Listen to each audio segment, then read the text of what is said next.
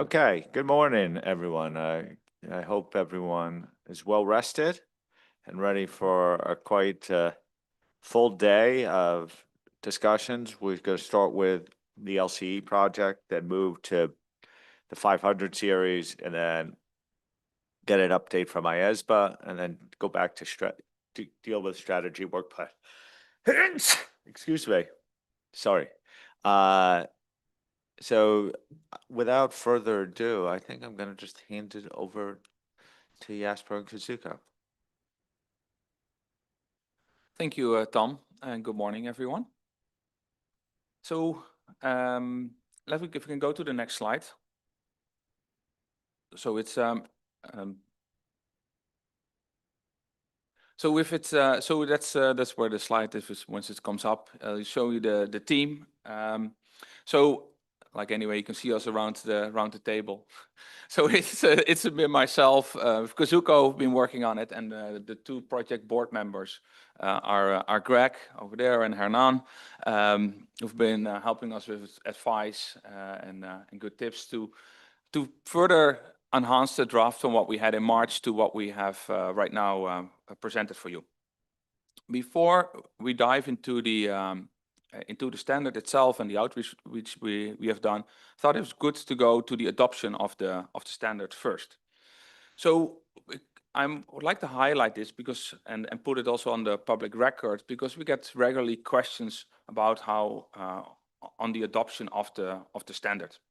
So as of today, there are over 30 jurisdictions that we are aware of that have adopted the standard. This number is still increasing steadily. So many jurisdictions are still deciding and discussing whether to adopt the standard.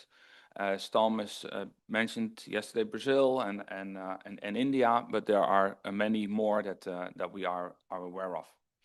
Also, this data that we have is far from complete. It's hard to get the informations from all the jurisdictions. So we got this list that we have so far through three ways of reaching out to our stakeholders. First, through our jurisdictional standard setters. Secondly, we reached out to our regional PAOs, and this is done in coordination with the sustainability group, so ISSA 5000, to track that adoption. So Claire has been actively working on that, and we're leveraging off that. So what we do, we reach out to regional PAOs, like for example, PAFA, Accounts Europe, etc., and we get they on our behalf send out a request to the local PAOs. The other way of how we got to this is through IFAC, who also track the adoption of standards. So we will continue to monitor and facilitate also the adoption. So if they're still like regularly being asked to present on the ISFLC or jurisdiction have questions, and we'll continue to do that. And I think we'll also update you on the adoption of the standard. So with that, let's go to the activities that we have done since the last time we spoke. So we did a lot of outreach, and we highlighted this to you as well in March. The reason for that we wanted to get feedback from stakeholders on the relevance and proportionality of the changes that we are proposing to the ISA for LCE. In doing so, we talked to users of the ISA for LCE, so auditors and other PAOs who are actually using the standard, but we also talked to auditors of SMEs more broadly, because we wanted to have their input on these two matters, on the relevance and proportionality. So in doing so, we spoke to the ACCA, EFAA, GLENIF, and IFAC's SMPAG and Community of Practice. So with the IFAC SMPAG and Community of Practice, we even had two meetings with them, one early April and one later in May, to get their feedback on the changes we are proposing. In all of this outreach, the comments that we received really concentrated in two areas. The first one was around the presumption of risk of material misstatement in revenue recognition, and then the going concern section in part 7.4. And these are also the two areas that we highlighted for you in the issues paper. In addition, we also had the inaugural meeting of the ISAF LCE Advisory Group. This is a stakeholder group that has, I explained to you last time as well, like it's different type of stakeholders are represented in it, and they are there to advise us as well on the various matters as it relates to the ISAF LCE. Several members of this group were closely involved in as well in the development of the standard, so they're well aware of how the standard works. They also provided us with valuable insights and their views on the changes we were proposing. In addition to that, we also discussed the adoption of the standard with them. Then we received the comment letter from the SMPAG. I think they were overall supportive of the changes we made in response to their comments, especially as it relates to revenue recognition and also putting the requirements related to fraud as suspected fraud, and when events and conditions related to going concern are identified in a box, therefore enhancing the scalability of the standard. So they were supportive of that.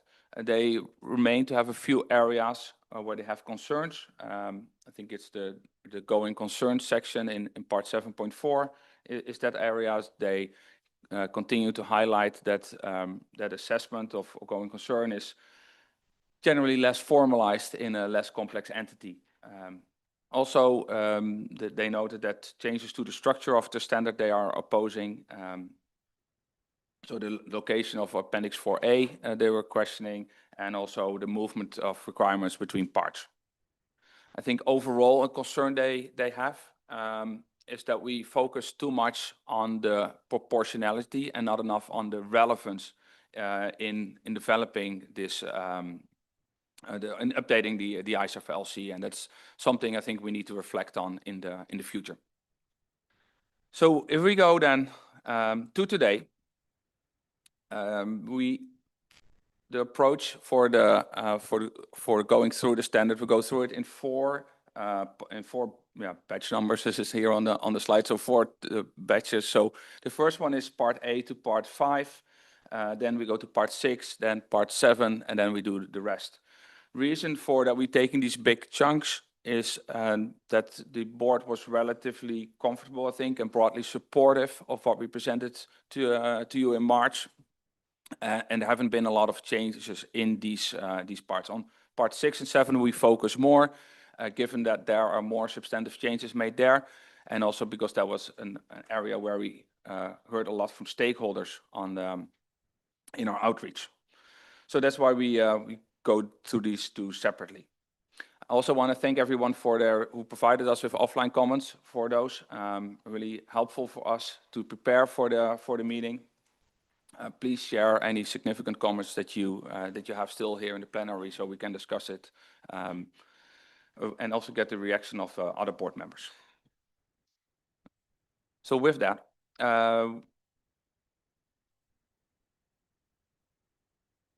before we jump into the specifics of the proposed standard, can I just ask, or maybe could we have a discussion, and not putting you on the spot, Jasper, about why countries may not have adopted LCE, and members around the table can respond on their own territories. But I'm just interested to see, get a better feel about the nature of the take up and what and why others are not perhaps taking up, including my own country, which I can talk to. So is that reasonable?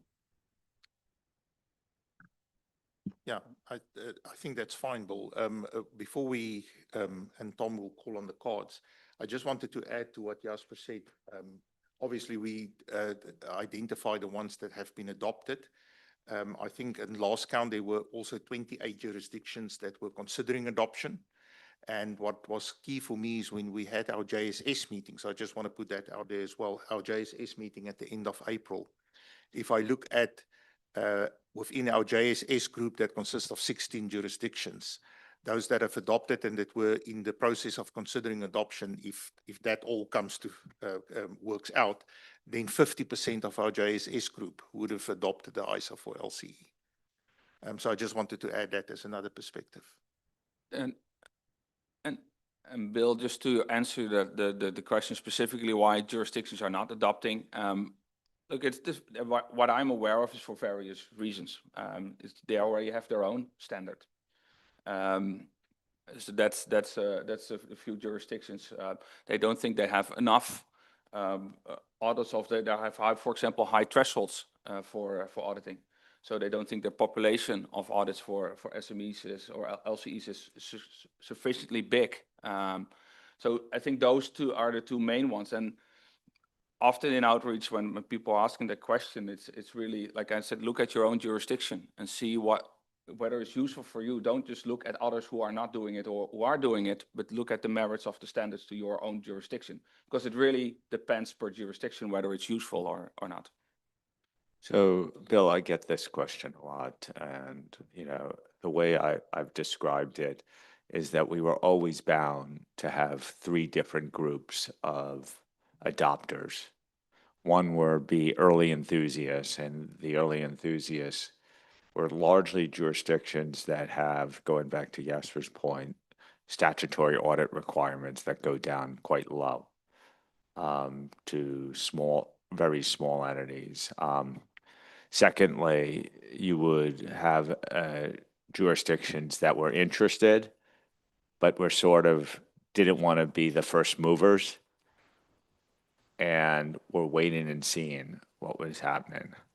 Some of it, we've created more in that bucket by creating some instability in the platform by our decision to change the standard more rapidly than some of us would have liked. And then you have others that just believe that the standard is not necessary, or at least where the audit standard setter is largely serving the public and pie markets where clearly our standard doesn't have particular relevance. And I think we're playing that out. I'm clearly, we get to some discussion about, is it meeting expectations or is it falling behind expectations? I actually think we're ahead of expectations for adoption, that this standard hasn't been passed for so long that it's in process. We're seeing take up. We see a couple of really major jurisdictions. I see Amar, you raised your card in a second, but Vishal could explain that India, that those are major global economies that are on track to adopt it with a huge number of audits at play. So I'm pleased with the adoption. Where we seem to have people who do not want to adopt the standard, which is fine, we always said it depends by the jurisdiction, is jurisdictions that have a long history of independent standard setting that don't have mandatory statutory audits going down to a very low level. And you know what? It tracks my experience with IFRS for SMEs pretty well.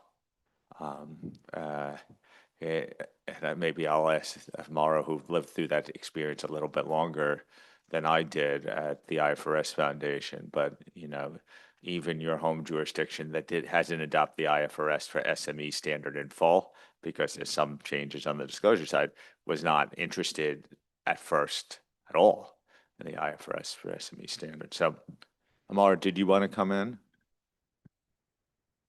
Just very briefly, I think you captured very well what happens in just the particular case of Brazil.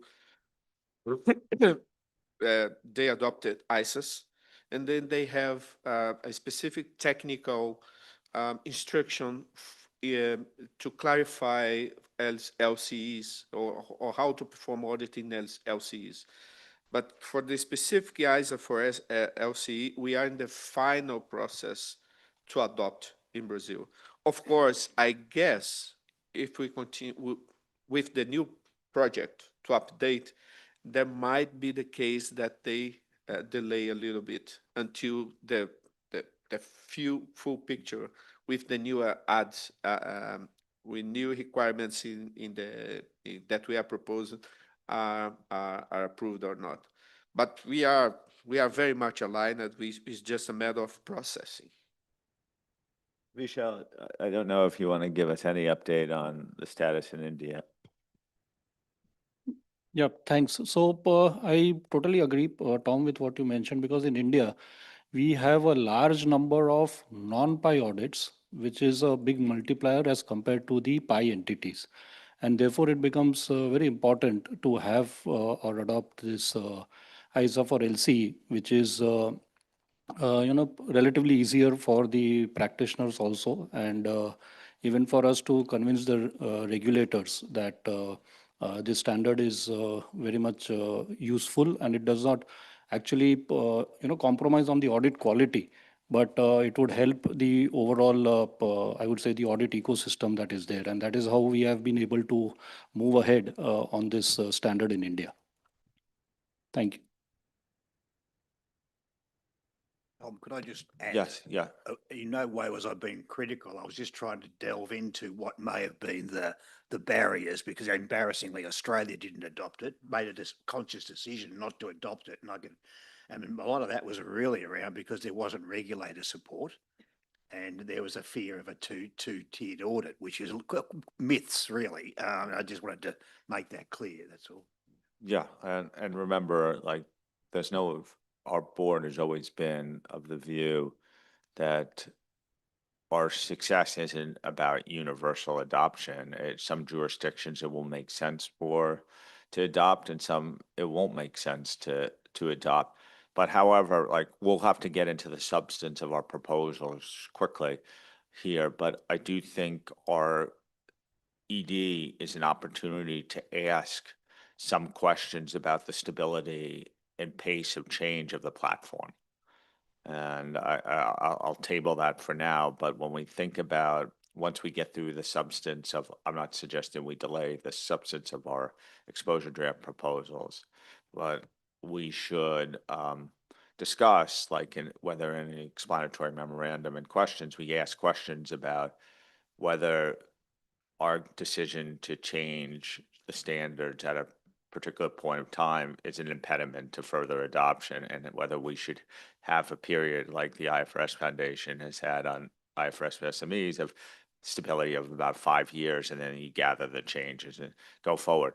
I do remind people too that one of the logics of doing this standard is to prevent fragmentation. What we had seen when we started this standard was the proliferation of national LCE standards, which weren't necessarily tied to ISAs at all. And what we have tried to produce is a very proportionate, scalable solution as it relates to a specific group of audits. And remember, we spent, for some of you who weren't here, the focus on what is a typical LCE. And really, that was a whole discussion about how do you make something proportionate to it. Wendy? So a couple of things. Thank you, Tom. Probably what I should know, but I don't, is how many potential total jurisdictions are there?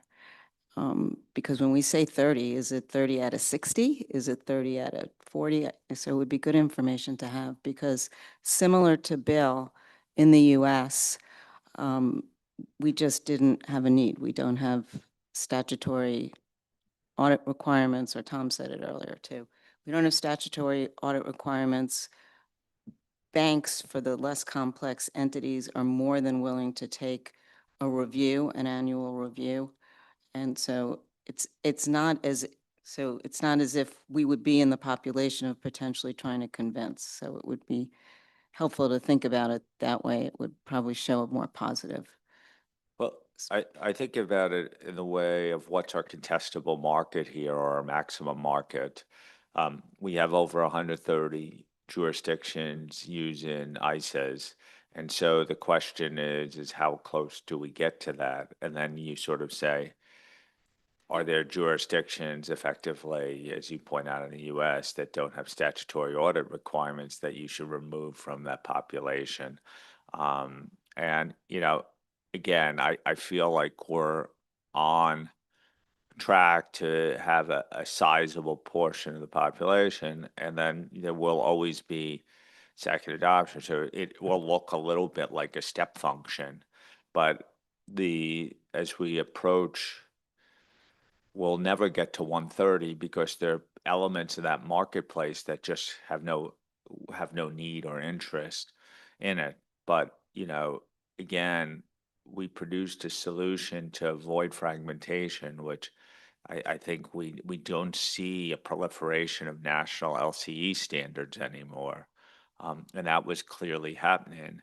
And we see growing interest in this standard, including in some major economies. So that is, to me, success. And obviously, we've taken some substantive decisions to keep the standards aligned with full ISAs in terms of principles. But we should be very aware of not creating impediments to adoption as well. And that goes to some of the questions we said. So, Jasper, I'm going to turn it back to you for final comments, unless anyone else wants to come on this, and then we should turn to the substance of our ED. Yeah, Tom, maybe just to highlight as well, that this number is not complete that we have. We don't have the complete picture of it, because it's not that Kazuko and I are spending our day researching whether someone has adopted the ISO for LCE. So we're focusing on enhancing the standard. So we get it through other means, this information. So, and there are loads of jurisdictions where we are not in touch with on a regular day-to-day basis. So this number is that we have confirmed through either of the three means that I highlighted, but there are likely several others who don't have the information from. Okay, so maybe with that we go through the changes we made to the standard. So let's start with the first part. Is part A, and then parts 1 to 5. Highlight a few things for you. Were the more significant changes that we made. So first of all, was highlighted to us that there was some duplication between the EEM and the requirements related to the auditor's responsibility in part 1.4 and 1.4a and 1.5, which are the going concern section and the fraud section. And based on that, we decided to delete that duplicative EEM. Specifically for the requirement in the fraud section on the auditor's responsibilities, we did two things. We aligned that more closely. We aligned it with the objective of ISO 240, and which was the same what we did for the similar paragraph on going concern, which was aligned with the objective of 570 revised. So we did that, and we made sure these two requirements are also aligned with each other. And then in part 2, in the fraud project, we had a whole discussion about the sentence, unless the auditor has reason to believe the contrary, the auditor may accept records and documents as genuine. So in the end, the board decided to delete that sentence from ISO 240, but we kept it in the application material in ISO 200. And now, of course, I know that it's part of the audit evidence risk response project. So for now, to make it to align the ISO for LCE with what is in the ISAs, we took that sentence out of the requirement and placed it in the EEM. So as in the ISAs, it's now in the guidance and not in the requirement anymore. I think those were the biggest changes that we made to these parts. So with that, I'll hand it over to the board, and Tom, to you for comments. Neil.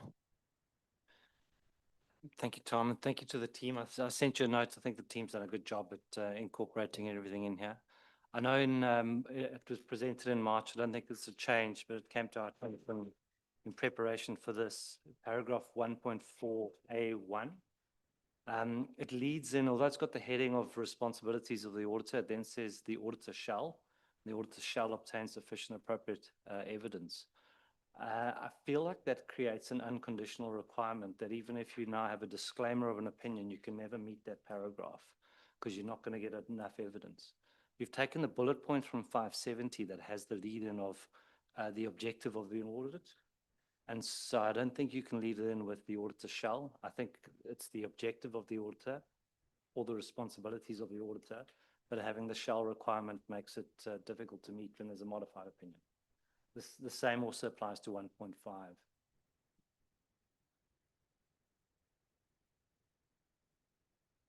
So your point is to put it more as an objective in the process. Correct. So Okay. it's an objective in the ISAs. Yeah. It's either an objective or a responsibility, but it's the Not hard a- code of the shop. Christelle?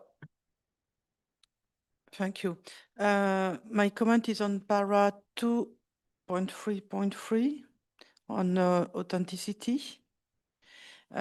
I will suggest we wait to see the outcome of the audit evidence and quick response project on the definition and treatment of authenticity before modifying the wording in paragraph 2.3.3. Aligning this paragraph with the final decisions will help avoid inconsistencies. Thank you.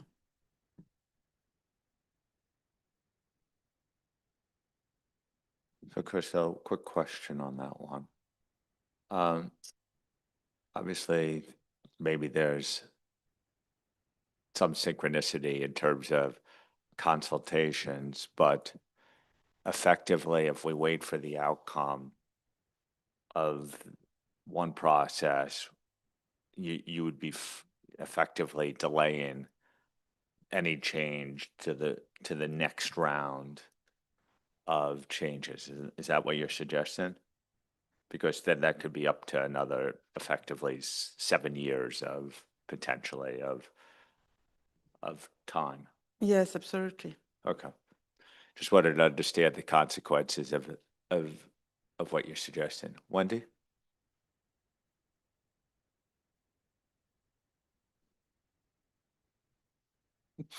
That wasn't. That's champagne already? Thank you, Tom. Can you hear me? Yes.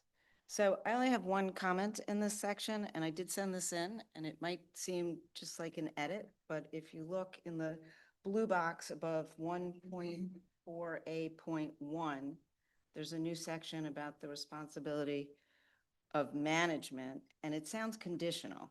It starts with the word where, so the suggestion is not to have it be conditional and strike the word where and make another edit along the way to say, thus, the preparation of the finance, blah, blah, blah. But you have the send in comment, but it's not just an edit. It changes it from conditional to an absolute. Thank you. So it's more because or something like that. Where it's your problem is with the word where. Right, because it sounds like where they're going on the Yeah. basis of. It's always agreed the upon. case. So it's where is it, when is it not? Yeah. I'll let you come in. Let's take one more, Nancy. Thank you, Tom. So the point I'm making is not directly relating to a change. I'd like to draw attention to paragraph 1.8.2, where we talk about communication with management and those charged with governance. So the reason I raise this point is because in the work that we've done for PI Track 2, changing the definition from the listed companies, there were changes made to paragraph 260.18, which now specifically require all companies to actually indicate that they've complied with relevant ethical requirements. So we need to bring that into 1.8.2 to make sure that that concept of compliance is explicit here. And there's some implication for the report at the end as well. So if the point is adopted, then I'll go back and see some of the suggested language that I can provide to the team if the point is considered acceptable. Thank you. Okay, yes. Would you like to respond to some of what you heard? Yeah, let me go through them, and I'll do it in the order of the standard. So first, Wendy's point. So we'll go back to also because this language is pulled from 570 paragraph 4, but I just need to check whether it's not of a broader paragraph and that we just pulled a few sentences and therefore it's not working. So we'll do that, but at least the basis where it's coming from is from paragraph 4 of ISO 570. Neil, your point, that's a fair point, and we'll discuss that as well. I want to discuss that today with the PBMs and get their input on it as well. Well noted. Then we go to the next one. There was, Nancy, your point, a very good catch. So we'll make that the changes because that is something that that should have been included in the draft. So offline, I'll maybe supply some information about updating the report. Yeah. Yeah, so we're proposing to split, let me grab the right paragraph, 1.8.2, we'll make adjustments there. We'll add a, we'll make that an A and a B bullet, and the B bullet will have then that, the requirement from 260 is reflected in there.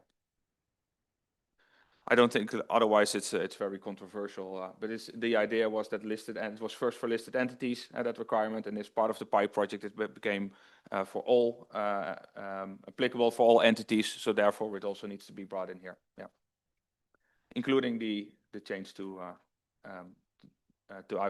the change to ISO 700 also need to be brought into the ISO LCE, yeah. The last one, so on Christelle, on your point.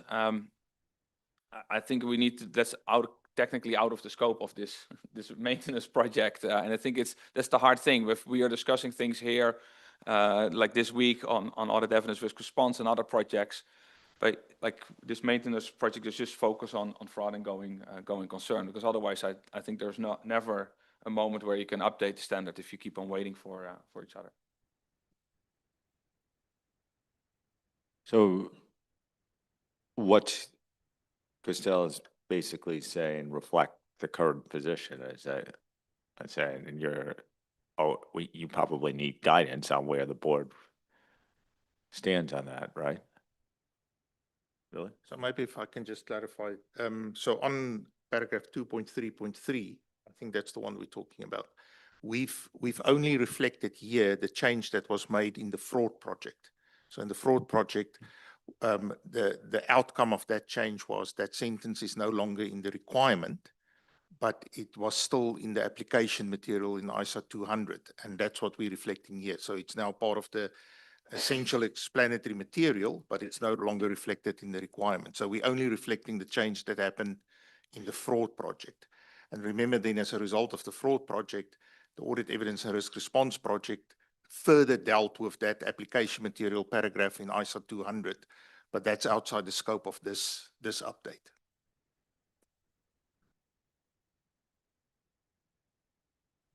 I think one of the things we may be able to do is reflect where we are on the current audit evidence and risk response project in the EM, though, and note that and get some input, right? I think we're following what we said we would in the project proposal, but people are aware of what's going on in the broader environment as well. I like that, Tom, because also this is of course quite like if you've been around the table and been closely involved, and you know the nuances, and I think it's good to highlight this, so we can do that in the EM. Yeah.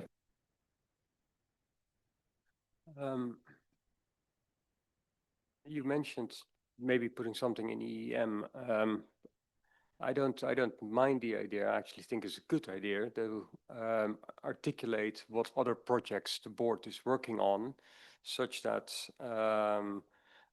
users of the ISO 4LC also get a view as to what will be changing down the line. I'm probably thinking more of something in the introductory paragraphs, or something at the front of the standards rather than sprinkle it through EM. But I'll leave that up for the team to have a think about that. It does also make me wonder, and I think we've agreed this based on my recollection at the board meetings. Have you talked with the audit evidence team about them including a question on applicability for ISA for LCE? Because I think, did we agree that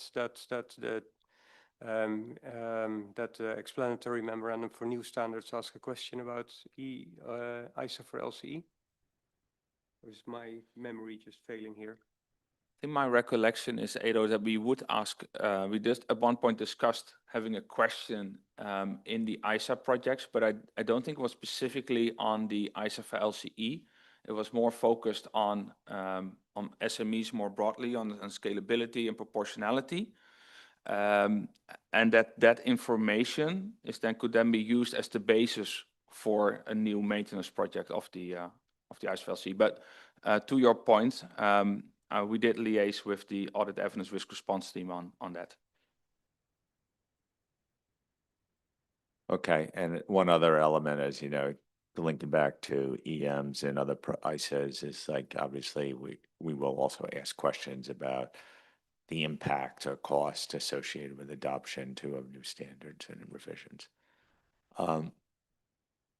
Okay, back to you, Jesper.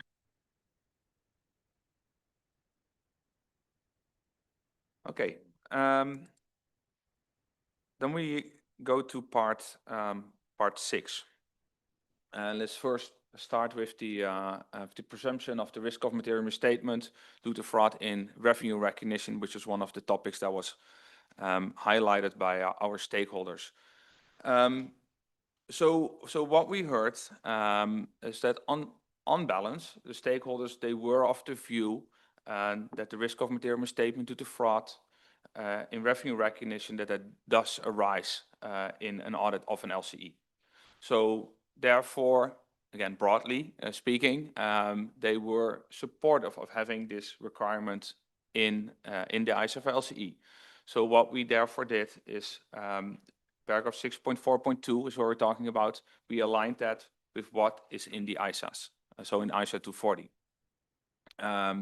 So that is basically the same now. What they did highlight to us is that it is more likely that the presumption of fraud and revenue recognition will be rebutted in an audit of an LCE. And the reason for that is that the revenue in an LCE is more often simple or straightforward. So that we heard that clearly from them, and more on that a little bit later. So we considered, in the way forward on this, we considered several matters. For example, we looked at the design principles of the standard. And especially at one of the design principles is that the outcome should be the same or similar as with the ISA requirements when they would be applied to an audit of an LCE. So as we right now have the same requirements as in the ISAs, how do we get to a similar outcome in an audit of an LCE? We also looked at the key issues in the project proposal of ISA 240 revised, of ISA 240, I should say. So we are looking at what was ISA 240 trying to address. What we're in the project to revise ISA 240, what were we trying to address and how was that approached? And lastly, we also looked at the authority of the standard. And in the authority of the ISA for LCE, we think based on that it's more likely that revenue will be simple and straightforward given the qualitative characteristics of that we included in the authority. So what are we proposing to do? So as I mentioned, we aligned the requirement with ISA 240.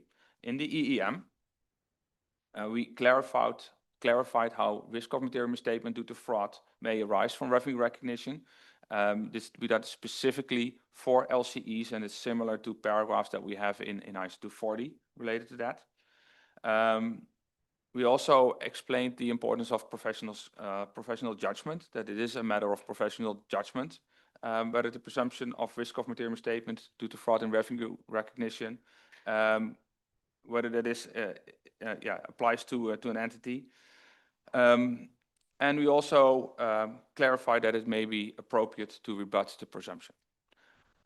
The last thing we did is that we deleted that there may be limited circumstances where it may be appropriate to rebut the presumption. So this was included in the version that we presented to you in May, but based on what we've heard from our outreach, we've taken that out. And if we go to the next slide, I'll explain a little bit why we took that out. So here you see, like in this, we try to show you what the scope of the ISA for LCE is, so which entities fall in the scope of the standard versus what falls in the scope of the ISAs. So if you are looking on the left-hand side of the spectrum of entities, of the complexity of entities, I think it's more likely that on the left-hand side you are able to rebut the presumption of fraud in revenue recognition. And as soon as the more complex the revenue streams become, the more complex the entity becomes, it's often like there's a higher chance that also the revenue recognition is becoming more complex, and therefore that you cannot rebut the presumption of fraud in revenue recognition.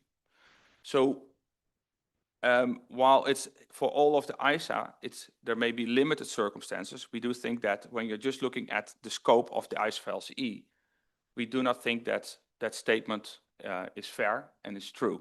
So we think therefore we've taken that sentence out. If we go to the next slide on other changes, we made some changes to paragraph 6.2.4. We referred it back to what was in extant as the proposed changes we brought in were deemed circular. On paragraph 6.2.4a, which is the retrospective review, there we added something that would enhance the scalability. So we added a sentence that is also in ISA 240, and it states that the auditor shall take into account the characteristics of the accounting estimate in determining the nature and extent of the retrospective review. And it was highlighted to us that by excluding this sentence, it would actually we took out some of the scalability that is included in the ISAs. The last one, we deleted the requirements relating to control deficiencies as it was deemed duplicative. It's not really that we did delete it, but it's now included in another requirement. So it's now included in 6.3.1c. So I think those were the biggest changes, at least as it relates to the requirements. And then, of course, related to revenue recognition. So Tom, with that, I'll hand it over back to you. Thanks, Jesper. Okay. Board's reactions to what Jesper just described. Robert. Thank you very much. Thanks to the team, Jesper and Kanzuko. I have two comments, a smaller one relating to 6.3.3. And it's about inquiries of management about whether they have knowledge of any fraud or suspected fraud, including allegations. You deleted the wording affecting the entity. So we think to reinstate affecting the entity, it reads as such. Currently it reads as any fraud. It could also be the fraud of my neighbor's territory, which doesn't affect the entity. And it'll be in line then with ISA 240. The other comment is a more general one. Risk of material misstatement relating to fraud, risk of material misstatement fraud from revenue recognition. How did you capture, in any case, I didn't see it in the material, the risk stemming from management override of controls? Because I think this is an issue which seems to appear more likely in smaller or less complex companies. If we were to install or insert some kind of paragraph, I don't know how to do this, whether it's guidance material or whether it's a requirement, I think it would help practitioners working or auditing less complex companies. Thank you. Thanks. I'm gonna step out for 1 minute and hand the chair to Ado, but let's just get the order that I saw 10 cards up. James, then Wendy, then Nancy, okay? So James? Jasper, thanks very much. And apologies, I didn't get these comments to you before the meeting. It's really around 6.4.2 and two small drafting suggestions. So the paragraph part that says, because of the typical nature and circumstances of an LCA, including relevant qualitative characteristics, the entity's revenue recognition may often relate to a single type of simple revenue. And I just wonder if we might want to push the dial towards complexity of different revenue streams. So maybe it may relate to simple revenue streams as opposed to a single one.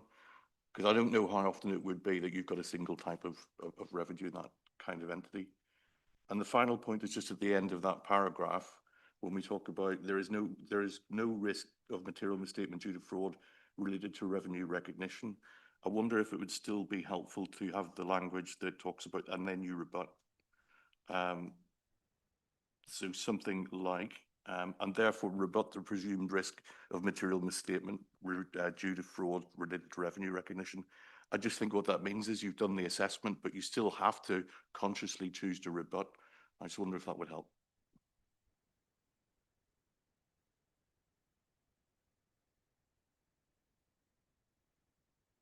Right, Wendy?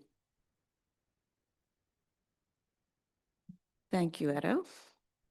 And Jasper, thank you very much for those explanations before we dove into this section. I have two comments. One is in 6.4.2, and it's a similar comment that I made earlier, and I'm not sure why we changed the word from in identifying to when identifying, because it doesn't seem conditional to me. You're always going to identify and assess the risk of material misstatement, simple or non-complex. And that's probably where I have a different opinion, and it's probably similar to Robert's, is for me, simple doesn't necessarily equal less likelihood of fraud because of management override. And also, less complex entities typically don't have as formal controls as a complex entity. And we did have this discussion in 240. There's a lot of people that believe it doesn't need to, revenue recognition doesn't need to always be a significant risk due to fraud. And I understand there was a lot of debate on this during your sessions, Jasper, but I don't agree with the direction that we went. I don't think we should be giving permission just because it's simple, because of the offsetting risks related to management override of control. So I sent in what I believe is a very simple change, and that's to reinstate the two sentences that you took out where it says there may be limited circumstances where it may be appropriate to rebut the presumption of fraud. I don't think we should take that out. So, and that is my only comment in this section. Thank you. Nancy? Thank you, Edo. So 2 points. First off, it's paragraph 6.3.8. So this is back into understanding the entity's process to prepare its financial statements. So we seem to be missing paragraph 315 revised, 25 little a little I, where we talk about processing journal entries and other adjustments. They need to be looked at, and it was called out specifically in 240. So that needs to be added to the list here in 6.3.8.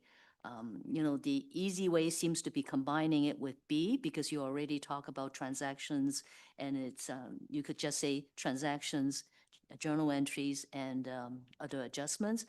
But the wording is a little bit different in the fraud risk, and it may merit being a bit repetitive, a separate point to talk about for fraud considerations, similar to what you do in C big A. So for fraud in particular, you talk about journal entries and other adjustments, which ends a little bit different in terms of the formulation from B right now. So a couple of options to consider, but the main thing is that we need to call out journal entries and other adjustments. So that's the first point. The second point, I need not say very much. It's that third paragraph in the EEM. And my point is also on the last sentence, similar to what James is referring to, the whole aspect about rebuttal or presumption. Yeah, thank you. Thank you, Nancy. Jasper, I also had some comments which I'll raise now. So I've sympathy for the points that Wendy raised in respect of the limited circumstances and the complexity. I think It's, as in, I think the risk of fraud is driven by the fraud triangle and not by the scale of revenue. The type of revenue is a factor. So if there's revenue that is much more asset-based, like rental properties that you have a basis for, that has a reduced risk element of fraud. But if you just sell products, price and quantity, there's no difference between an LCE and a large corporation, particularly if the drivers for the fraud are still there, and those are driven by the fraud triangle and not the complexity of the entity. I think and then coming to the EEM on the rebuttal, yeah, we can't speak of no risk of material misstatement. So we could say something like acceptably low level, but there's never no risk. And I think the whole concept of rebuttal is rather vague here. The requirement speaks of a presumption. Is that now deriving sufficiently that the auditor creates a documented rebuttal? And I appreciate there is a documentation requirement at the back end of this section, but it feels that something's missing in the EEM 2642 to bring awareness to, if you rebut, what needs to be, that there's a documentation requirement associated with it. I'm not against a rebuttal, but it needs to be sort of put in its right box and attention paid to it. So that's what I had. I'm just looking up. I see a 10th card over there. Yes, why don't you go ahead? Thank you, Ed. I have two comments. First, this project should remain efficient. Given the IAASB's full agenda, we should follow a streamlined approach that does not place undue demand on resources. Second, we need to be cautious about increasing the standard length through additional essential explanatory material. For example, in paragraph 6.4.2, while helpful, the accumulation of such material can compromise conciseness and usability, which are fundamental characteristics of ISA 4 LCE. We should prioritize maintaining a clear and streamlined standard for its intended users. Thank you. Thank you. Jasper, you want to respond? Thank you, everyone, for your comments. Let me go through some of them. On 6.3.3, Robert, your comment, affecting the entity that it should be reinstated, that's correct. That is haphazardly deleted. So we're going to add that back. Nancy, on your point on 6.3.8, on whether we should something from ISA 240 should be included, right? Like the journal entries and other adjustments. Because it wasn't including, like we thought it was covered in the transactions. So it's the question of whether that needs to be further clarified for everyone. So we'll discuss that with our PBMs as well and get back to you on that. So I think the rest all relates to a management override of controls. Oh, so maybe the where the risk of management override of controls. Wendy, I think was it your point? No, Robert, was your point. The risk of management override of controls is dealt with in part 7. There are requirements for the, so if you go to 7.4.6, it's included in there. So there are requirements for management override of controls and where that's being addressed. On the so maybe I several comments that we need to add something on about the last sentence in the EEM. Yeah, I think the last sentence in the EEM about the adding something about the rebutting the presumption. I think that's coming through clearly. We'll add. So on the Ado, your point on the no risk of material statement, that wording is from A123 in 240, so that is literally pulled from there. So we have the same statement in 240. So that is where we had it from. So I personally I like to align things where possible. On the limited, I hear the points made, and that it could still manage because you have management override of controls, and that's because of the fraud triangle. I still think if you look at the fraud triangle and you want to commit somewhere fraud, you look also for the opportunity, and I think there is bigger opportunity when something is complex. I think the point is more the simple way of that the revenue is more simple and straightforward, and then it's for example, the rental property. I think that makes it harder to rebut. But I think there are of course many other account balances and classes of transaction where you could do something if you want to commit fraud, and which might be easier than. A management override is also dealt with more broadly already in the standard. I think what else do we have? Your point in documentation is noted, Edo, of a discussion on how we can address that. James, on the multiple streams, I'm also fine with changing that for clarifying that. So I think that were the most of the comments. So Willy, I see you have your 10 card up. I also just wanted to come in on 6.4.2. I think when you use the words of saying you don't think it's appropriate to give permission, and I don't think that's what we're trying to do. We're not trying to give permission or make it easier. We want them, and that's maybe also to Prof. Sakuma's comment about the length of the EAM here. We were trying to capture in the EAM that you still have a responsibility. You still better be aware of overstatement of revenue, understatement of revenue, what can drive that. We have a link to the fraud risk factors. We pointed out certain fraud risk factors may be more prominent. So we still want the practitioner to do a proper assessment. But that diagram that Jasper and them had up is if we're only talking about that small population, then to say it's limited, so in the context of that small population, there would be a much higher proportion of rebuttals than in the big population where all the ISAs are covered. So we're not trying to make it easier. We're more trying to recognize the reality of these entities. But we knew that this was going to be a discussion point. I think what the team needs now is, because clearly we've had Wendy and Ado that raised their concerns around this, but I think the team needs clear direction in terms of are people happy with what we did and the rationale for what we did, or do we need to revisit it?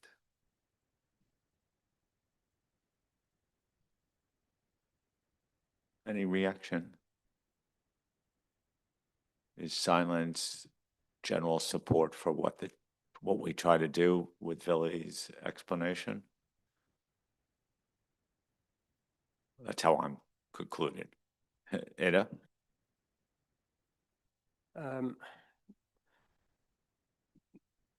So I made the point, and that's the bit that.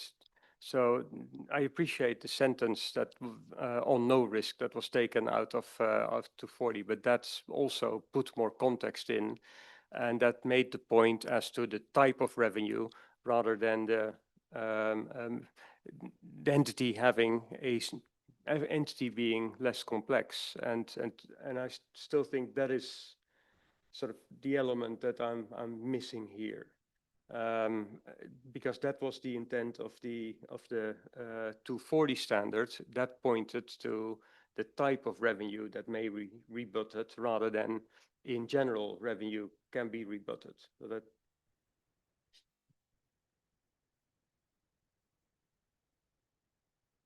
I think that link in 240, there's one sentence in between here and then what's in 240, because I think the sentence in the, I don't have 240 here up with me, but it talks about the single type of revenue, right? So it is about talking about the revenue streams, and then there's a sentence in between, and then it goes to that concluding sentence. So it's we can have a look at it, but it's definitely not trying to say that it's really linked. It's not linked to the entity, but it's linked to the type of revenue. have a look at A31. 31, that's where it sits, of 240. Okay, any other comments? We're only part 6, isn't it? Okay, I think we can proceed.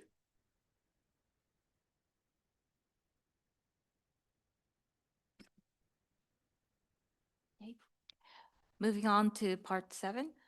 So going concern, as Jasper mentioned earlier, with the outreach, this was one of the biggest point that we heard back. And on this PowerPoint screen, you will see 2 points raised there. And these were the place where the project team spent a lot of time discussing. First, the lack of formal going concern assessment by management. And second, the granularity of the going concern section. So starting from the lack of formal going concern assessment by management, we heard that in an LCE, management is unlikely to perform a formal going concern assessment. And this point was also raised during the development of the extant ISA for LCE. And it was addressed in EEM under 7.4.1, which was based on the application material of ISA 570 revised. Taking that, in the March draft, in addition to the EM in the extant ISA for LCE, we proposed adding EM based on additional applicable, the paragraphs A35 and A56 in ISA 570 revised 2024. So having that, like having all those guidance already in there with the outreach, we heard back that still like there's a lack of formal going concern assessment, and that should be addressed. So looking at the March draft, we considered if there is anything more we should do in addition. And we made some changes to the EM under 7.4.1 and 7.4.1A to the wording, the location, to clarify the explanation. There were suggestions about limiting the procedures to inquiry and discussion, but as mentioned in the issues paper, we didn't think that was appropriate considering the objective of the revision to the going concern standard of the ISA. Moving on to the granularity of the going concern section. So looking at the March draft, in the outreach, it was mentioned that it's overly detailed and it's not proportionate given the typical nature and circumstances of an LCE. And it seems that it was more problematic because that overly detailed procedures that would also lead to more documentation for the auditors. So taking their comments, we streamlined the requirements and EM to enhance the flow from paragraph 7.4.0A to 7.4.2. Also, to enhance scalability, we added requirements that apply if the auditor identifies events or conditions that may cast significant doubt on the entity's ability to continue as a going concern in a box, and added a heading to clarify that those requirements are conditional. So these are the 2 biggest changes that we made in part 7.4. Thank you. The other changes that we made in part 7, I'll start from fraud, which on the slide is at the bottom. This is similar to what we did in the going concern section. So to enhance scalability, we added the requirements related to fraud or suspected fraud in a box and signaled that those requirements apply only if the auditor identifies fraud or suspected fraud. I want to highlight 2 changes that we made for going concern. We deleted a requirement in paragraph 7.3.2 little e, and instead we added EM under paragraph 7.2.2. This is because the proposed draft in March, it was noticed that it is more stringent than the ISIS because we separated out the requirement to incorporate an element of unpredictability at the financial statement level and assertion level. So to avoid this, we removed the requirement and added into an EM under the requirement for the financial statement level. In paragraph 7.4.6A, 4, we reverted the work effort verb from determine to consider. And this is because it was noted that determine may not be proportionate for typical LCEs for the requirement to test journal entries and other adjustments made throughout the period. As you know, in the cost guidelines, the work effort is required more for determine compared to consider. And since LCEs are unlikely to have interim financial reporting periods, they are more likely to have journal entries relevant to management override of controls at year end. So that's why we think consider is a more appropriate work effort verb and revert it back.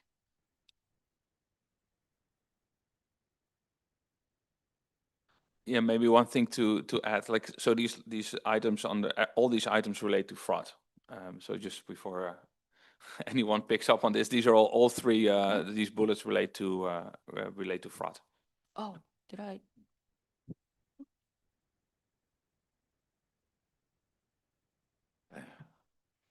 Do you want to throw the question on the screen, I assume? Ada? So I'm sorry, Tom. I think I compartmentalized everything on going concern together, but in respect of going concern, I still have comment on section 6, and that is to do with the requirement that sits in 570 paragraph 11 that requires the auditor to obtain audit evidence to provide an appropriate basis for determining whether events and conditions have been identified. That requirement has not been incorporated in section 6.2.1 in particular, and particularly in light of the changes made to 6.2.4 that now only speaks of, well, you need to consider events or conditions. I think that's a substantially lower threshold in the amount of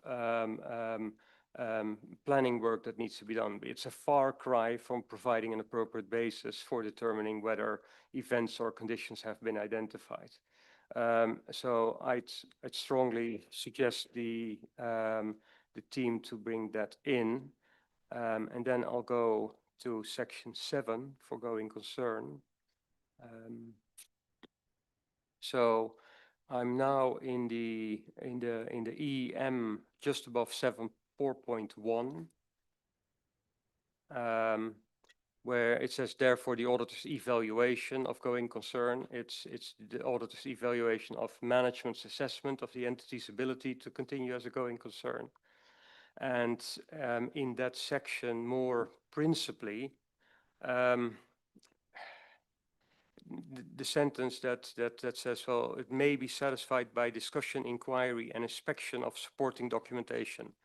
And for me, that leaves that gives me the impression that there's no requirement for management to prepare an assessment, which I fundamentally disagree with. I think it may be a very simple half a A4 page of document, but management is responsible to prepare an assessment, and inquiry, discussion, and inspection should not satisfy that in itself. And that's yeah, I think that's, yes. And then final comment on 7555. We have, what is it, 7555, little a, little b, where it says determine the implications of the misstatement in relation to other aspects of the audit. And it's unclear why the reference to including when the auditor has reason to believe that management is involved has not been added, and that's from 240.57c.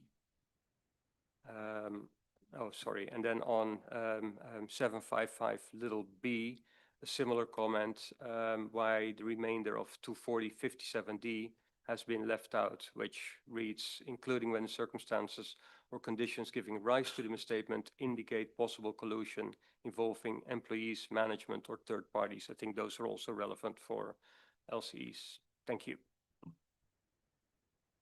Deal? Thank you, Tom. I'm just talking through paragraph 7.4.1, which deals with the auditor's evaluation of management's assessment to continue as a going concern. When I go through the requirement and then I go and have a look at the EMM extends further than what the requirement's asking for. So in the middle of the EMM, there's a heading that talks about evaluating the method. The method's not included in the requirement. The significant assumptions and data used in management's assessment is also not included in the requirement. So I feel like the EMM is going further. I feel like the EMM is going further than what the requirement's asking for. So I think there's an opportunity to simplify the heading so that it attaches more directly to the requirement, and then soften some of the guidance around evaluating the method and data. I've included some offline comments, and hopefully you can consider those. James? Thank you. So one comment on 7.4.4. So the last sentence there says, if management plans for future actions include the use of significant assumptions or data, the auditor may consider the procedures in paragraph 7.4.17. So the procedures in 7.4.17 are about accounting estimates. And I can see there's some parallel, but it might be worth just adding, for example, adapted as appropriate to the consideration of going concern. And my other comment is in 7.4.6,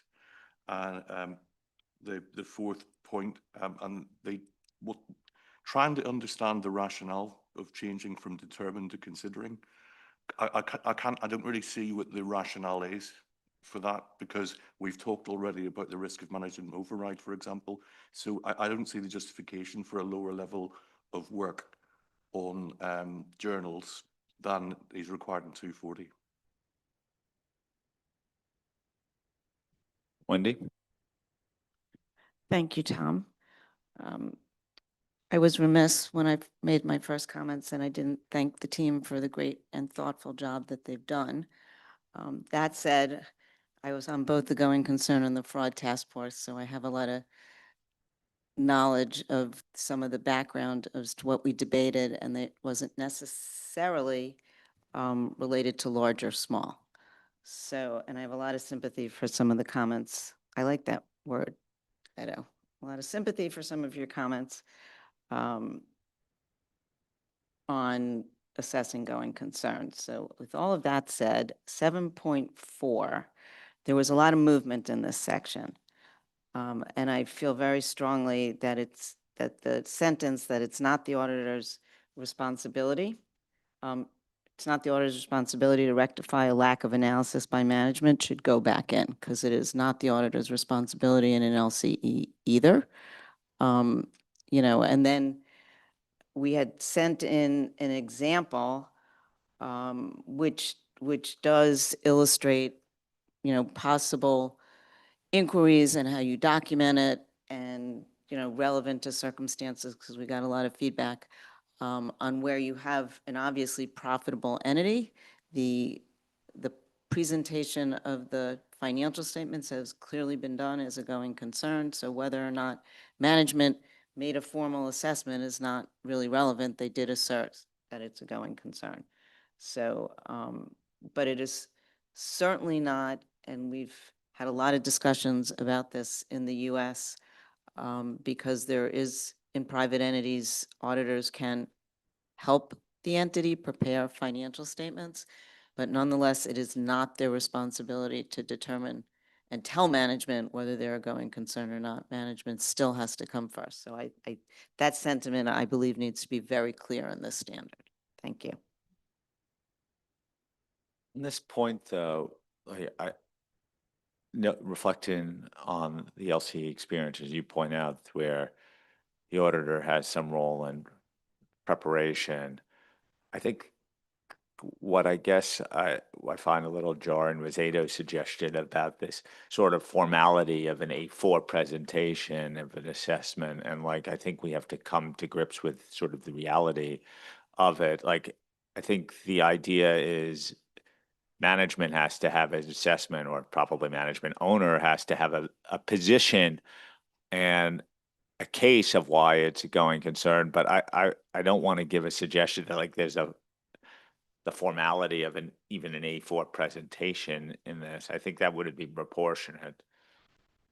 And I just want to make sure It that we're wasn't- scaling this management's role versus the auditor's role properly here. I think it's very important that it is management's role. It's not the auditor's role to rectify, the lack of documentation. But I do believe that the auditor can get there by inspection and review and discussion and documenting that discussion. I think I'm more comfortable with that discussion, as you put it, and because of the independence requirements and the roles and responsibilities. But this idea that there would be even more formality to it in terms of like a written presentation by management to the auditor, I felt, just want to make sure we're not going down that route. Okay, Robert? Yeah, thank you. I'm glad that you raised this issue or opened this discussion. I fully concur. I do believe there are circumstances where inquiry and discussions only are reasonable. I fully concur. It's the management fully responsible for going concern assessment. But let's face reality. If there's a private owner sitting at the table with its auditor, and then he asks, what should I write down as a formal document for my going concern assessment, tell me. And at the end, I think we all agree it's the owner or the management has to give written representation, even in a small, less complex entity. So I'm glad that you raised this issue, Tom. Neil, did you want to come in on this specifically? Okay, Ada. So, thank you, Robert, for raising this. And you probably, that's exactly where my problem sits, is that you'll get into situations where management says, well, oh, you want a piece of paper? And I never said presentation, just a A4 piece of paper. Just tell me what to write down on this piece of paper, which means the auditor is feeding him what goes onto that piece of paper. And I think it is critical that management at least has some thoughts put to paper why he or she thinks that there is a basis for going concern. We're the auditor, we're not the preparer of the accounts, and that's a distinctive role, and it comes with separate responsibilities. Mar? I think this is a key point in the discussion on going concern. And I fully agree with Edo. I just would like to voice that. And it might be important for us to remind that in most jurisdictions, the going concern assessment is required for any type of company. And the second, for the ones that do adopt IFRS for SMEs, there are a number of countries, it's required for the management to assess going concern.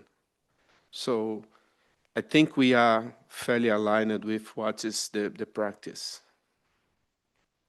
I'm not sure anyone's disagreeing with. I think the question is the level of formality by which you're expected to do it. And there may be a different degrees of formality. I think what Robert and to some extent Wendy was, management has to have a position and has to have done an assessment, is able to independently respond, not fed by the auditor. But the question is how much of it has to be documented by them in a form, almost the formality of it, I think is the question we're here. And, I think that's honestly what we're talking about, but the roles and responsibilities don't change under that. Am I getting the texture of this discussion right? Billy, you wanted to come in? Well, I think I'm just thinking about direction for the team here, because I think we've never tried to imply that management does not have a position. I think to Amaro's point, your financial reporting framework is going to require you to have a position. And I think, throughout this requirements, we also talk about the auditor evaluating management's assessment. We're also talking about if management did not make an assessment for the right period of time, you will question them about that. So I think what I'm struggling with is recognizing the reality of the situation,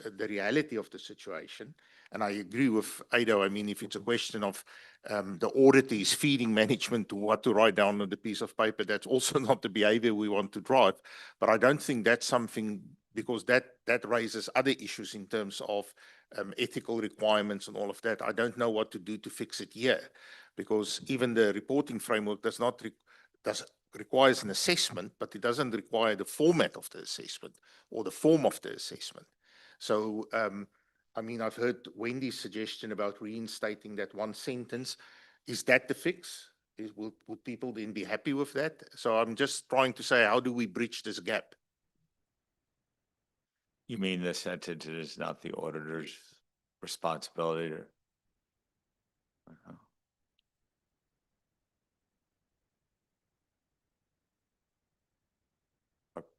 Would that be responsive to the concern?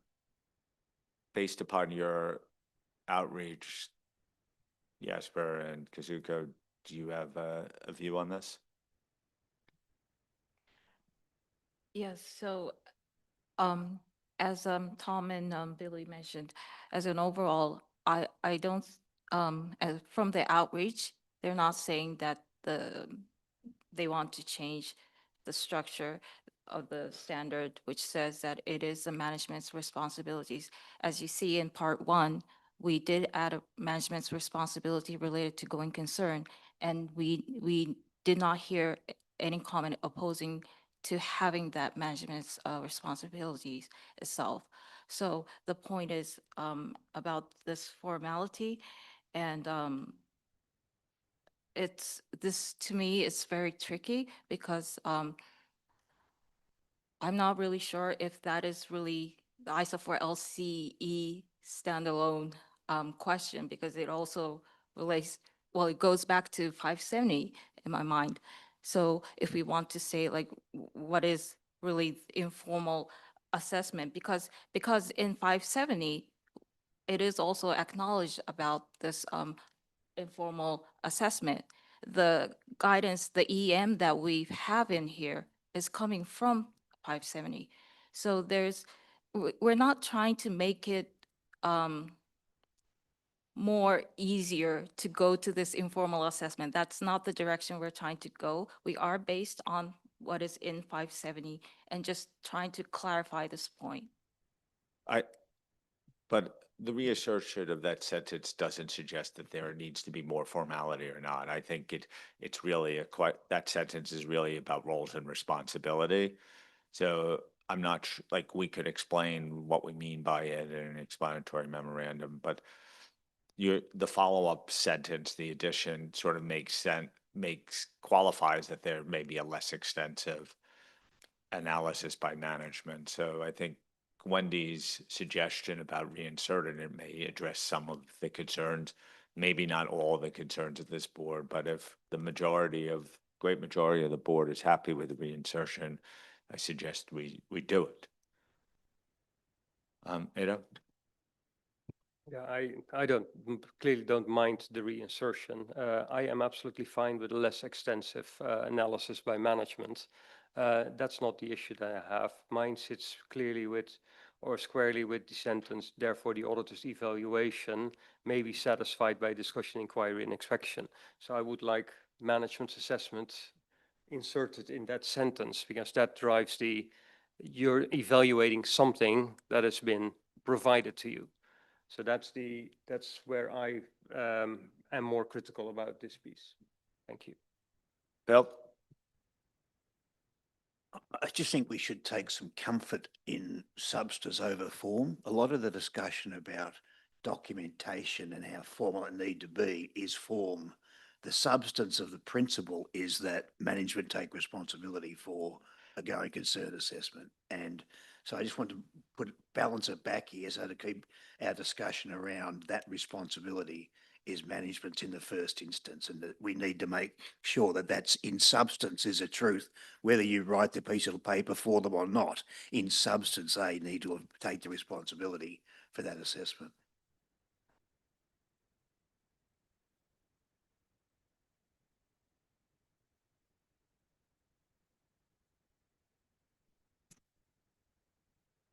Thank you.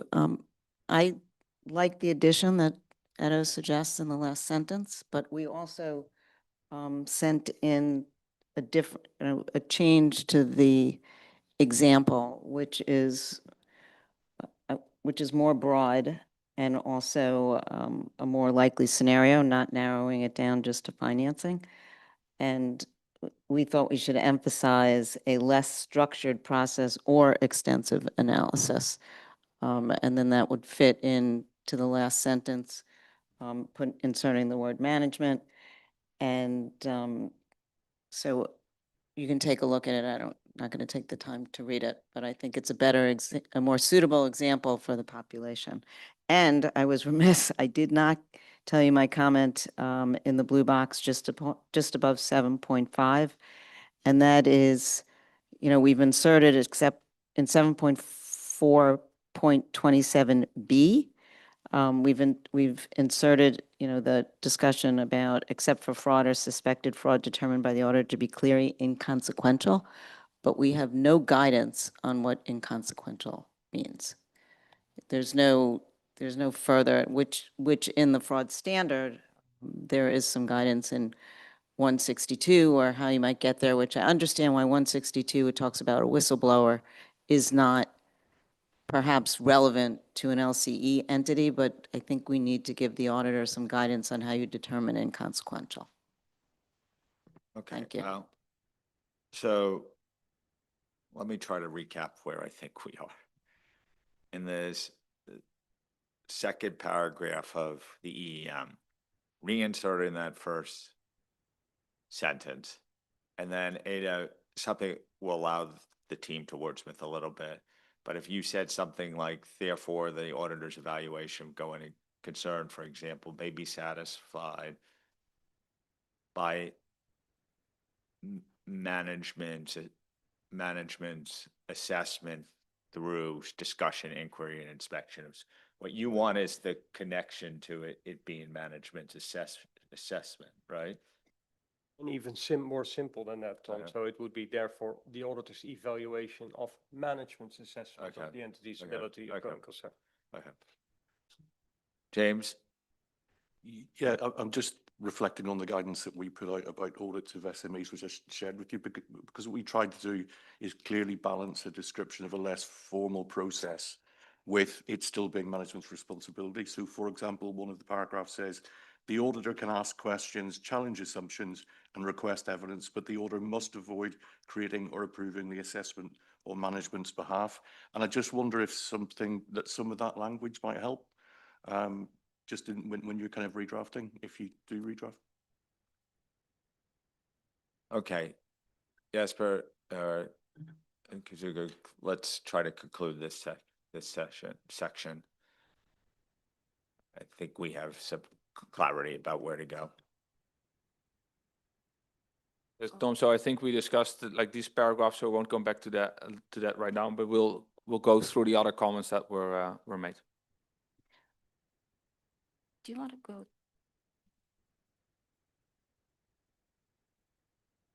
Yeah, so on Edo's comment on part 6, we'll have a look into that and discuss that, because it's a bigger change. But I do hear your point, what you're making, that it is fundamental and that is that's a bigger change between the ISAs and the ISFLC. So we'll dive into that and get back on that as well. But at least I don't hear anyone on the board who disagrees with what you're saying, like who fundamentally disagrees with what you're saying. So I just want to highlight it to the board that we might make a change in, I think it's 6.2.1. Yeah.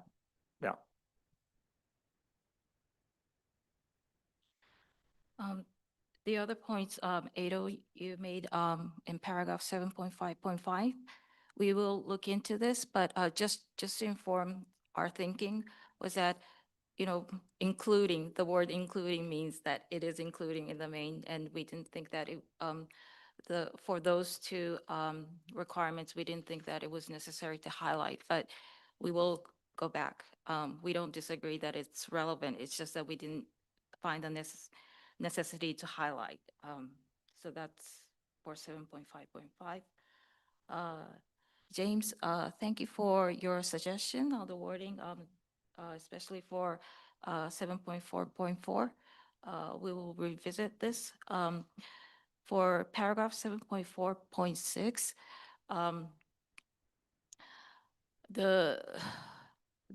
the reason why we reverted the verb was not because of, well, we understand that the management override of control, during the outreach, they said that, well, especially when discussing revenue recognition, people said that management override of controls are high.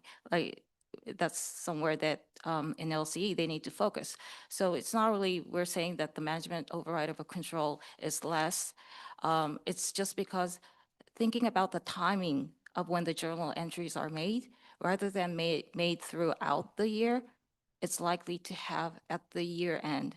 That was the, well, thinking about the typical LCEs, because they don't have interim financial reporting, that was the thinking, that not because of the management override of the control, it's the timing of the journal entries that we considered. But in that circumstance, there's no qualitative or substantive difference, is it? Because if you don't determine to test journals that don't exist, if they didn't exist during the year. So I just don't understand why, the need for coming back on that. Thank you. Okay, we'll take that back. Okay. Let's continue. Yes. I wanted just on the Wendy's point on inconsequential. So just to clarify that we did not define clearly inconsequential in 240. We purposely didn't do so there. It's also used in, like at that time, as we said, also it's used in other places of the ISAs, and it's clear, so we don't do that. Like as Wendy noted, we did not include the guidance because it's specifically on whistleblowers, and we don't think that an average LCE has a whistleblower program. So I don't think we should add any EEM in that. Also, I know here your point, Wendy, that you think it should be changed to make it broader, but I don't see that we define or explain what clearly inconsequential means in the ISA 240. So I propose not to make any changes there. But you said something very key, is that from ISA 240, you have the opportunity to refer to all the other ISAs. You don't have that here. So think about it.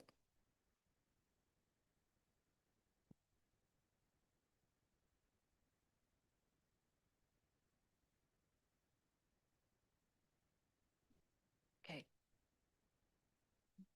So moving on to the last part, so part 8 to 10 and the appendices. So here the changes are, the changes that we want to highlight is on the going concern. We revised paragraph 8.5.7 to align with paragraph 30 of ISA 570 revised 2024. In March, we did not reflect paragraph 30 little b from ISA. This was because we considered it was already addressed in paragraph 8.5.5.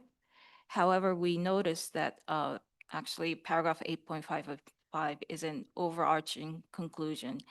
And on the other hand, paragraph 8.5.7 is a going concern specific evaluation. So we revisited the paragraph and we made the in paragraph 8.6.1, little m2, we deleted the written representation requirement relating to the methods, significant assumptions, and data, since the related procedure is addressed in EEM in Part 7 and not in a requirement. The last point in Appendix 7 for the illustrative representation letter, revisions were made to align with the requirements for written representation in paragraph 8.6.1. So with that, I would like to ask for the board's view on the changes that we proposed. Any comments on these proposed changes? Wendy? I think it's more of a question, but in the auditor's report, which is, where do we find that? Forming an opinion, so section 9. You know, there's a sentence in 570 that is in the section where it's no material uncertainty related to going concern, the second single sentence paragraph in 570, it has our responsibilities and the responsibilities of management with respect to going concern are described elsewhere in the report. And I was just curious why we're not repeating that sentiment here, because I don't think there's any difference. Management is still responsible, and auditors have different responsibilities to audit going concern. Let me respond to that.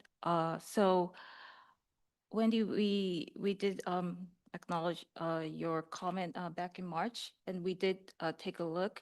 It's just that this wording, it's coming from illustration 2 in 570 revised 2024, which is for listed entity.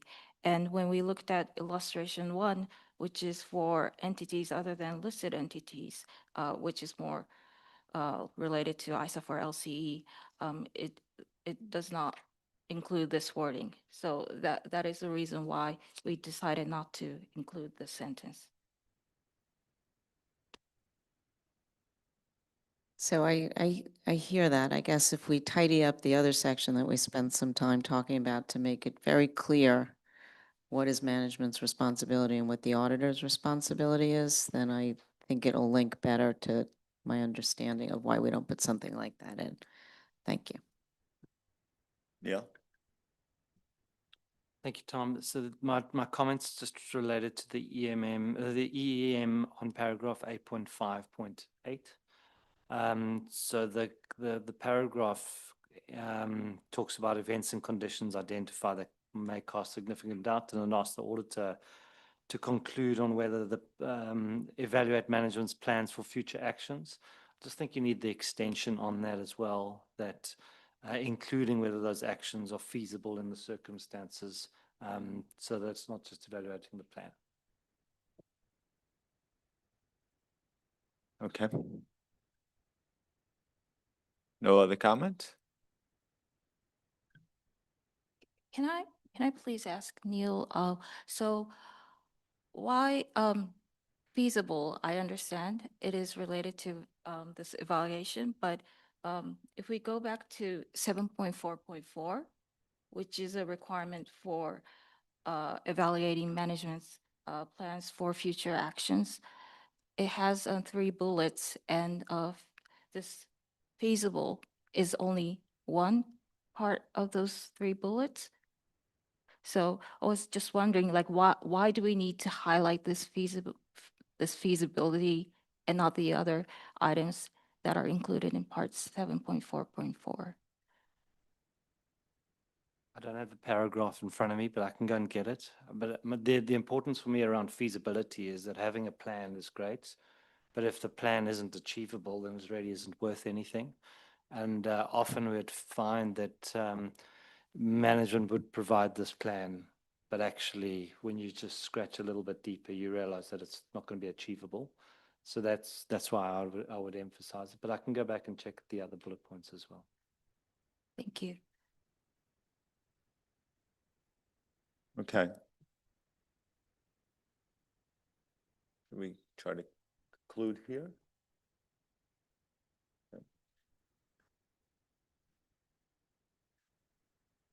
I think we could deal with some of this, these other matters. We'll deal it when we move towards approval. Okay. The next steps in this week, so we will bring back the targeted matters for discussion tomorrow morning and updated drafts tomorrow afternoon. And hopefully we'll get the approval on Thursday. The session will be held in the morning Thursday. Any comments? Anyone? Questions? Ada? And you have walk-ins as well in the morning?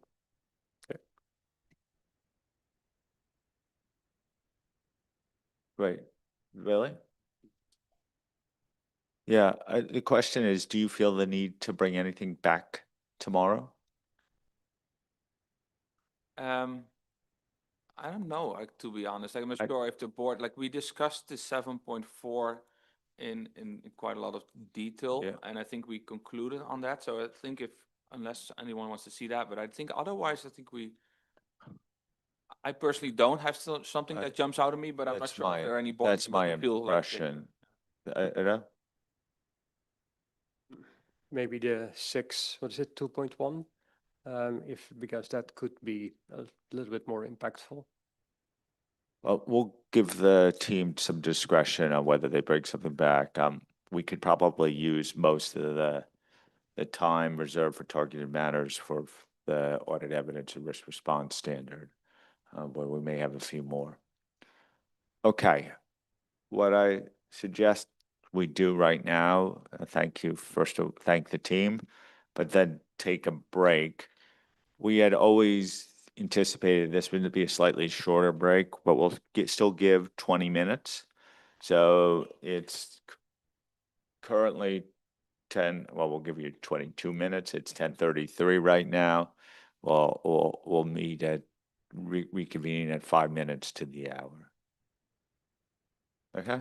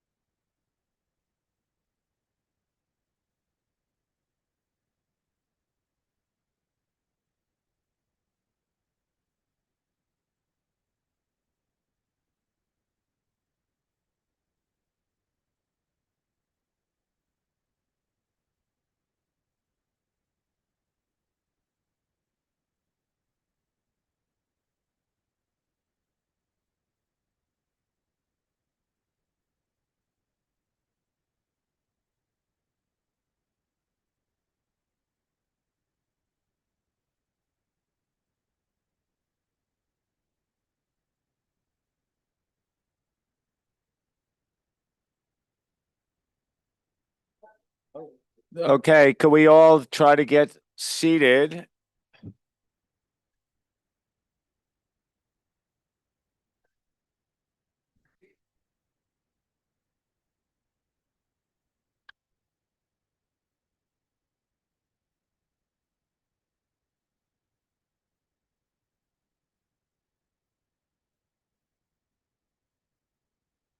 Could we get seated, please?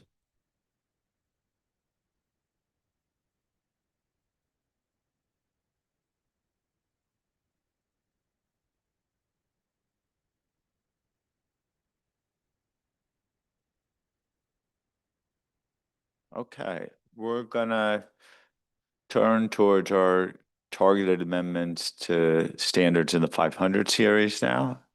Jasper, welcome back to the table. Hankin, welcome to the table. I'm gonna hand it over to you.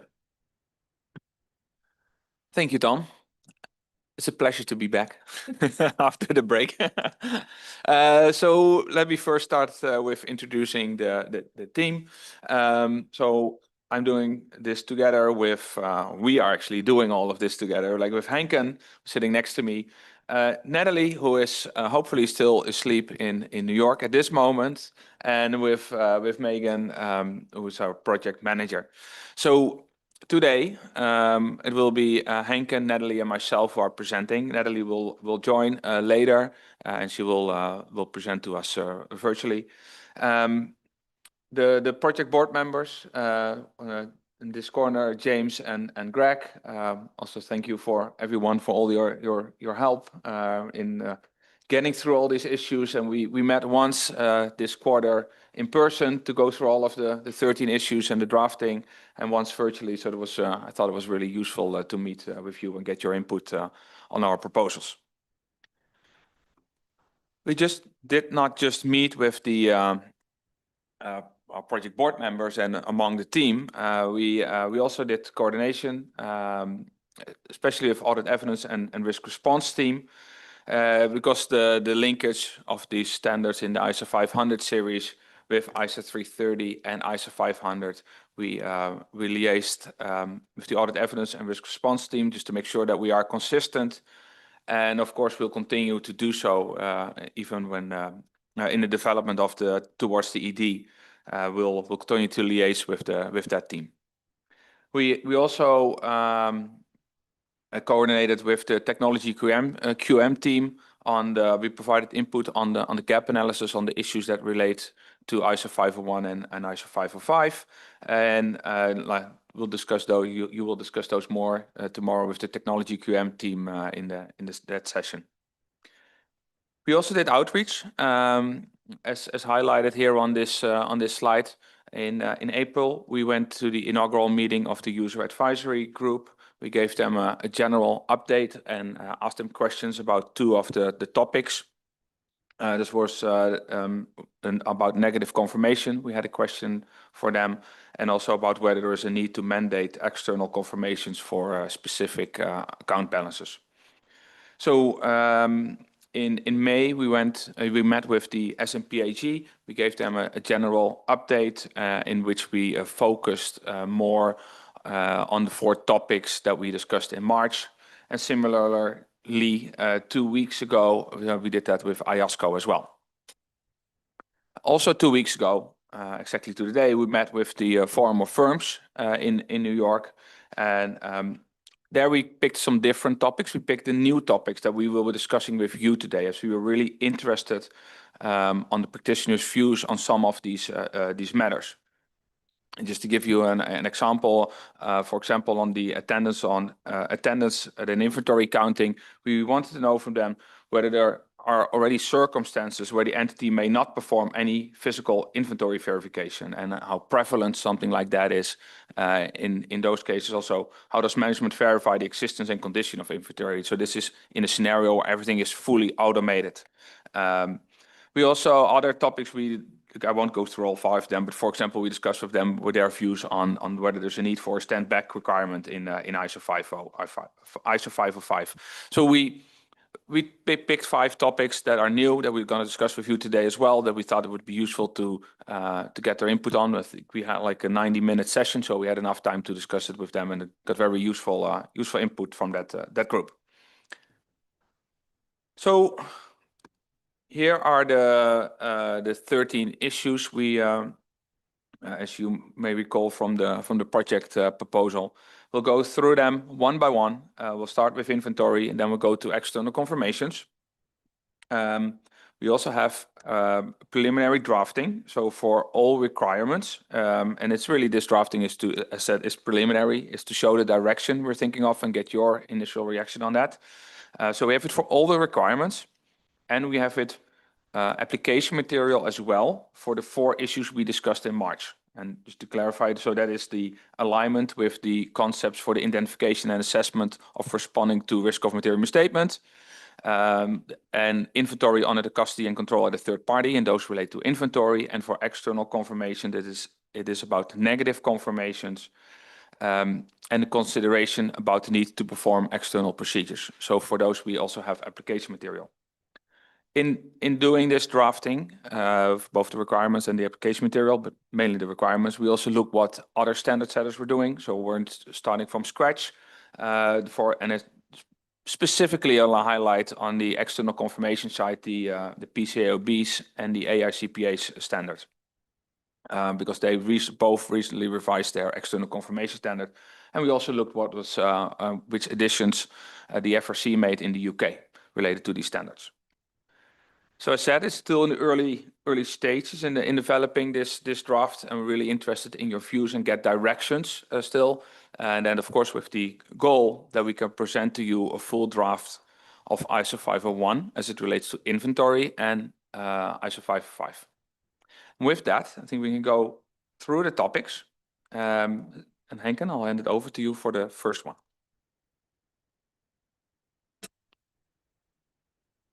Oh, thank you, Jasper. Good morning. Well, good morning to everyone. I have to adjust I'm still trying to adjust after 2 days being on the ground. So the first topic that we'd like to discuss to you today, set out in Part A of Agenda Item 4A, relates to the implications of the use of technology by entities in managing inventory and by auditors in auditing inventory. And the key issue with this thing is that ISO 501 doesn't sufficiently reflect the increasing use of new and evolving technologies in inventory management or in the performance of audit procedures over inventory. As a result, there might be a risk that auditors may not adequately address emerging risks or practical challenges arising from its use. But at the same time, we did hear from stakeholders indicating that the standard should not by itself mandate the use of technology.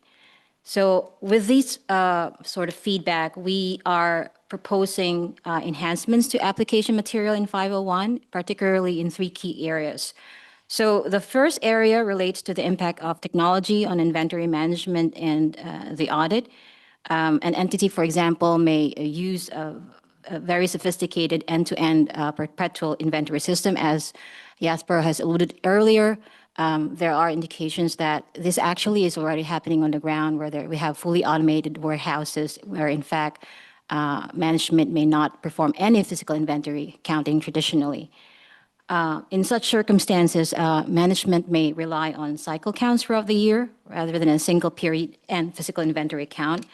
And when this occurs, we are of the view that an auditor may place greater emphasis on, perhaps on testing controls for that matter, and testing the reliability of the cycle counts, particularly on enhancing the standard to clarify considerations that may inform the auditor's judgment about the adequacy of cycle counts, its frequency, the coverage, and how differences identified from the cycle counts are resolved. And then the second area relates to the auditor's responsibilities relating to controls. Our proposed enhancements include highlighting that when you're applying 315 and 330, the auditor may actually identify automated controls, JITCs within management's inventory management processes. That might be critical in for example, maintaining the accuracy and completeness of inventory records. And I know the accuracy and completeness was a key topic of discussion from yesterday's session on audit evidence and risk response. And on this, for this on 501, the auditor may then need to evaluate their design and implementation in certain circumstances, test their operating effectiveness, particularly when substantive procedures alone are insufficient to obtain sufficient appropriate audit evidence. And then the third area actually relates to the auditor's responsibilities in determining whether the involvement of an expert may be necessary. So this may be critical, for example, when an auditor is using a technological tool to inspect the existence and condition of inventory, and that the assistance of an expert might be useful to interpret those results. So these are the three areas where we're thinking where we could expand on guidance in within 501. And the next slide simply then raises the questions for the board, whether you are supportive of these proposals or you think there are other areas where we could focus on enhancements in application 501. And with that, Tom, I hand over the floor back to you for questions. Okay. Thank you. Setup. Any comments on question 1? Edo? So I'm fine with this in principle. I would still like to see the drafting, of course, but as long as you don't imply that there's a requirement to test controls where it's not necessary or possible, but direction is fine. In respect of the experts, paragraph 12, particularly A and B, I wasn't overly convinced that the descriptions required me to use an expert. I think to a large extent, we should not imply to involve an expert when the auditor can do it himself as well. So you don't put the bar too high, because the work of an expert still needs to be evaluated by the auditor. I generally don't mind, and I actually encourage use of experts, but it's not in lieu of, and so just a word of caution. Thank you. Robert? Well, you specifically asked about adding and developing additional application material here in this question. If this will improve the understanding, yes, but however, the question is, if we talk about IT applications, IT controls, general IT controls, should we add them here in 501, or is this more a matter of ISA 315 or 330? And wouldn't it add more complexity if we additionally would add them here as well? So we just have to think about it, and maybe it's sufficient to stick with 315 and 330 rather than put them in here as well. Thank you. Wendy? Thank you, Tom. A lot of my reach out had the same observations that Robert just made. Do you really need to put it here, or shouldn't it just be in 315, even though we are referring to 315, which also then evolved into why do we even need 501, but we had those conversations way back, so we won't revisit that. That said, I'd like to see the application material. I agreed with the comment made by, I think it was Edo, about it's not a must to test controls, but in the right circumstances, we might be testing controls. I mean, the truth of the matter is auditors have had a very hard time understanding what an inventory observation is. Is it a walkthrough? Is it confirming existence and valuation? So it's kind of defaulted to being some sort of dual purpose test in a lot of cases. So I don't know that what we're proposing is going to make that clear, but I think it's very important to make it clear how technology now plays into inventory auditing. Shahir? Thank you, Tom. A few comments. First one is about the use of expert. If the inventory management involves complex system, we normally need to include person specialized in information system auditing, which is kind of it's not to go beyond the expertise in auditing, so they are not expert under 620. And the second question is when this paper mentioned the cycle count, I would like to clarify the test of cycle count. I mean, normally we treat that as a test for control. So here we're talking about the reliability of a cycle count. I just need to a bit clarity. I think that would be the operating effectiveness of a cycle count. And also in practice, in my outreach, people raise the question, if we do perform cycle count as a test of control, then what's next? Are we still expected to perform additional substantive procedure, say towards the end of the financial year? That's a question people is asking. And if we stand back from the use of technology, I think in reality, there have been cases where there is physical inventory, which is material to the financial statements, but it's just impractical for the company to count or for the auditors to observe the count. I hope that this scenario also be recognized in the revised standard.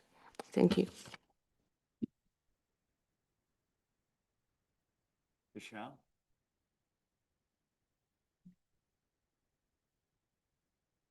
We support the proposals relating to the development of application material on various aspects in ISA 501.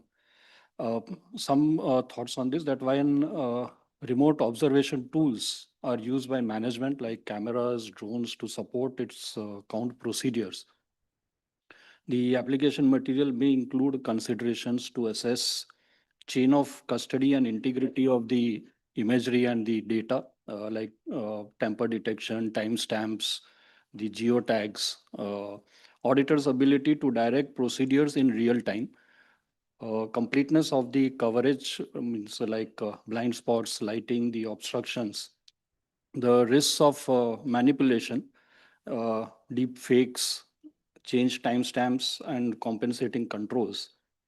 And when an IT expert is used to clarify the roles, competence, and how the engagement team evaluates the expert's work. Thank you. Jane? Thanks. More of an observation than a comment. I think I support the proposal from the project team, obviously. But I think throughout this entire standard, one of the challenges is going to be to make sure that we don't retrofit a kind of approach to technology into a more old-fashioned standard. So kind of remain open that we might need to think about the structure of the standard as a whole. I think just as again a reflection of the discussions that we had, was it a month ago? Was that the point about the use of experts? I think the question I had is experts in what? So I think we have to be very precise about what we mean there. I wasn't completely sure what was meant at the time, but I support the kind of information seeking aspect of this. Bill? Yeah, I just want to concur with what James just said. I think the expectation is that technology is a very main driver for the revision of the standard, and therefore it should be in the requirements as well as the application material. And the requirements, we will come to this later, but you've made minimal changes really, like deleting the word physical, etc. It may need, right where James said, it might need to rethink the entire sequence and include more matters related to technology in the requirements. And I know that's not easy. It's easy for me to suggest, but it's, I think it's a good idea.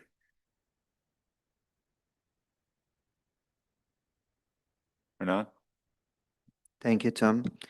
In Latin America, according to the visuals comment, livestock farming is an important industry. It is very common for physical counts of live animals, for example, cattle, to be performed using satellite technology. I believe it would be a good example to include into the application material. Thank you.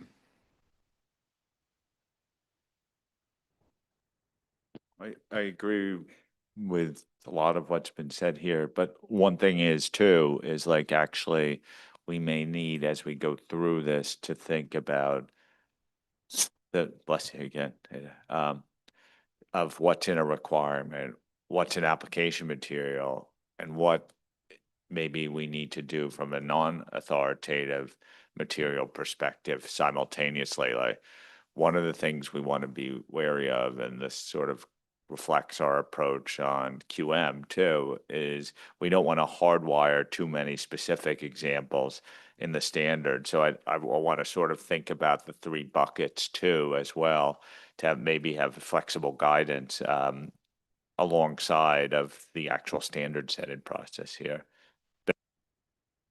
It's right on the money, and this is the first test of our integrating technology into standards more. That's our whole technology project, and it doesn't need, absolutely don't hardwire it, don't make it dated very quickly. It's the principles that are important, and if you can't physically observe, actually go and walk out and look in the warehouse.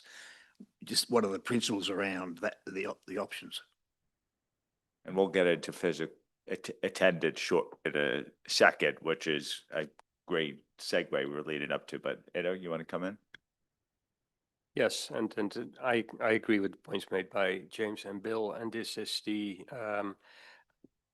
and it may not be so much that we want to see a lot of technology blended into the requirements, but that the requirements can be read as being applicable in a technology-enabled world that we are in today. So I just remind the board of how we, with 500, also first started by putting technology in, and in fact, we're now taking more of it out, putting it in AM or an appendix, because it may not future-proof.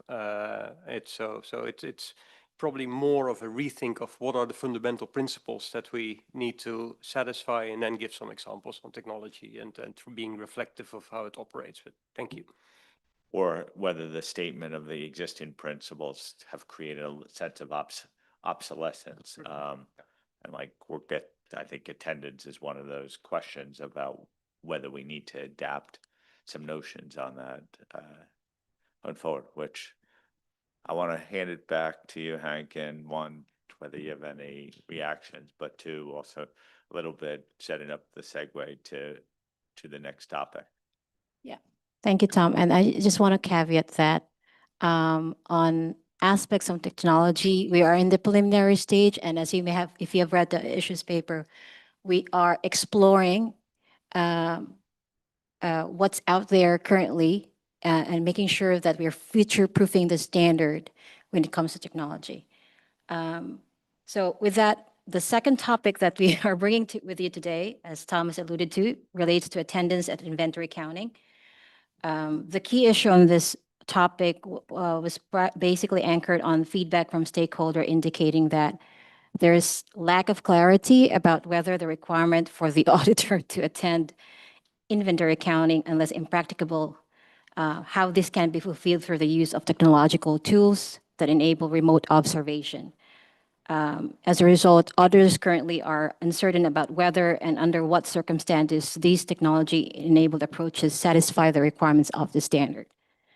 More broadly, there's increasing availability of reliable technology-enabled evidence and third-party sources of information, raising the question of whether the standard should, in fact, instead of being focused on the procedures itself, place greater emphasis on the sufficiency and appropriateness of audit evidence obtained, regardless of whether the evidence is gathered through physical attendance or alternative means.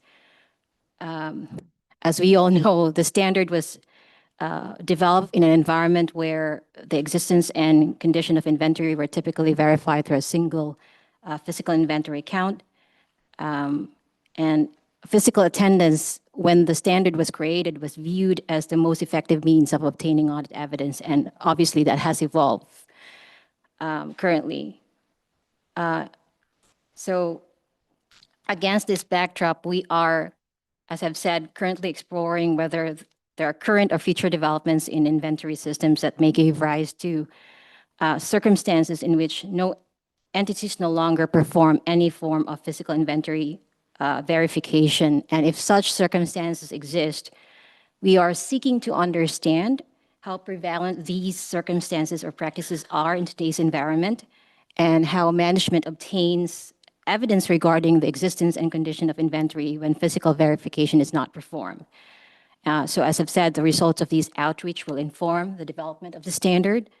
To what Aido had said, thinking about how these standards can be principles-based, being more flexible to accommodate all types of approaches, including the use of technology. But irrespective of how management verifies the existence and condition of inventory, I think we could all agree that the possible approaches for addressing this matter in the standard would have to be aligned with the risk-based approach in 330 and 315. And it also would have to take on the guidance in 500 currently. Well, they're proposing that, you could actually use technological tools in performing the procedures of inventory in 501. So we are of the view that the current approach in 501 may be unclear about whether the auditor's attendance at the entity's inventory accounting, unless impracticable. What does that mean in today's current environment? We also are of the view that retaining the current approach may not reflect how audit evidence can be obtained in practice. And we are now proposing to you 2 approaches regarding how attendance at inventory accounting could be addressed in 501. I'll take the papers as read, so we have 2 options presented to you. The first option seems very straightforward, removing physical from the requirement, but this has a lot of implications, and it could possibly be a topic for a lot of discussion. And so that's the first option, to remove the reference of physical within the requirement, and then simply explain in the application material that when you're attending the entity's inventory accounting, you could either attend it physically in person on the ground, or the auditor could use some form of technological tool to facilitate that process. So the reason why the thinking behind this change or proposed change is to recognize that management may actually apply different modes of inventory counts, and removing the reference to physical from the requirement basically allows auditors to adapt their approach accordingly. This ensures that the standards remains flexible and capable of accommodating different approaches. The second option is more reserved. It's basically retaining the current approach, but clarify in application material that the use of technological tools to facilitate inventory accounting is in fact an alternative means of doing the procedures in 501.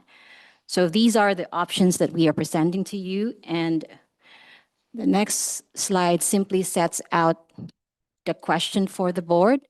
What are your views of the 2 options presented, or do you have any other options that you think is better suited to address existence and condition of inventory in 501? Tom? Okay, going to seek the views of the board on option A, B, or alternative.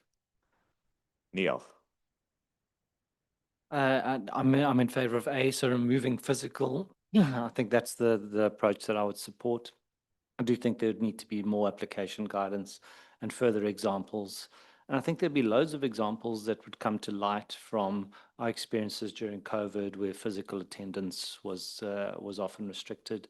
So I think it'll be a good opportunity to get real life examples of the past that could be predictive of where we could go in the future as well. And so I feel that will take a better risk-based approach to what we're trying to achieve here. Amara?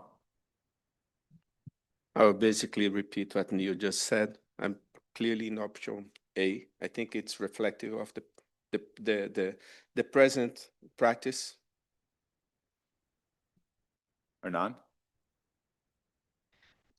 In my view, we need to introduce the notion of the nature of the inventory, because I think that the auditor should design the procedure according to the nature of the inventory, because in many cases, it's not for unforeseen reasons that the auditor does not attend physically the inventory. That's why I think this is not about foreseen reasons, but the nature of the inventory that we need to require to be physically in the counting.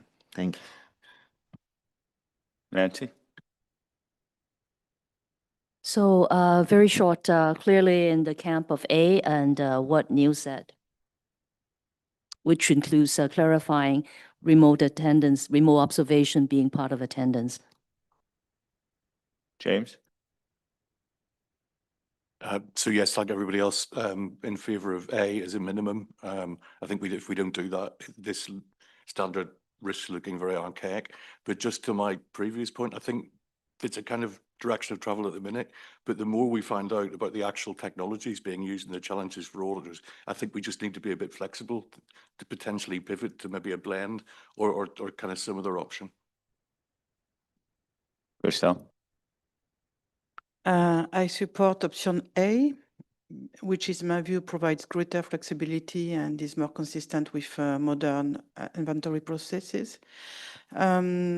I would find, moreover, I would find it helpful if the standard could explicitly clarify whether a fully automated perpetual inventory system falls under paragraph 4, attendance at inventory counting, or paragraph 7, and practicability of attendance and the need for alternative procedures. And I would also encourage the staff to reflect on cases where physical attendance at a count is practicable but not particularly relevant or efficient, because other procedures will provide better audit evidence in the circumstances, such as test of control in automated environment. In such cases, is attendance still expected, or can the auditor reasonably respond to the risk without being present at the count? Thank you. Wendy? Thank you, Tom. Sorry. So I've heard a lot of mixed views in my reach out. First, I want to say, I feel like we have to go back to the purpose of what we're trying to do here. And so the objective of this standard is how to collect sufficient appropriate audit evidence for inventory, and specifically for two assertions, existence, and I'd like to change the word condition to valuation. And that's the objective. And so to fulfill that objective and to pull from 315 to your response, because that's where you're going to figure out what you need to do. It's not here. This is just supposed to help you do what you need to do to get comfortable with the existence and condition of inventory. All of that said, removing the word physical isn't really helping me that much. I would choose perhaps option A, but I still feel the framing of it still leaves me to think, it used to say physical and now we're just removing it, so I'm still going to do the same thing. So I think we have to think more about what the entity's process is and leave available. Physical might be your only option, depending on what the company does, controls, technology, whatever it is. And whatever we do has to be responsible to whatever the entity does. And I think Hanan made the comment about what the type of inventory is. I can tell you in some of my reach out, they were very opposed to taking out the word physical. It's a must. And it really had to do with the smaller the entity. So when I originally read through this stuff, I thought, oh, great, we'll put some application material in that will help. But now I'm feeling like the requirements should not focus only on a human being at a physical inventory observation. Thank you. Cheyenne? Thank you, Tom. Generally prefer option A. And I'm also very happy to see that the project team has included the consideration of risks associated with remote observation and the potential risk of manipulation, which is extremely critical. So even in principle, I agree we remove the word physical. I believe we need to have very comprehensive and strong application material, in particular in relation to the potential risks associated with performing remote observation. There are many examples. Actually, back in COVID, our institute issued guidance in terms of a remote audit, and there is a session about remote observation of inventory. And there were so many limitations and reminders, which almost made it impractical to achieve the same level of persuasiveness in terms of existence and the condition. So I just want to be very cautious about, don't make people believe physical and remote are equal. They are not. The application of a remote observation is only appropriate in some circumstances. We need to take into consideration the nature of the inventory and how management manage their counting process. And then you will even need to consider, the revenue recognition fraud risk, because it will also impact the inventory count. So there are many related considerations. And I think one of the example of difficulty is because when we physically observe the inventory, we will perform both sheet to floor and floor to sheet. And I think remote observation will create a difficulty for floor to sheet. So I think it's okay to remove physical, but be careful about, the remote one. Thank you. Bill? Yeah, I'm agreeing with previous comments. Option A, that's the way to go. But I just add that, as I said earlier, stay with principles, don't hardwire. But words like observe and attendance even get a different meaning when a drone is doing a count. Watching the drone fly around is hardly, an order procedure of any merit. So there may be a change as you do the application material. You'll see there that other terminology may need to be used in the principles. Robert?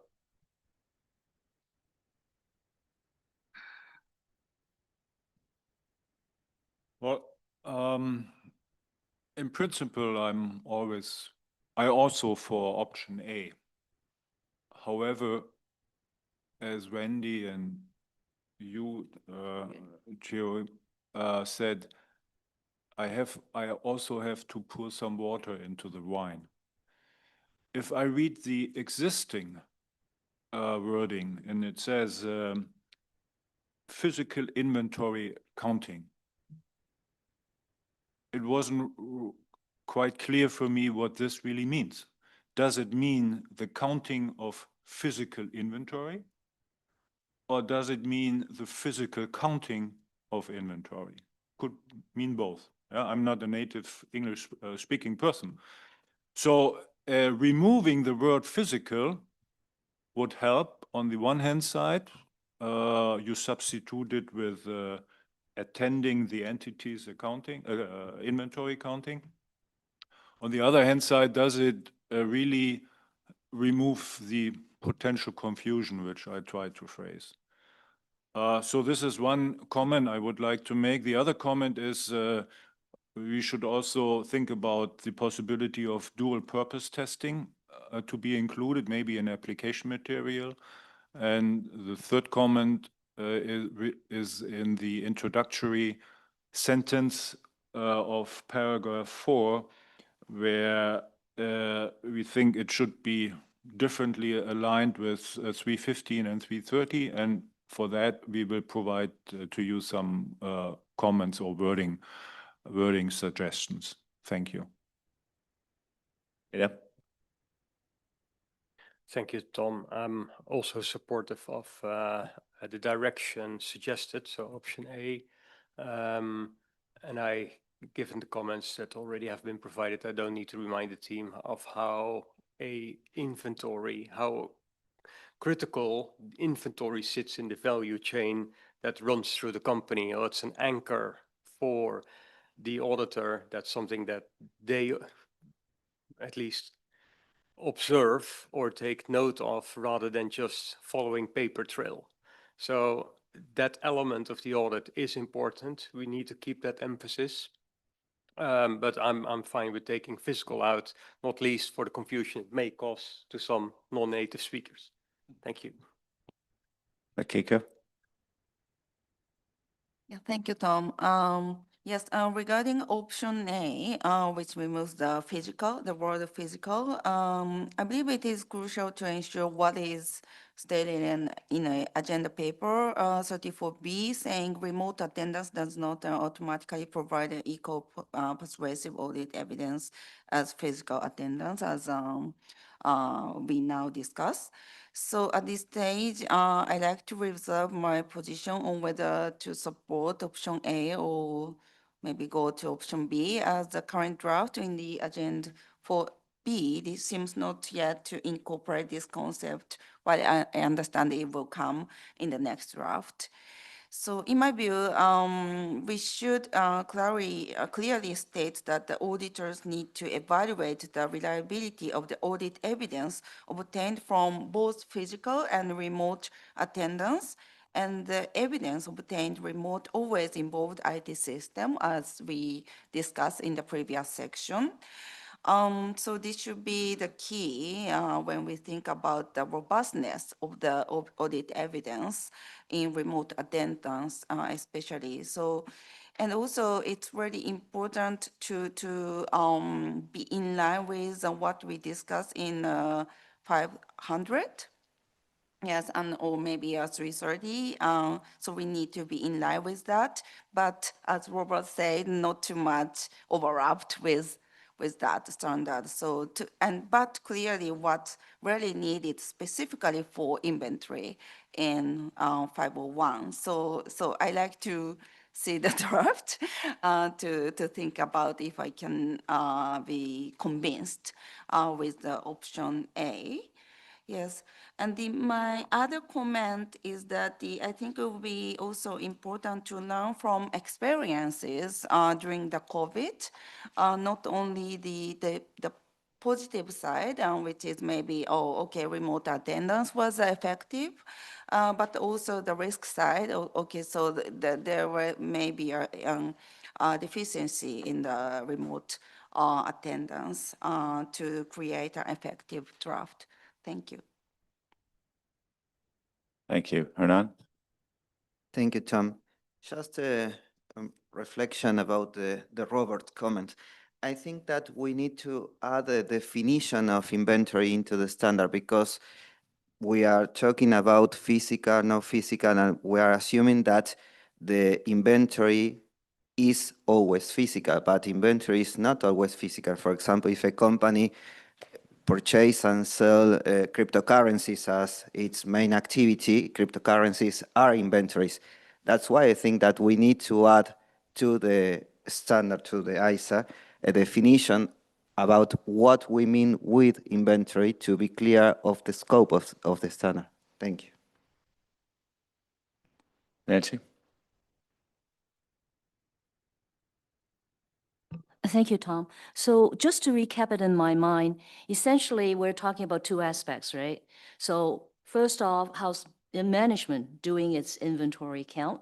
And I'm glad to see that there's further information gathering, because that will address some of the points that's raised around this table. Based on how they do it, we would or pivot or reorient our response in terms of how to observe, right? So we have to know how they do it in the first instance. So I'm glad to see that further information gathering. And removing the physical, I think is important. Two things, actually, removing the word physical and referring to it as the entity's count and not management's count. management's count give a connotation that there's that physical aspect. So the entities count is how the entity decide how to account for its inventory and accounting for it, right? So removing physical removes the limitation, however way they do it. And that does that principle-based future proving. So I think that's important. And then the attendance, people tend to think because traditionally we've been doing physical, so it needs to be made clear somewhere that it including remote observation. So it's physical, but including the remote observation. While I'm here, I like to point out 4A1, I think we need to update that. Is that appropriate, Mr. Chair, for me to bring that up? It's because we're talking about A anyway. So under A(1), I think we need to modernize the language because right now we talk about instructions and procedures and it's management's instructions and procedures. I would like to see the entities, systems and procedures. So systems is, I think it's bringing it up to the level of technology. And recording is also kind of like older term. So turning the phrase around a little bit, and I don't know how you control the results. So basically it's the systems and procedures for controlling the entity's inventory count and for reporting the results of the count, something like that. So we need to just modernize that little one.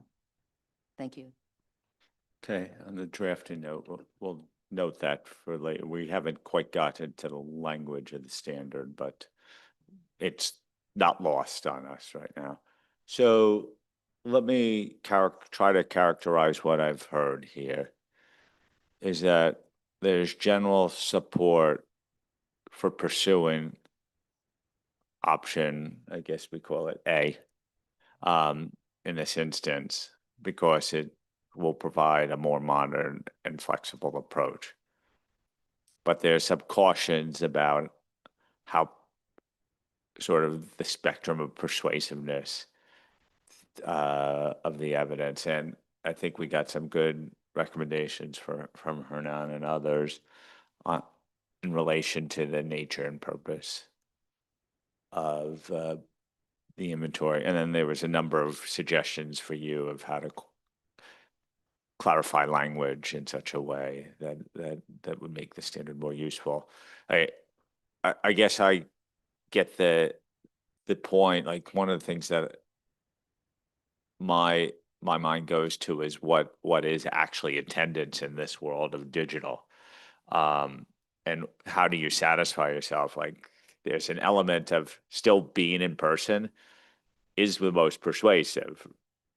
You could see it in person, but there's sort of levels of geolocation and other things that you could do to be almost there in reality physically.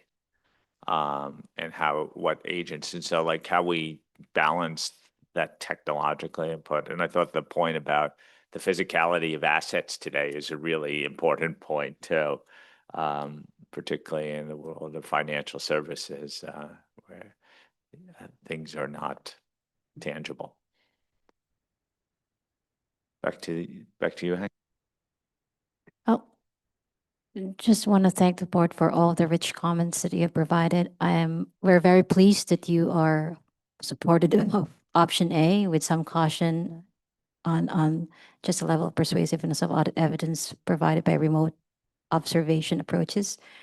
I don't want to belabor the point because we are obviously in the development stage, but rest assured that we will take in all of your comments and suggestions and will further reinforce that with additional information from our planned outreach events in the next 2 quarters. So I'll hand it over to Jasper for the next 2 topics for inventory.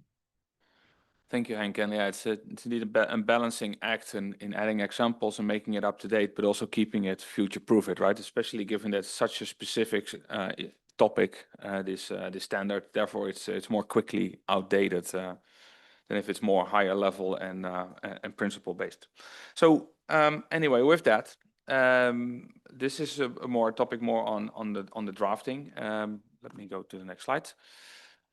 So this is an issue we discussed in March with you. So the issue is that ISA 501 does not sufficiently align with the more robust risk assessment in 315. And in March, when we discussed this, the board agreed with replacing the materiality-based conditionality with a risk-based conditionality. So based on this, we proposed to do so in paragraph 4 and 8 of the standard. So the structure we chose is to require that this requirement would only apply if the auditor first of all determines that inventory is a significant account balance, and then of course in accordance with 315, and then that the assessed risk of material misstatement relates to the existence and condition of inventory. In addition to that, we added application material. We made links from the Form 501 to the foundational ISAs, so ISA 315 and ISA 330. And of course, we did this. When I say 330, I mean proposed ISA 330 revised, but I'm not going to use the long form all the time. We also want to explain the application material, added a paragraph about that, how the nature, timing, and extent of the audit procedures to be performed by the auditors may vary depending on the auditor's risk assessment. And lastly, we also clarified that the audit procedures required to be performed, that they may not provide sufficient appropriate audit evidence regarding the valuation assertion for inventory, so that there are other ways of the valuation assertion have other aspects than just the condition. So we made that clear as well. So with that, I'll have the question for the board to get your views on paragraphs 4 and 8, and then the application material, related application material that we've drafted. So to avoid that we're getting into some more detailed comments, if you have offline comments, please send them through. Very interested to see those, and we'll take them into account then after the meeting. But interested in your thoughts on the initial idea that we put on paper.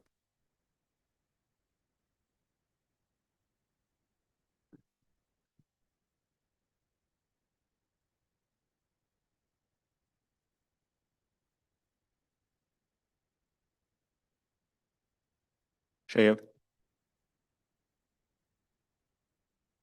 Thank you, Tom. I guess I'm struggling with where control fits into this picture. Because paragraph 4, we started with significant account, and then we say we shall perform, observation, blah, blah. But how about the controls? Because I believe the controls maintained by management not only affect our risk assessment, but it also affects how we obtain further audit evidence. And the control lines we can derive from test of control will probably also affect the nature, extent, and the timing of, whether it's observation or inspection or other substantive procedures. So yeah, that's really a question for you. Thank you.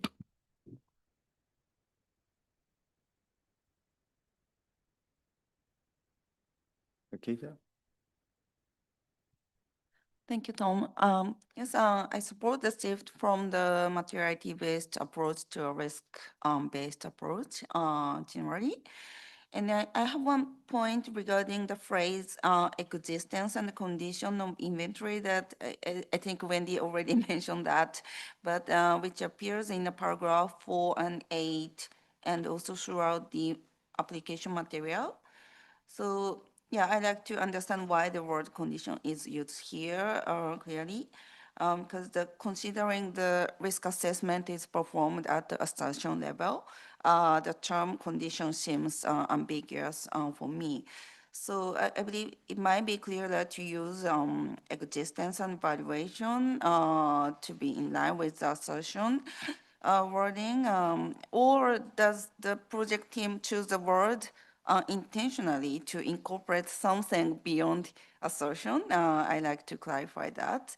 But in any case, to ensure the wording effectively responds to the assessed risk, I suggest providing a clear explanation or how these terms correspond to the assertions and the assessed risk.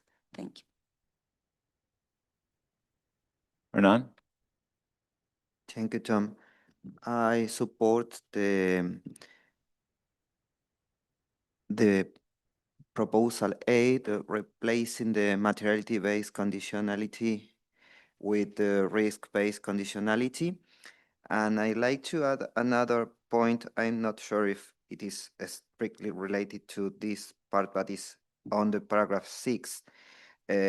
We can read that the auditor is unable to attend inventory counting due to unforeseen circumstances. I think that we need to remove the idea of unforeseen circumstances because it could be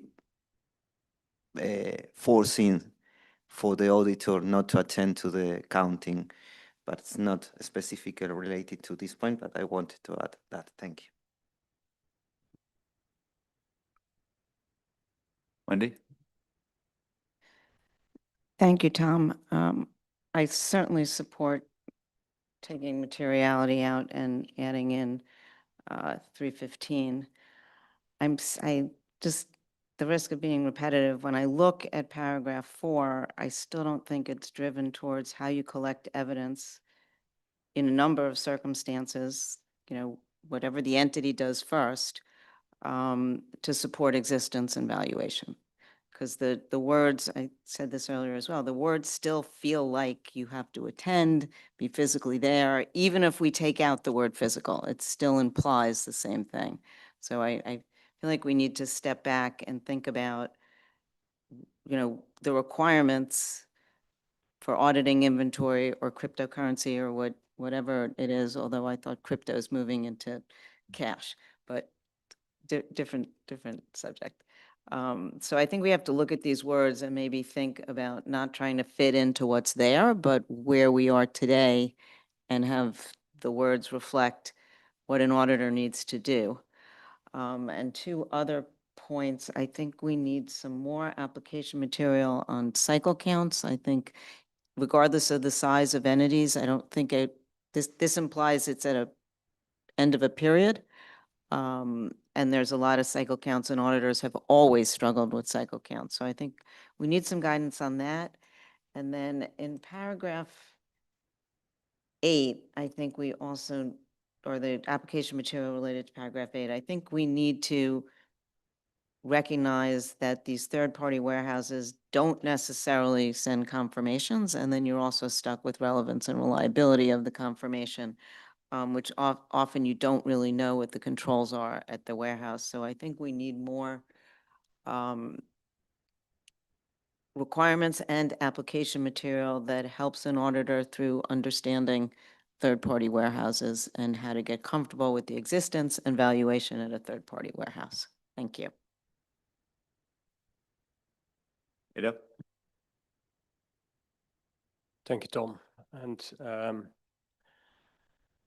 so clearly I'm in favor of linking this to risk rather than materiality. I'm wondering, because you inserted by virtue of it is a significant account balance, I'm wondering whether we could anchor it more on risks or relevant assertions.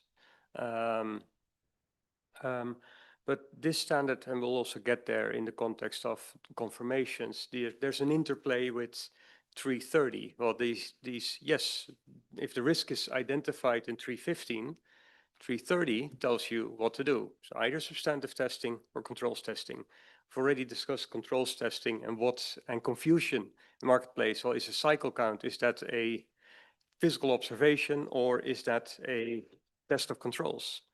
And I think those concepts, so I feel that these standards should be much more focused on the how rather than when. That sits in 330 or 315, 330 gives you the basic principles.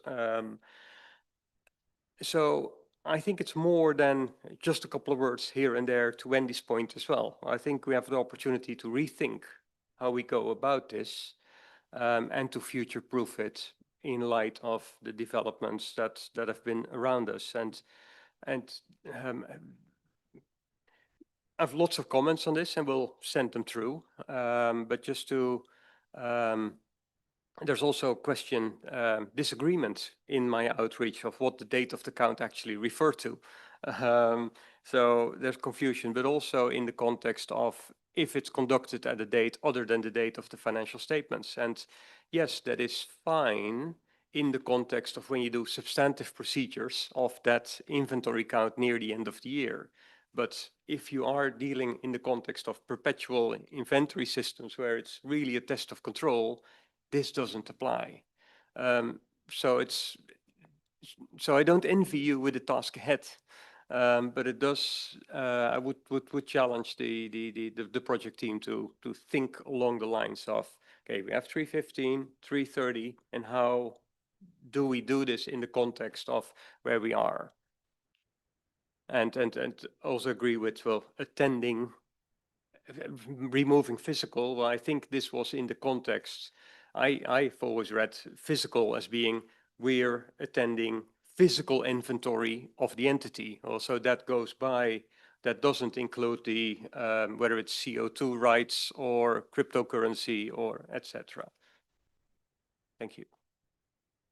I think your comment about sort of standing back and thinking more structurally is similar to James's point earlier on in the discussion. Amaro. Thanks, Tom. I think I share a lot of what Edu said in terms of direction of the project. And I have one question actually in paragraph 8. I might be overthinking about this, but when I read control, I can't help to look at the definition of asset, and control is one of the cornerstones, qualitative characteristics of an asset for a company. So I think what we are meant to mention here is the custody, but not the control of the asset. I know it's not being changing here, but I can't help myself and think about that because the control is always for the one who has the asset. Yeah. Tom, I just want to lend support to the point that Ada raised around if we're going to link this to 315 and we've got to significant account, can we get a little bit further? Can we get it to the assertions? And I think that'll then make it easier to be more specific. And I think that would be a good change. So moving away from materiality, definitely going to significant account, I support that. But can we get it to the assertion? I think that would be a bold move. Okay. Back to you. Yeah, thank you for these comments. Definitely taking away this need to step back, see how it fits with 315, 330. I think that addresses like a lot of the comments, and of course, so the other thing is the clarity of some of the wording. Maybe Mikiko, on your question why existence and condition, like when it was developed, like I suspect. Because I wasn't here during the development of this standard, but this valuation has other aspects to it as well, and the condition relates how like if, for example, if it's not the tomatoes are not rotten, they're still good, but like if the market price of tomatoes are suddenly down, then it could be a valuation issue with your inventory. Just to take a vegetable as an option because I don't know the English word of the whole group of it, but so this I think that's the idea. Like it's the valuation has several aspects of it, but that's my guess. Yeah, I think lots of good comments here, and like I think it's they're linked to the previous topics we discussed on taking a step back and not retrofitting what we today's environment into an old standard, but looking back on how we set up the standard. Okay, I can go to the next topic. That's okay. So The next topic is also one we discussed already before. This is about the inventory under the custody and control. I'm not allowed to say that anymore, of a third party. So here it is that that auditors may have placed undue reliance on the external confirmations from the custodian, and then as the sole audit procedure. So there are two options here in the requirement, and the auditors may focus too much on that external confirmation for obtaining sufficient appropriate audit evidence regarding the existence and the condition of inventory that is at the third party. So in March, when we discussed it, the board agreed that we should have more linkages with the foundational standards, and also had various suggestions for the application material. So of course you see what I've done. So I'll just highlight a few things that we changed. So we propose enhancing paragraph 8 by heading depending on the circumstances, and that use that as a hook for the application material to show when it would be appropriate just to rely on the confirmation, or when the auditor may do other procedures as well. Then in the application material, we made various enhancements. And so it's really to clarify when the auditor can use the confirmation, and or when other procedures are more useful to do. We also clarified these linkages. So to also, for example, to 402 service organization, whether that third party is a service organization or not. Also, when you do a confirmation, we added a link to ISO 505. Which you'll see in the application material, so I'm not gonna repeat all of that. So then we're interested in your thoughts on the enhancements that we made to paragraph 8 and the related application material in A14A to A15. Okay. Paragraph 8 and A14, A to A15. Bill? I acknowledge everything you said, Jasper, but I still feel a little uncomfortable that the option still exists to rely on the confirmation only from the third-party custodian. I tested it with the IAASB, with the audited board members in Australia. I'd welcome the view of the practitioners around the table here as to whether that is a feasible option. I would have thought always it'd be that plus other procedures. And 14E and F have got the good material there. You've got material in the application material, so just how strong it is effectively, yeah. Nancy? Thank you, Tom. So my comment is on paragraph A14F, so in the application material or the proposed preliminary draft. In that first bullet, we talk about attending or arranging for another auditor to attend the third party's physical counting of inventory. So my suggestion is removing the physical, not to limit the way that the third party might conduct its count. Thank you. Christelle? My comment is on paragraph A14E. I'm concerned that the use of the word ordinarily creates what feels like a hidden requirement. The paragraph effectively indicates that in certain situations, the auditor should perform inspection or other further audit procedures instead of or in addition to sending an external confirmation request, but this is expressed only in application material. So I would suggest moving this guidance into a requirement and at the same time, sharpening the risk threshold. In particular, instead of referring to cases where the inherent risk is not at the lower end of the spectrum of inherent risk, I would propose referring to cases where the inherent risk is at the higher end of the spectrum of inherent risk. This will better align the requirement with a risk-based approach and avoid an overly broad trigger while also removing the implicit requirement embedded in the application material. Thank you. Yeah. Thank you, Tom. Oh, it's for me? Me?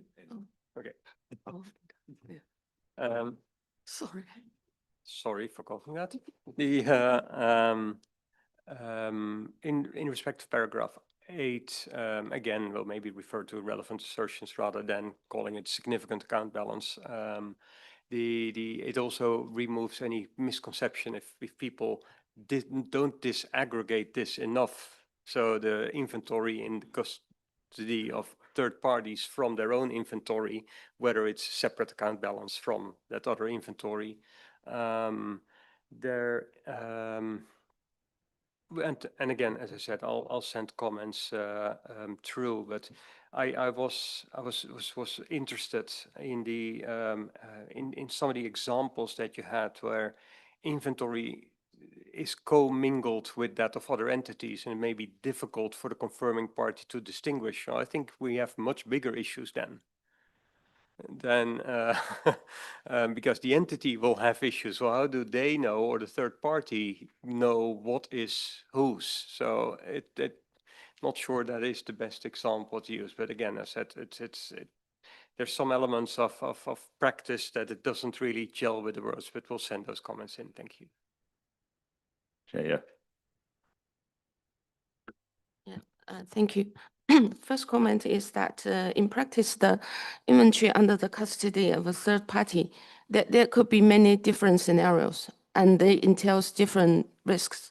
So my first suggestion is that in application material, we provide examples of those different situations, and also the considerations for different risks associated with those different situations. This is my first comment. Secondly, by thinking about the risks associated with the inventory under the custody of a third party, I think not only existence or condition, but also maybe in some cases, rights and obligation will be a relevant assertion. Thank you. Wendy, did you want to come back in?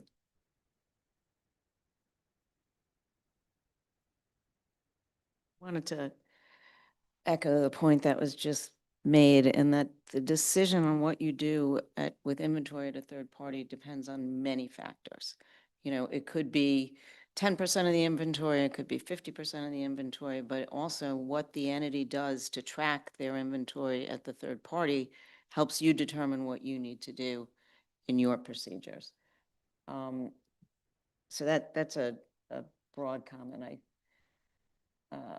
I did have a question on, now I lost it. There's a reference to the lower end of the spectrum, and which paragraph is that in? That's in A14E. And I just have some concern about the alignment with 315 and 330, but I didn't know if it was intentional to say is not at the lower end of the spectrum, because I don't know where I've seen that otherwise. Thank you. Kiko? Thank you. Yes, regarding again the paragraph A14E, first of all, I appreciate the intent to address the risk of third-party inventory. However, I have 2 points for this application material. The first, yes, what I mentioned, Wendy mentioned, I think the first paragraph said the lower end of risk, and so mandating additional procedures for all cases above the lower end of risk. Yes, I believe the focus should be more on whether external confirmation can effectively respond to the assessed risk. And then in my outreach, I heard from practitioners that there are a variety of confirmations that can confirm both quantity and condition, only one of them or something further. So what information was obtained through confirmation, and certainly its relevance and reliability should be reflected when thinking about further procedures. That is number one. And the second one is regarding the second bullet point, evaluating the integrity, competence, capability, and objectivity of the third party is, I think this is very crucial. However, the current drafting feels a little bit passive. So it seems that the evaluation starts only when some information is obtained. I believe this should be evaluated more proactively. So overall, my point is that our standards should focus on substantive effectiveness rather than becoming a kind of checklist exercise, especially considering that the external confirmation involves many parties, which beyond the audited entities, it's already involved social cost. So the procedures should be convincing for everyone involved. So therefore, my recommendation here is to link closer with 505 external confirmation, ensuring the depth of procedures can be appropriated and thoroughly considered, and based on the evaluation of third party, as well as the information obtained throughout the confirmation process. Thank you. Anyone else? Yes, sir. And Tom, I'm just for listening to the conversation and those suggestions. The one thing I'm like not super clear about the direction is what to do with paragraph 8 and 14E related to that. So when does the auditor like should the auditor always do confirmations and something else, right? So to build to your point, or is it something different? Because I heard various suggestions as well to make changes to 14E. And that is, I think the interest, like, I don't know, like really, you have your 10 card up, I see, so maybe you have some additional thoughts on that, but this is for me, it's not really clear where the board wants to go.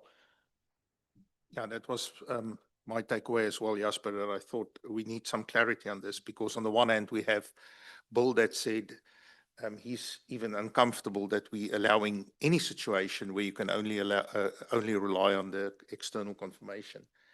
And then Christella said, instead of referring to the lower end of the spectrum, rather refer to the higher end of the spectrum. I just want to make sure that those are not necessarily the flip sides of the coin, because if what we are trying to say, unless your assessment for risk related to these assertions are at the lower end of the spectrum, you must also do something in addition to the confirmation.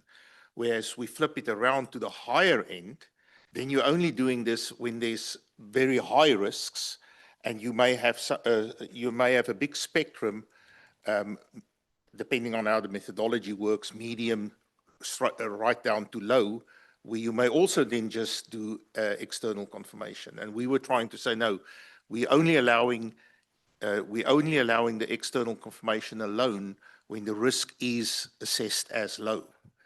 And so we just need some direction on that.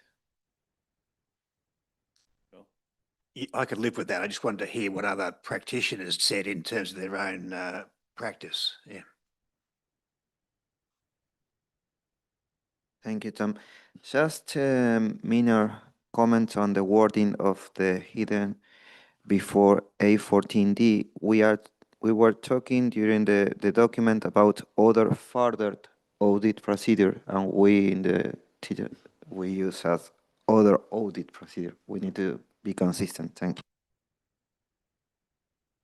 you. So I think the question is, are people happy with the threshold that we set in terms of low, or should we use a different threshold? Mara?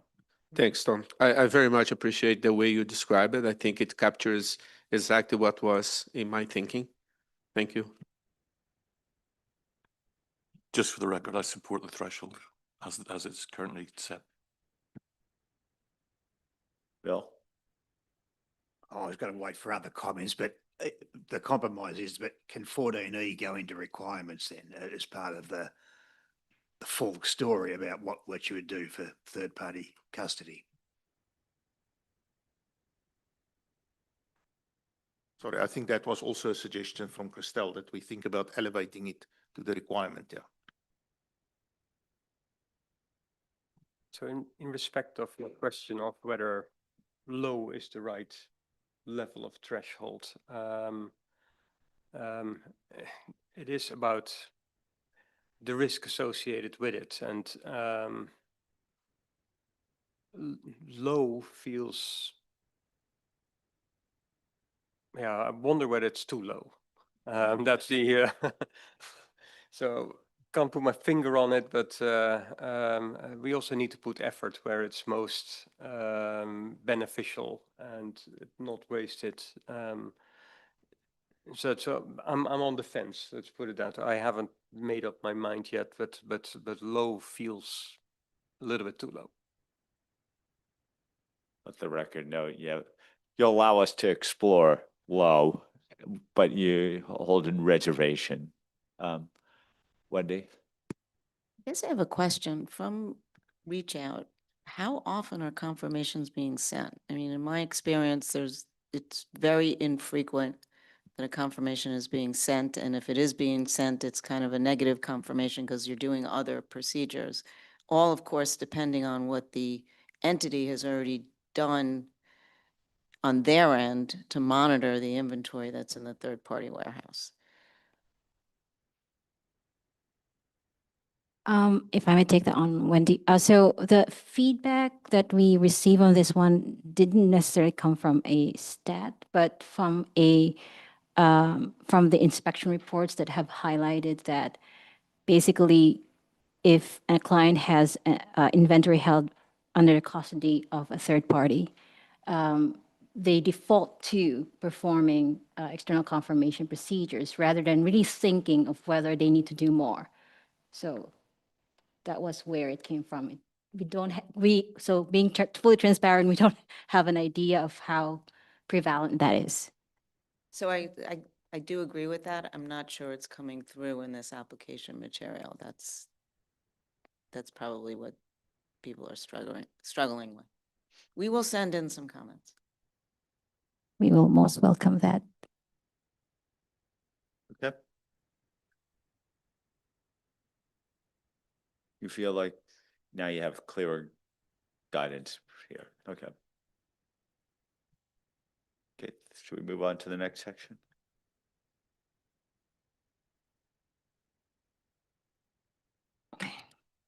So the next topic that we'd like to bring up with you relates to the sufficiency and appropriateness of audit evidence obtained for inventory.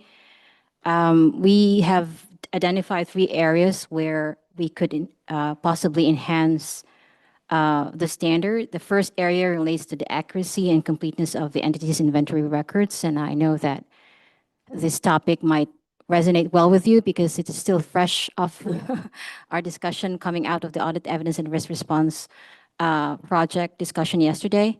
So we are of the view that when information intended to be used as audit evidence originate from internal sources to the entity,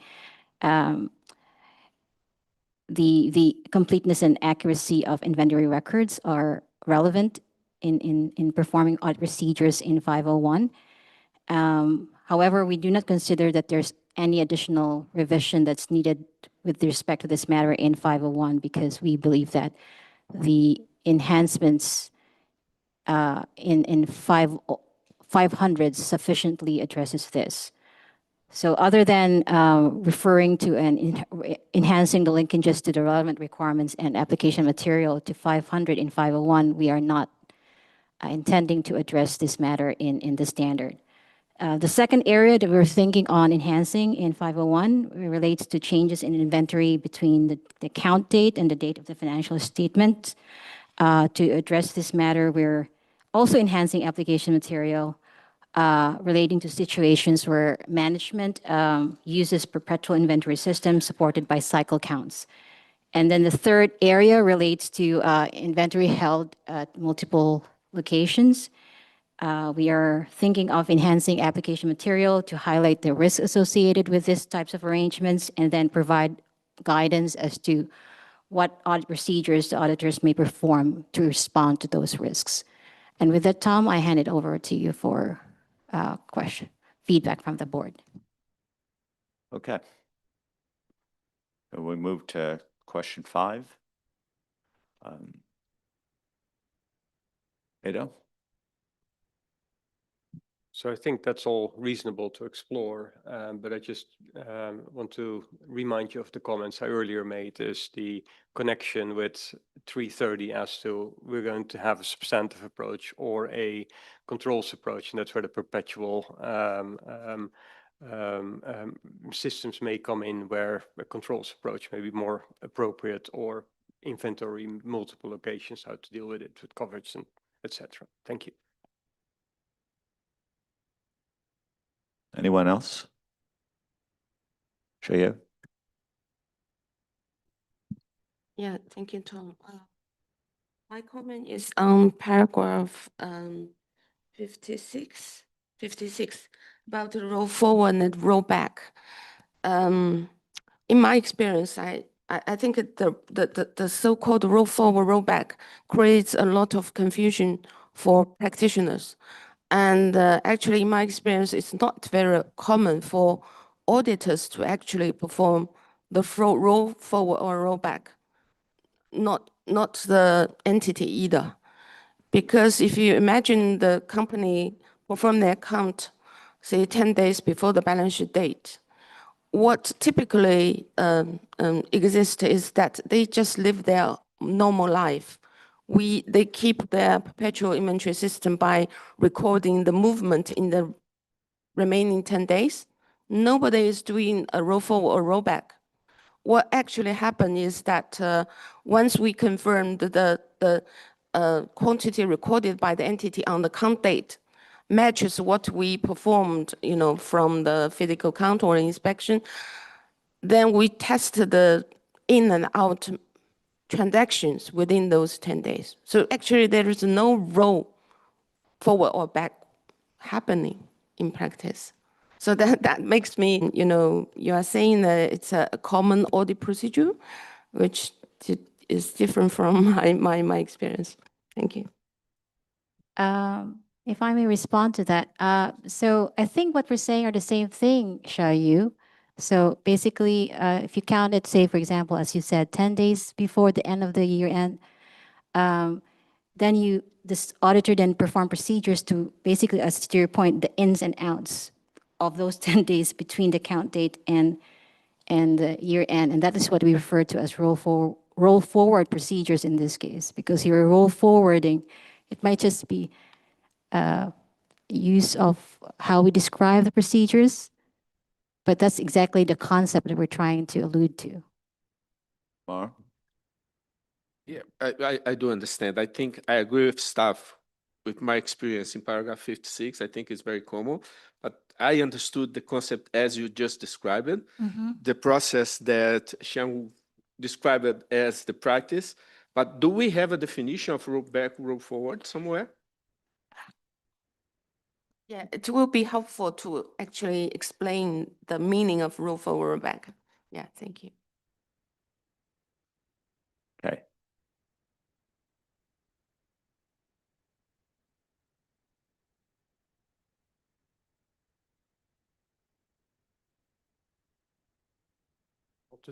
Want to throw a stone in the in the pond, but it also links to the concept of doing work at an interim period, and how do you get comfortable over that remaining period. So again, to see if we can link it to 330 in a way.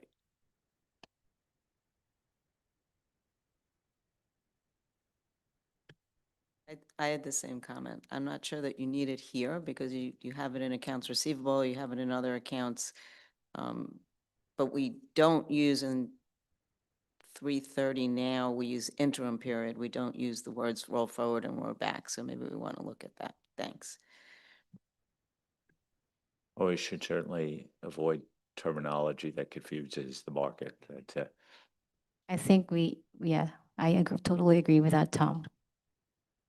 And if we have well-accepted terminology or concepts elsewhere, we might as well rely upon them. Okay. Okay, that's good feedback. Back to you guys.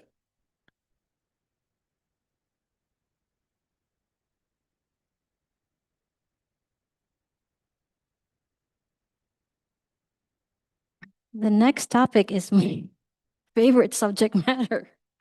It relates to professional skepticism in 501.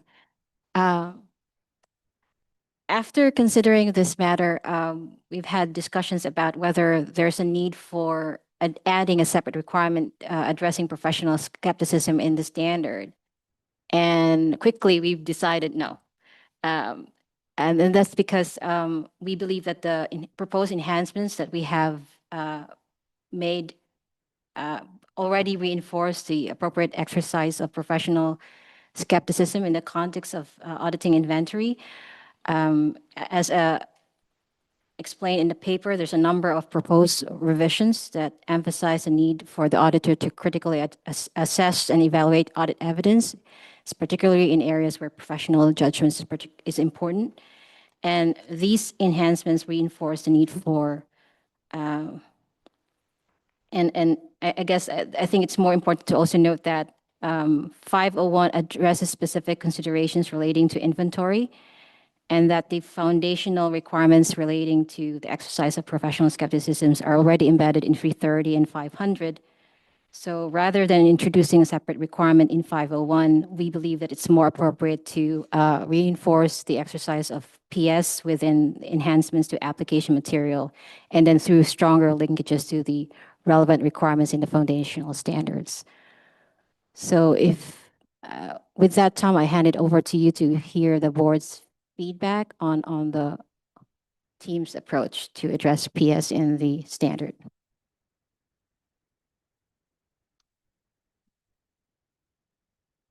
Is everyone sufficiently supportive of this? I guess the alternative would be, we really mean you to apply professional skepticism here as in everywhere else we've told you in the standards.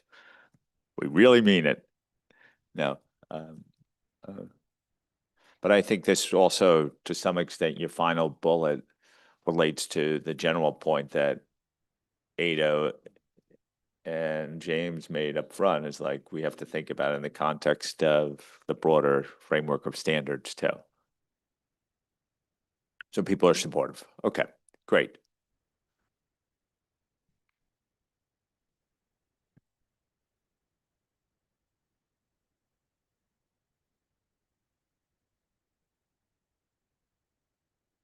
We are done with 501 and we go to. Okay, so the question is does this, do you want to start? We just had 10 minutes left before we were going to move to lunch. Would you prefer us to break here and as a natural place to break, and then we'll return to 505 after lunch?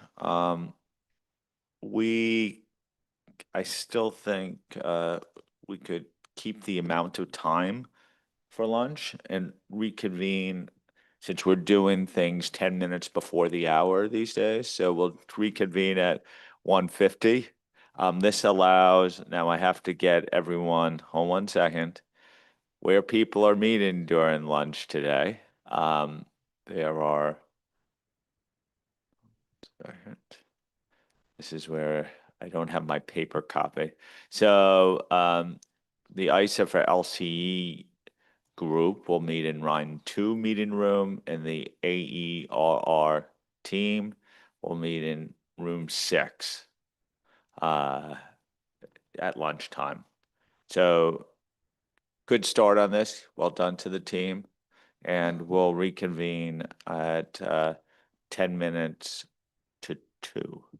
If I'm right. Now I'm totally, yes, 10 minutes to 2, 1:50. Thank you.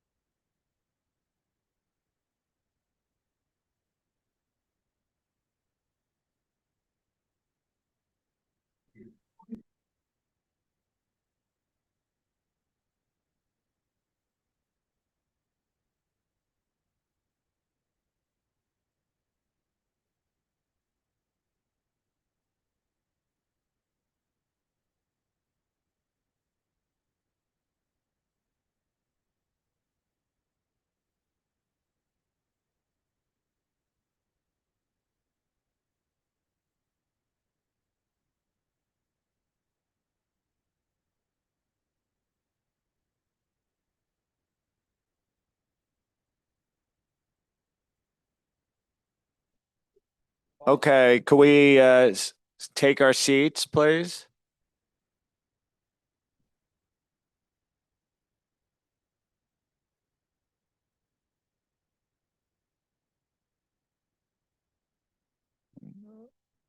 Welcome, Natalie.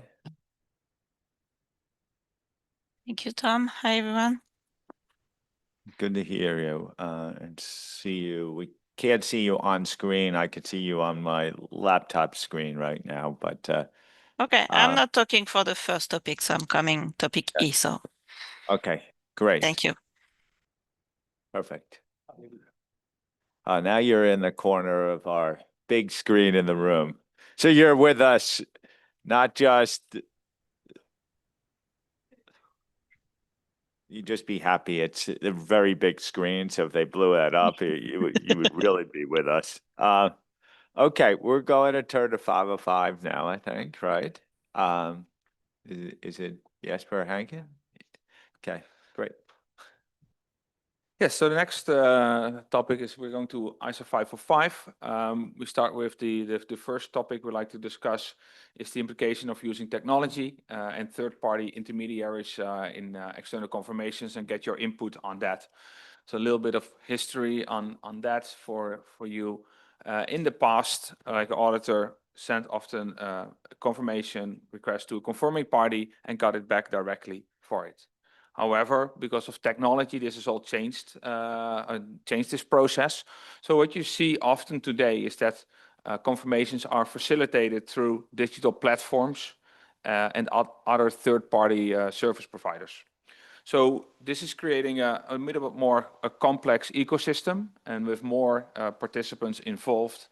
And because of that, and also, of course, this is the same as with in inventory, it's not just this topic that we're dealing with technology, it's throughout all the other issues as well. But specifically for this one, we're focusing here on this intermediary, on the intermediaries. So what we are proposing here is that we want to clarify the role of a confirming party and an intermediary. And we believe that, that these are fundamental principles and therefore that they warrant a definition because they are essential to understanding how the standard works. So we have proposed a definition for both a confirming party and an intermediary. Secondly, we're proposing to address the implications of when the auditor uses a third-party intermediary. So we added a requirement for auditors to evaluate the implications on the reliability of the confirmation request and also the responses to the confirmation request when using an intermediary. So that is included in paragraph 7a. And we also enhanced paragraph 7 to emphasize the auditor's responsibility to maintain control over the confirmation process. So those were in the requirements, the changes we are proposing. Lastly, which is not shown in there because this is a new topic we haven't discussed yet, so we haven't drafted any application material, but we are proposing clarifying the role of direct access in the application material. So with that, Tom, hand back over to you for comments from the board.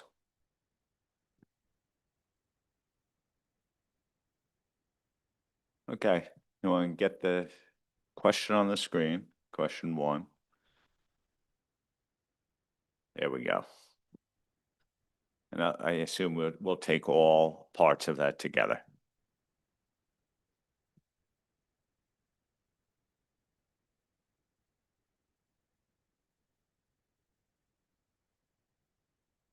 Christelle. On the proposal to clarify that intermediaries are considered service providers under ISQM1, I am not sure this will work in all cases. In particular, when a bank mandates the use of a third-party platform for confirmations, that platform may, in substance, be the bank's service provider rather than the auditor's. In such situations, it may not be straightforward to apply the ISQM1 service provider concept requirement to the intermediary from the auditor's perspective. Thank you. Okay.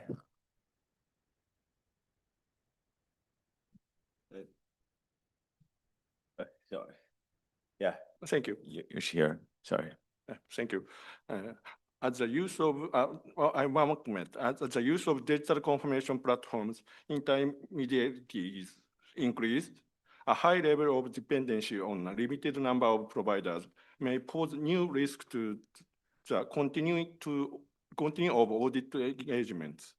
It would be beneficial to provide guidance to assist auditor in evaluation the effectiveness of intermediaries governance, internal controls, and external oversight in order to assess their ability to provide stable and reliability services. Thank you.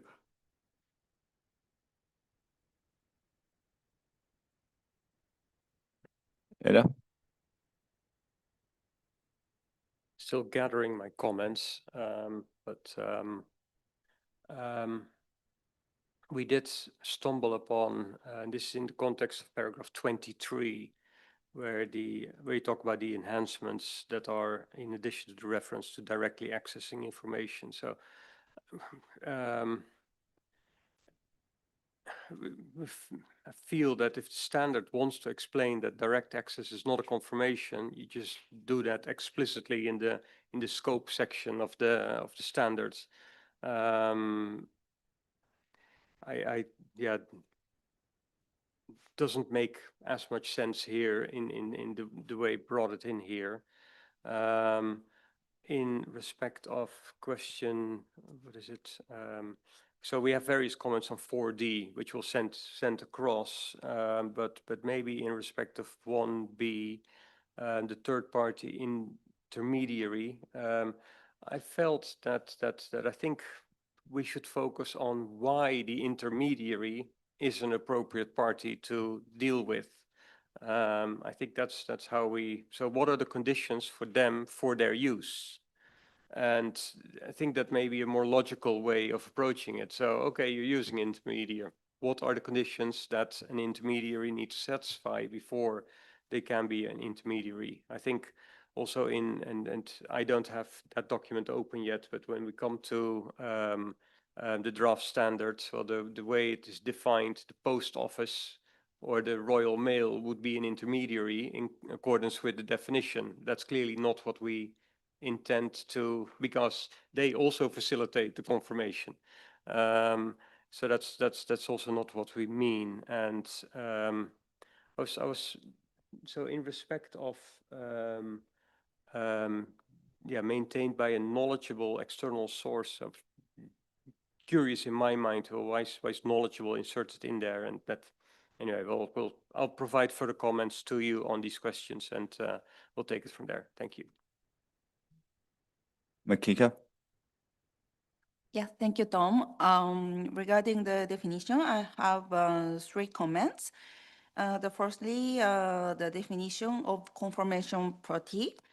So I think it's currently referred to the party to whom the auditor sent the confirmation request. And while this may imply that the auditor should select an appropriate party, this is not explicitly stated in the definition itself. So as a result, it could be interpreted as meaning that anyone who receives the request from the auditor qualifies as a confirming party. So I'm wondering if we don't need to say further in the definition to ensure that the confirmation party means an appropriate party. And secondly, on the definition of intermediary, it is currently defined as a party other than the conforming party that facilitates the confirmation requests and responses. So this concept seems very broad, as it could encompass platform providers like confirmation.com, for example, as well as individuals or organizations retained by entities or confirming party.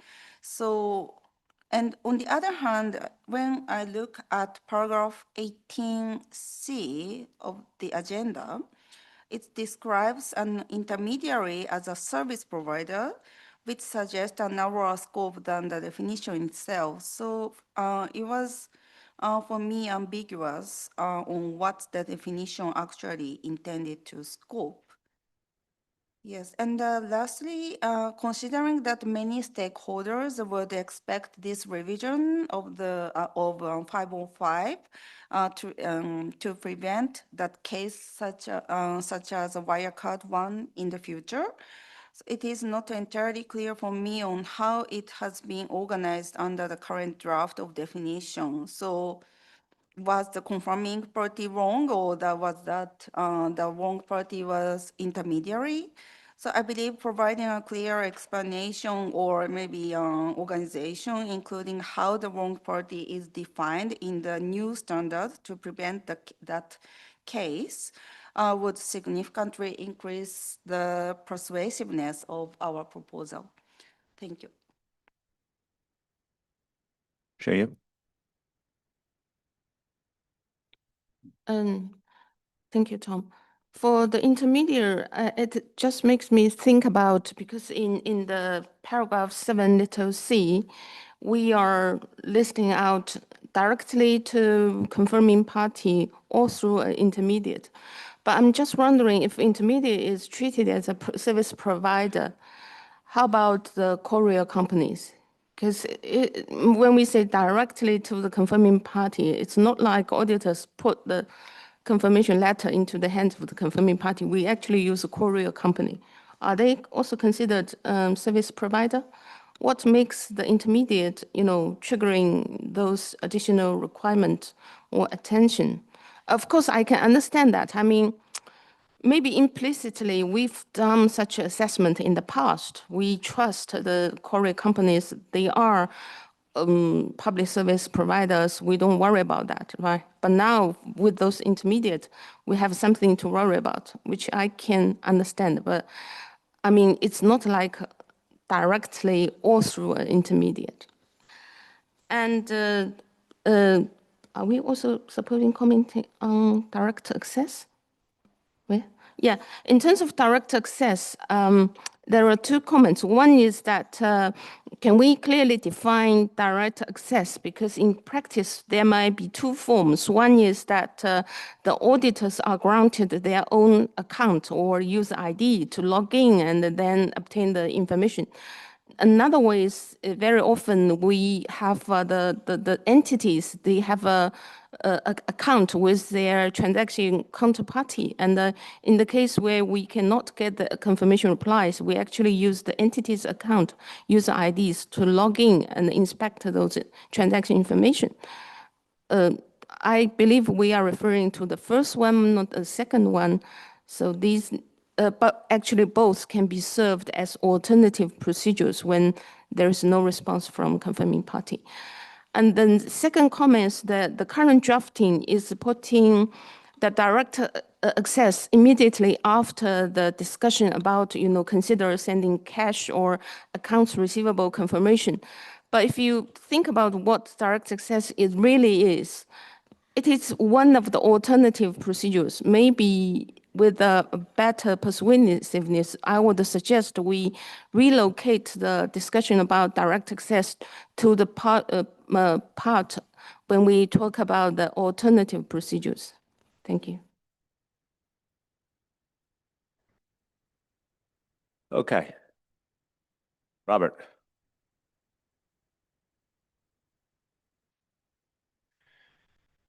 With respect to definitions, a confirming party, we're talking here about a third party, whether an individual or an organization. The question for me is, what's the individual? Is it a natural person, individual entity? What's the organization in this context? It's unclear or a little biased. Another reflection is it conceivable that a confirming party in the future could be some kind of an AI bot? I don't know. And if this is the case, how do we phrase, or could be the case, how do we phrase or bake this in the definition case? Then with respect to external confirmation for cash equivalents, accounts receivables, are we, no, not yet that? I'm sorry. So I keep this for later, and I echo Edo. In my outreach, stakeholders were questioning whether an intermediary has the characteristics necessary to enable confirmation. What is the basis for this? Like reliable systems, reliable processes, and controls put in place. And I think a similar issue we had is an intermediary, does he fall under the definition of a service provider under ISQM1? And what are the respective implications? Thank you.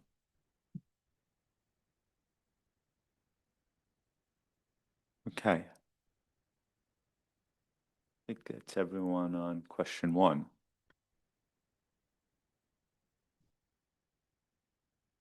Back to you. Thank you all for your input on that one. I think it's useful. I will take that away for developing it. Okay.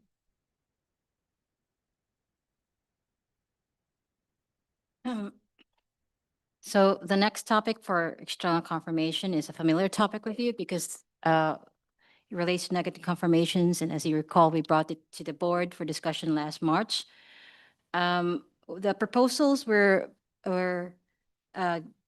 bringing to you is basically continuing to allow the use of negative confirmation request when performed in combination with other substantive procedures and when all of the preconditions are met, and then retaining the preconditions as they are. And then we made a slight adjustment to the first precondition, making sure that they are aligned with the relevant requirements in 315 and 330. And then as you may also see, we've retained that essential material in the lead-in of paragraph 15 of the standard, and doing so aligns that with the cost drafting principles. We believe that this essential material is considered critical to understanding the nature of an external negative confirmation request. And with respect to enhancements to the application material, as you may see, we have developed an illustrative example when the use of negative confirmation requests may be appropriate, and we have examples of other substantive procedures that can be performed in combination with negative confirmation requests. And with that, Tom, I hand it over to you for comments from the board. Okay, question two on negative confirmations. There you. Thank you, Tom. Two comments. One is on paragraph 7B. 7B is said the confirmation request provide less persuasive. I think it's more than less. It's significantly less. Yeah, and the second comment is on paragraph little b. Oh, no, little c, a very low exception rate. I'm wondering, number of exception as compared to which number becomes the exception rate? Because apparently the total number of confirmation might not be the right benchmark to calculate this exception rate. So, thank you. James? Yeah, I think the team will be unsurprised by what I'm about to say, because in the UK we banned the use of negative confirmations. I'm still quite dubious about the quality of evidence that you derive from that procedure. And actually, we got to this place in the project, but so now you can only use an external confirmation process where the risk is low and you've got other procedures that go alongside it. I suppose the question is, if you've already got other procedures, why would you bother doing the external confirmation at all?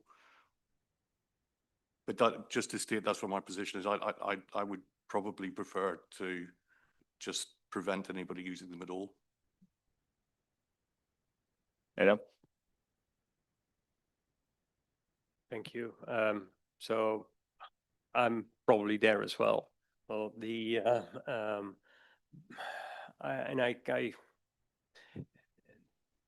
so that makes me wonder, well, should we take it out, or am I gonna be, does it hurt for those few instances where you do want to use it? Maybe for when there's really significant balances out there of small amounts, and maybe it can help you something extra. There was a question as to using negative confirmation as a unpredictability procedure. Does it then need to require all these conditions? So would it then be prohibitive of using a negative confirmation because I'm not satisfying all these conditions? Yeah. If you want to use it as an unpredictability, that's a question. And then the example provided in the application material, yeah, just wondering to what extent this is a realistic example. If you've already tested controls, are you then also going to send out external confirmations if you already have sufficient appropriate audit evidence? Well, is it then really part of the plan, or is it more of an unpredictability procedure on the controls? But anyway, so those are my comments. Thank you. Nancy?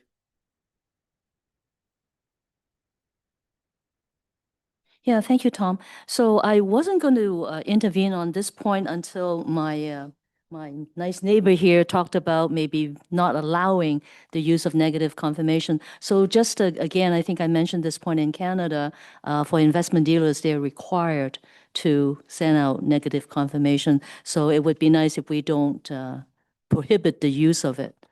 So that's the intervention. But we are in agreement that is of very limited value.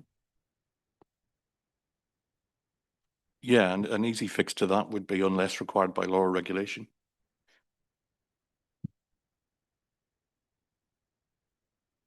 Wendy? So, got a lot of different, got a, got a lot of different opinions in Reach Out, and I have come to the conclusion that this is very jurisdictional. Personally, I also would abolish them, but I don't really get a say because in certain industries, in certain countries, they are used. So I think our goal is to have a very principled standards that allow jurisdictions to make any adjustments that are needed relevant to that country. So I was okay with what was here. Some people thought it was too restrictive. I think it's fine. Thank you. So, okay, what I hear from this group is sort of a trend to where James just was, though, and I guess at some point, unless required by law or regulation, that basically to prohibit the use of negative confirmation. But I think the team at some point will need formal guidance on that if that's the case. Neil? I mean, mine wasn't to ban negative confirmations. I think they could continue to exist. I was just going back to a Canadian example, which was actually brought to my attention as well, that they would be required. So that was one thing I wanted to consider. Also, when we started saying we're going to allow a controls approach in 330, if someone then went and performed this, then they have to perform further procedures as well because they've now done this negative confirmation. So a couple of other complexities that you might want to consider too. Okay, well. So we started with Xiaoyu, who basically pointed out that less is persuasive is an overstatement of its level of persuasiveness in your mind. And then we had a number of comments that basically said, under all these restrictions, we shouldn't allow it, and many jurisdictions prohibit it. And then we noted that in some jurisdictions that it's required, and therefore you would need an exception. I think the staff drafting of it was meant to be a somewhat flexible approach to prevent, but clearly the prohibition unless allowed by law and regulation is even a more restrictive approach. I think, Jasper, before I ask people as a board where to drive it, does the team have a particular point of view on this? I just want to remind the board about the discussion we had in March where we discussed negative confirmations as well, and whether to keep including it in the standard or not. Like what we heard from the outreach that we did and the information gathering activities is that like it's all been, everybody is of the view that it is the audit evidence is not the best you can get by far, right? So it's the less pervasive, but that it does serve a purpose in certain circumstances, and therefore, based on the information gathering, what we've heard was not to prohibit it, but to restrict its use to only situations where it was deemed appropriate. So that is the only thing I think just for the board as well, that discussion. Question is, does the board deem it ever appropriate unless required by law or regulation? That I think is the fundamental question. And Niels, your comment may suggest there may be instances that there's a gap between where required by law and regulation, but I don't know how large that gap is. I don't have great examples, Tom. I'm certainly not sitting here as a supporter of negative confirmations being my primary direction. I'm just not comfortable yet to remove it entirely or to make it too restrictive. I still think it's just a tool in the toolbox that auditors might need. Adam? Yeah, and I agree with that. Well, it is a tool, but I also agree with Charrier. It is very little evidence can be obtained for it. As long as it's recognized as such, and I can live with it to coexist or to continue to exist in our standards. Well, I just don't expect it to be used very often, and particularly not as a large body of audit evidence. Wendy? Tom, I was just coming in on your statement about being prohibited by law or regulation. And so in that, sorry?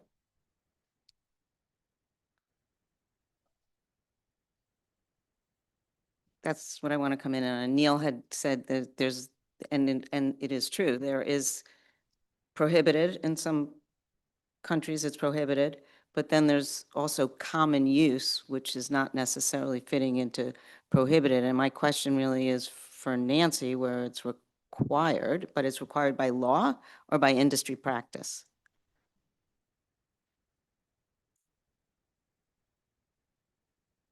So I believe it was filing requirement that requires that they would have to do negative confirmation. Yeah, so an example in the US is in employee benefit plans, and in banking, I understand they are widely used. So my point earlier was I didn't want to restrict it so that it couldn't be used or almost prohibit it. It's pretty restrictive as it is, but I think it would still allow in the banking industry, if people wanted to send negative confirmations and meet the guardrails, they could. And that's my point. I think it has to be principled enough to allow it where it can be used. So in effect, the approach that the staff has proposed. Okay. So we're reaffirming that.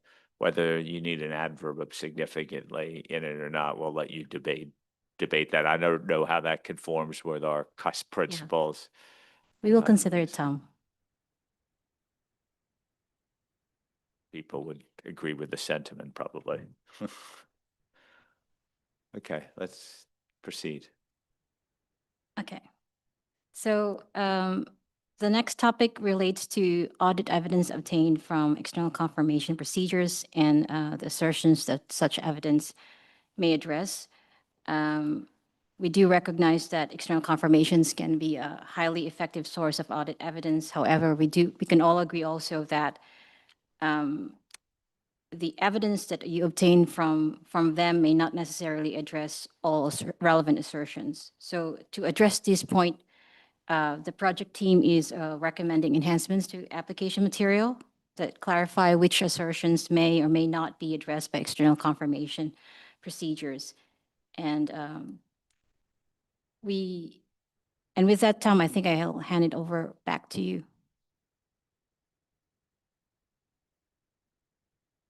So it's very straightforward, enhancements to application material. Okay.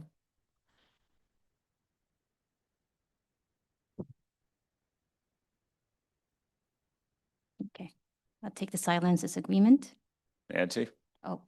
Yeah, so it's just a question, looking for clarification. So 6A in particular talks about cash equivalent receivables. And what we say there is to determine. So determine is higher order than consider. So just wondering whether it's, you elevating it to determine because it is cash equivalent and receivables, or else it seems to be going beyond what is required in 330 paragraph 19. So maybe just help me understand why you elevated up to determine from consider. Nancy, we are addressing that matter in topic F, which will be handled by Natalie. So, but we will be able to respond to that. Yeah. Ada? Sorry, I'm now confused. So we're not giving comments on 6A or? We are giving comments. That's the question. 33 to 35. Okay. In the paper. I'm sure I have something on that as well. Okay, Christelle, while Ada gathers his. On the proposal to improve the application material in ISA 505 discussed in paragraph 33, 35, I'm concerned that some of the drafting may be too directive for a standard that is intended to remain principles-based. In my view, the application material should support the exercise of professional judgment, not appear to prescribe detailed steps or specific responses in a way that could be interpreted as de facto requirements. I would therefore encourage the project team to revisit the tone of the proposed additions to ensure they provide helpful guidance without reducing flexibility or creating the impression of a checklist approach. Thank you. Ada? Thank you, Tom. Sorry about that. So this, I guess, this is about the interplay with 330. 330 already has a requirement for the 330 is about the response to assess risks. So I see 505 as the, okay, you've considered it. I'm going to do confirmation procedures, and 505 tells you how to do it, not when to do it, because that's 330. And here we're muddying the waters by putting some further specificity for bank and account balances with a determination, whereas in 330 there's already a requirement to consider it, whether confirmation procedures should be performed. So this is where I start struggling with the interplay and what is 505 really for in the context of 315, which identifies the risks, and 330, which structures the response. Thank you. If I may come in, just to be clear, I appreciate all the rich comments, Ado, but we are currently in the topic of the clarifying assertions that may be addressed by performing external confirmation procedures. So that's the topic we're on. But we hear... In that vein, Yeah. the assertions that needs to be covered are an element of the process that is determined in 315, and 330 determines the response. So Yeah. I don't think we need to be talking about it here. Okay. I hear you now. Wendy? Okay, so it'll come as no shock that I agree with the team's proposals here, particularly in 35. So I like your direction of travel and the words that you want to change to one or more relevant assertions to align with the PCAOB and the AICPA standards. So I obviously would have no reason to disagree with the direction you want to go. Anyone else? Thank you.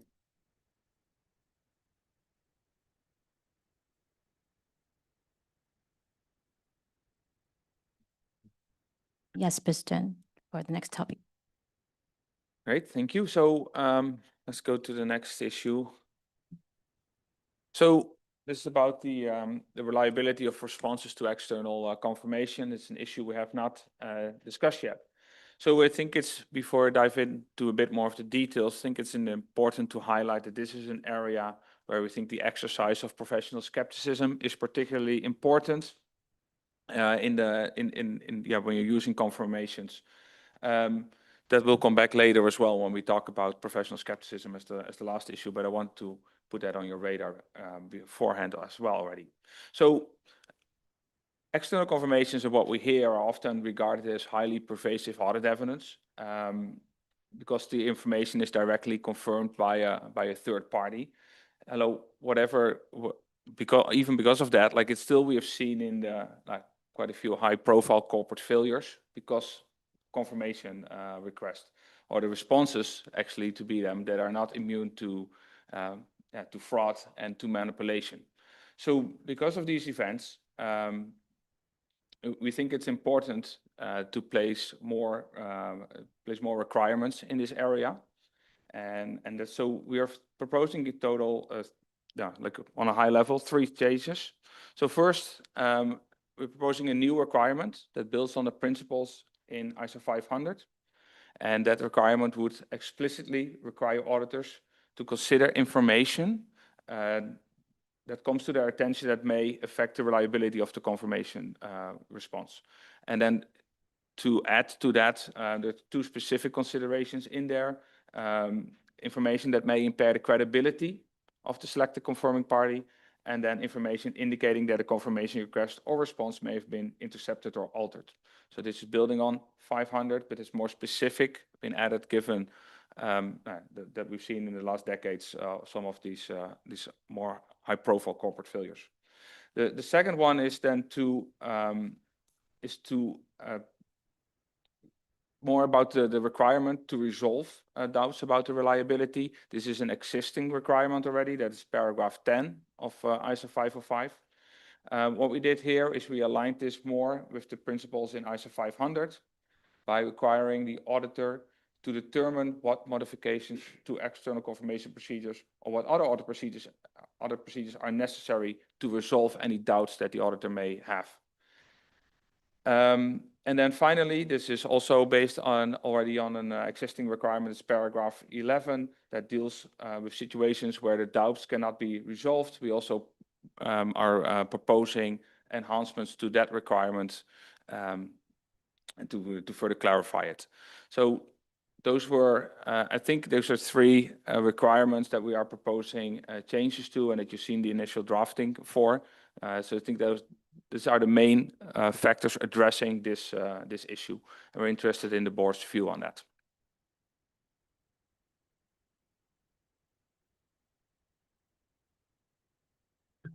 Okay, so there is some proposed drafting related to the discussion in the agenda paper. James? Yeah, just to say, I very much welcome the direction of travel here. I think 9A is a good addition, particularly around interception, but even more importantly, given some of the recent corporate failures that have happened around impairing the credibility of the confirming party. The only thing I wonder if it's worth thinking about, not necessarily come to a decision now, but the use of the language events or circumstances that the auditor becomes aware of is quite passive. So in one scenario I can think of, it was only when someone actually did something to assess the credibility of the confirming party that information became available. And so I just wonder if maybe as part of the further development of the standard, we might want to think about, is that too passive? Can it be addressed by application material, for example? Thank you. Anyone else? Shaya? Thank you, Tom. I just want to clarify, in terms of paragraph 10, it talks about the auditor shall determine what modifications to external confirmation procedures, blah, blah. I'm wondering whether this sentence is implying that in those situations, the auditor shall resend the confirmation with an improved confirmation process? Is that what we intended to express? Because it's not clear. Thank you. Wendy? It's very broad. It could be anything. So you could modify the extent of your procedure. You could resend it. Actually, if well, it depends on the circumstances. Actually, that's the first grounding basis. You need to determine what are the circumstances before you modify. How that will inform how you would modify your external confirmation procedures. Because by reading that, if we indeed find that there's something to improve or there has been a deficiency in the confirmation process, I would expect that the auditors to resend all the confirmation requests affected by those deficiencies, not leave it to the future. So would one way to be addressed in an application material, which we haven't started the drafting, and the team will take your input and reflect on how to address it. So just to clarify too, that the wording here is lifted from the core requirement in 500, which is basically principles-based modification, which uses the phrase modifications to audit procedures. Wendy? Hankin, you will tell me if this is the right place to bring this in or not. So 9A doesn't yet address incomplete responses. And if you go back to the definitions, because I didn't think it was the time to discuss this yet, I guess overall, I'm not sure that we're hanging it together as it relates to what exception is, what an incomplete response is, and there is something about a partial response in one of the definitions. So it's a little confusing to me right now. I just want to make sure the direction of travel will be to bring that all together. We will be addressing the topic of non-responses and incomplete partial responses, I think in the next few topics. But just on top of my head, the current definition of an external confirmation procedure actually, or the definition of a non-response captures a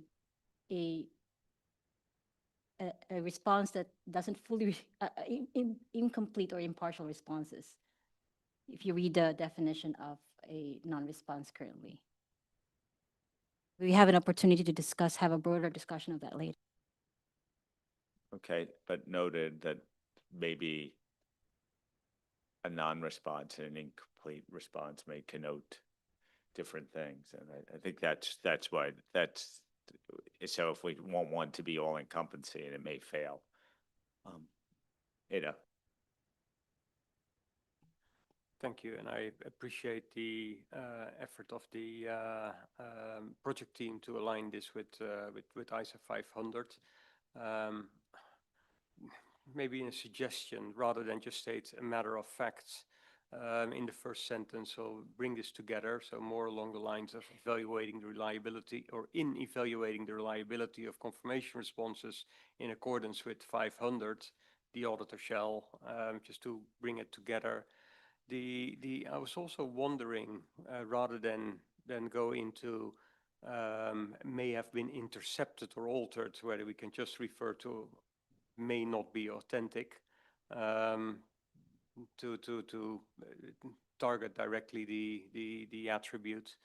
In respect of 11, or in 10, sorry, of course, it's fine that the auditor shall determine what modifications are necessary, but we've lost now the requirement to also go do it. So the action is now lost. So yes, you need to determine, but also go do it. And which was the previous one. So thank you. Robert. External confirmations. Now I'm coming back to 6A, which you postponed. Well, you postponed it 10 minutes ago. I'm going to still postpone it. Okay. Then I'm going to talk about 10 and 11. In 10 and 11, reliability, and this is a question, more a question than maybe a statement, but you say if the auditor has doubts about the reliability. So what does it mean? Any doubts? Everything is doubtful. So is there a threshold, like significant doubts? Or I don't know. And this is more a question. Maybe you can elaborate on this. Thank you. This phrasing actually is also anchored on the core requirement in 500. And so if we were to debate on that one, I think that has to be settled in 500 first. But we will consider your feedback and take it away.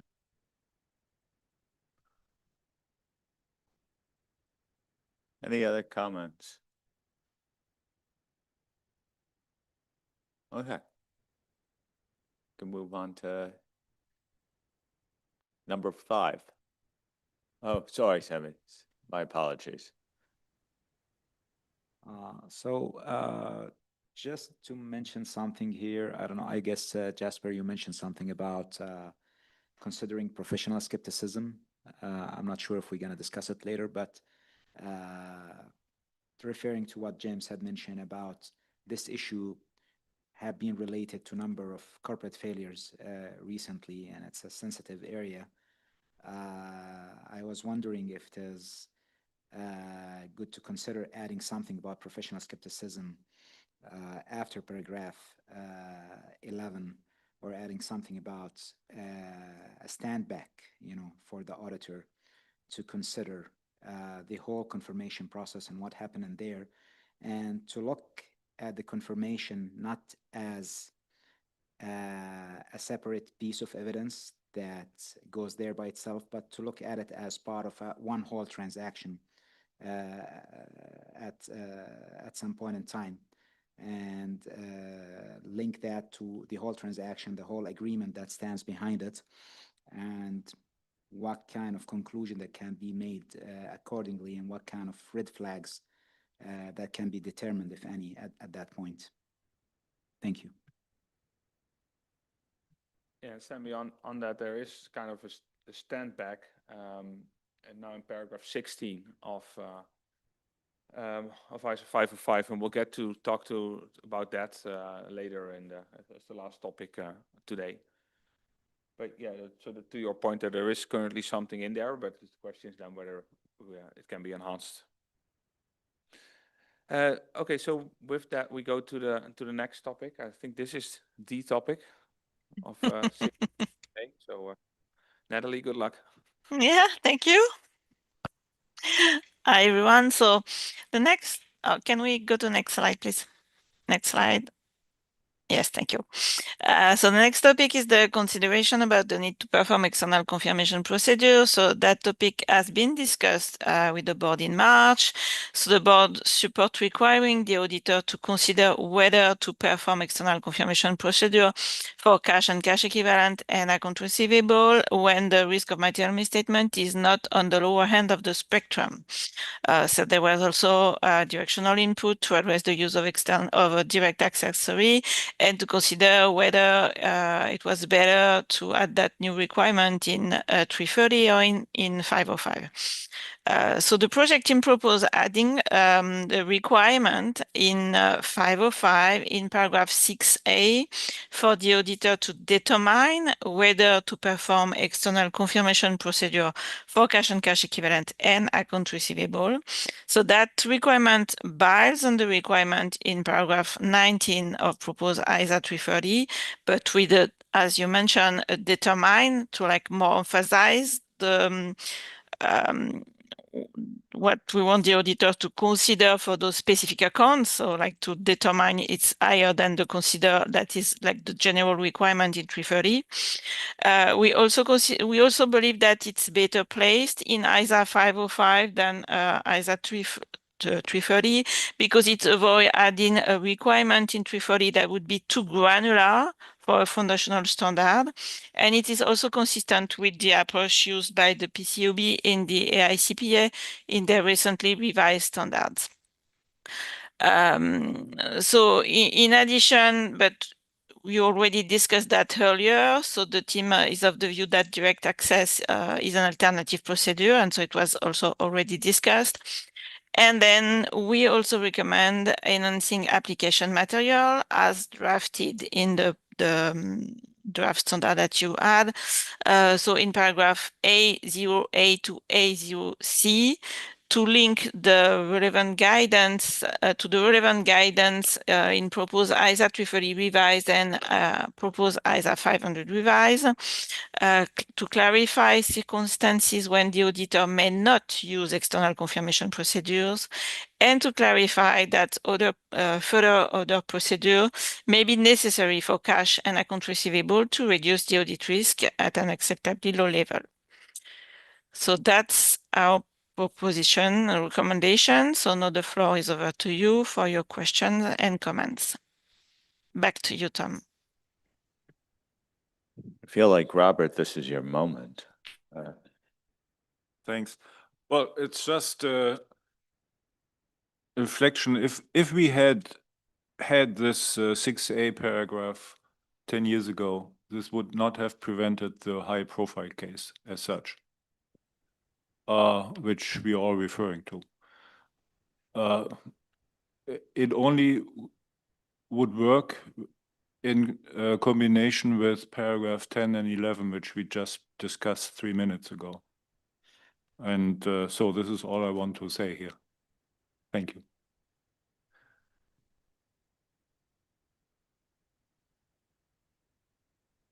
I guess, Robert, the only question I say is obviously not one single paragraph of any of our standards by itself is meant to address one issue. Like we've done a lot of different things over time that included 240 and 315 and a lot of things. So like, I get your point, but I don't want to give a sense that we're drafting one paragraph to be responsive to one specific thing, even if that's what we should be doing, if you think that. Okay. Jair. Yeah, actually, in my outreach, we discussed the case of Wirecard. And we reached a common understanding that if you send the external confirmation and you do it properly, you have a chance to find the fraud. But if you don't send the confirmation at all, you don't even have a chance. So, well, now go back to 6A. I have a couple of recommendations. First is I would suggest that we separately talk about cash confirmation and account receivable confirmation, because these two are quite different in practice. Because normally, in most cases, the cash and the cash equivalent, you will send a confirmation to bank or other financial institutions which have a high level of credibility and normally better system of internal control and highly regulated. So it's not like, a creditor and the debtors. You don't know how good or how bad the other party is. So I think the considerations are different. So, and also the application material talking about ineffective and impractical, in my territory, those two are not relevant to bank confirmations. We receive almost very close to 100% replies from the banks. And the second comment is about, we talk about confirmation for cash and the cash equivalent, but I would prefer that we take into consideration the bank confirmation, which means we'll cover more than cash and the cash equivalent. Because if you think about those items, you can confirm with the banks. Cash and cash equivalent is something, it's more easily you can carry out some alternative procedures. But when it comes to the liability and some obligations, it will be extremely difficult to carry out alternative procedures if you don't receive confirmation replies from the bank. So I think for those actually the liability and obligation side, a bank confirmation is a very powerful audit procedure. So that's a second thought. And also the direct access, because again, we are talking about direct access. I understand it's in PCOB 2310, but at least in my territory, we have not come across direct access channels which will provide you persuasive all the evidence as good as confirmation replies. Maybe because the information you sought from the confirming parties, especially from the banks, due to the confidentiality or data security concerns, they won't make it available to auditors as a group easily. They are very strict in providing such information to other parties. So my suggestion would be, can we find out, what are the real life scenarios where direct access is granted and how good the quality of the information is, so we can have a better idea, when we suggest, consider direct access. Is it practical? Is it persuasive? Thank you. Neil? Generally, my outreach was suggesting they wanted the consider piece rather than the determine, and they felt that it wasn't in alignment with 330. But I think an important piece that came to my attention is that the requirement as written is written on the basis as if inherent risk is just a singular thing.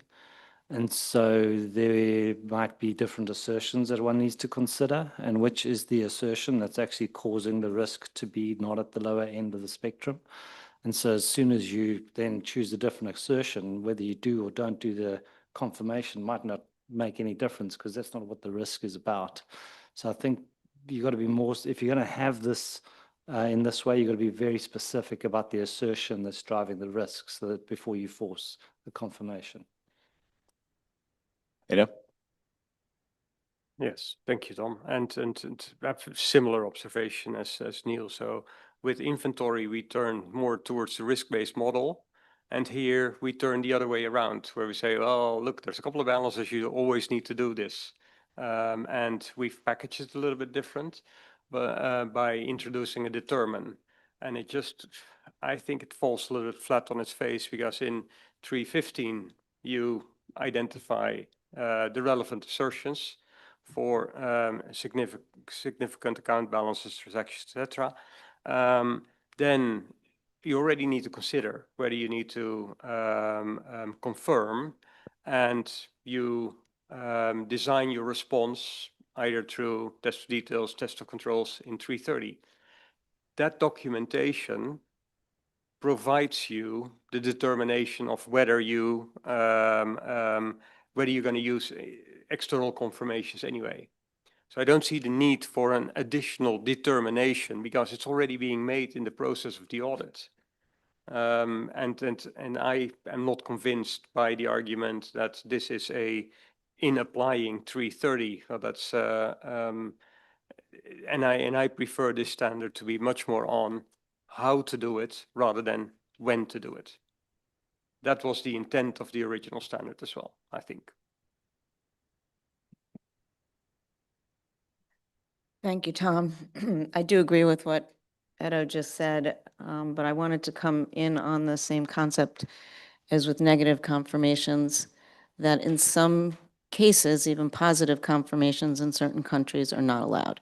So I want to stay very principled in this standard. So for example, in the US, the IAASB plus the PCOB require cash and AR. You don't even go through, there's some ways out, but but it is required. And I think if we state principles-based, then jurisdictions can manage through their own requirements if it's prohibited or, certain ways you have to do it. I don't know where to bring this up, but I'm still a little unclear what direct access is. Is that a confirmation, an alternative procedure? How does that fit into this new model? Really? So I think there are two issues here that we need to talk about. I think the first one is when we discussed with the board back in March, the board agreed that we need to be stronger, more robust in the case of cash and cash equivalents and accounts receivable. So I think that's the first thing we need to confirm. Has that position changed? Because here we do want to audit so our intention was, we deliberately want you to apply the work effort of determine. And that's going to drive a documentation requirement. And therefore, you better be sure that you make the appropriate determination. It could be that it's not needed, but otherwise, you need to do this. So I think that's the one issue. Are we still happy with that principle, that we did want to make it stronger? And then I think the other issue that came up as I listened to the conversation is, where is this best located? I hear what Ado said. Do we see ISA 505 as once you've decided to do an external confirmation, this is the standard that tells you how to do it? It's almost like we have 530. 530 tells you, well, once you've decided to do audit sampling, then this is how you do it. So I can see that. I can see that that may be a discussion. Is it better located here or is it better located in 330? But I do think we need to separate those two issues, because the first one is the important one. Do we still agree that we want this to be a robust determination?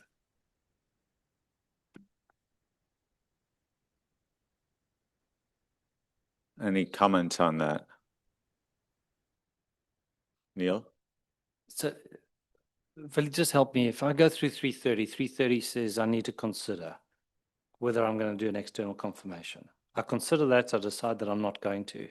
I don't even go to the standard. Then it turns out this standard says that I need to determine it. I didn't even get there. And so the two don't work together. I wouldn't even go to the standard because I'm following 330. No, I agree with that. And that's why I say I think the location is a valid point to discuss. But what we are also saying is to consider is not the work effort that we had in mind. The work effort that we had in mind for cash and cash equivalents and accounts receivable is a determination. And that's the important point. So I take your point about the location, and that's something we can fix, but it is more about what is the work effort? Is it in the case of these account balances? It's not just to consider, it is we want you to determine whether it is appropriate or not to do a confirmation. Adam? So I don't think I'm not convinced that this determination will help you by creating an insertion more or less similar what the PCAOB has done, the AICPA has done in respect of cash balances. I much stronger believe in the audit risk model. If it's a risk, you need to come up with appropriate procedures to attack those. And confirmation is one tool in our belt, and we bring that to the attention in 330 already.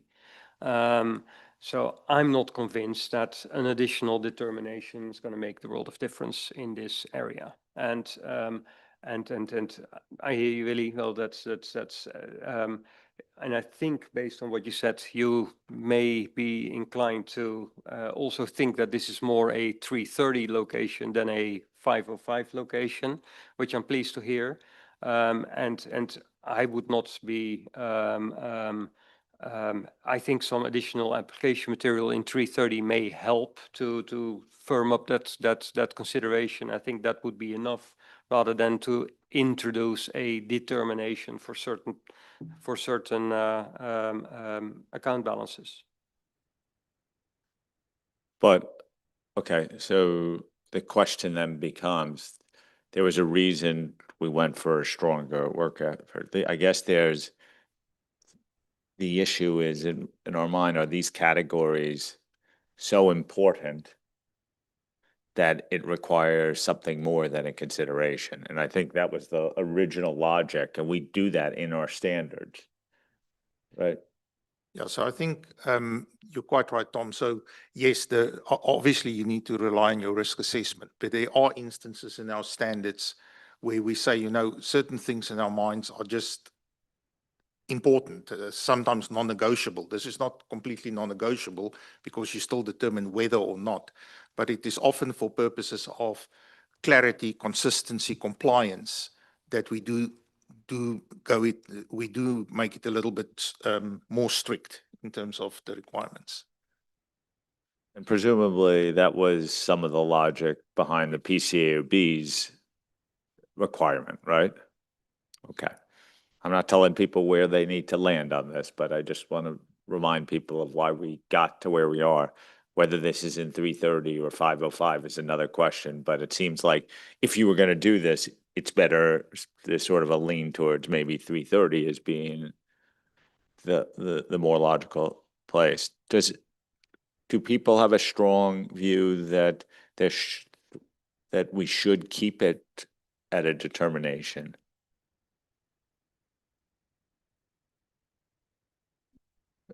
Well, let's put the location issue aside. Geography is geography. Like you could go into 330, it could be at 505. But we were earlier, I've heard from Ado and Neil who believe in a risk-based model, which it should be considered. Like I got that point. I want to hear if there are people who are where there was a reason the board was where it was. And now I see a lot of silence, unless you're so convinced by Neil and Ado's arguments. Well, Ada, you're very persuasive to yourself. Wendy, No shock. I'm not convinced. I'm fine with determine. anyone? Is that you? I'm not convinced either. My rationale for make it strong for cash and the accounts receivable, I think ultimately link back to the fraud risk. Those two type of fraudulent financial reporting, in particular revenue recognition and the misappropriation of assets, they more or less comes to the end of cash and accounts receivable. Where external confirmation is the very powerful audit evidence you can obtain from external. In those cases, I don't trust that much on internal controls, even if they appear to be effective, which can be overridden in the case of fraud. So I strongly believe we need to have strong things about cash and accounts receivable. That's my understanding. Thank you. I personally have sympathy to Xiaoyu's argument and to Wendy's argument in this case. Are other, like, I'm going to ask for a show of hands of like where people are on this, because the staff is going to need guidance. Who wants to put aside the location? It could be at 330. I accept that. But who wants it to remain as a determined effectively in this case? This is pretty split, isn't it? 1, 2, 3, 4, 7. Who wants it to move towards just something signpost as a consideration?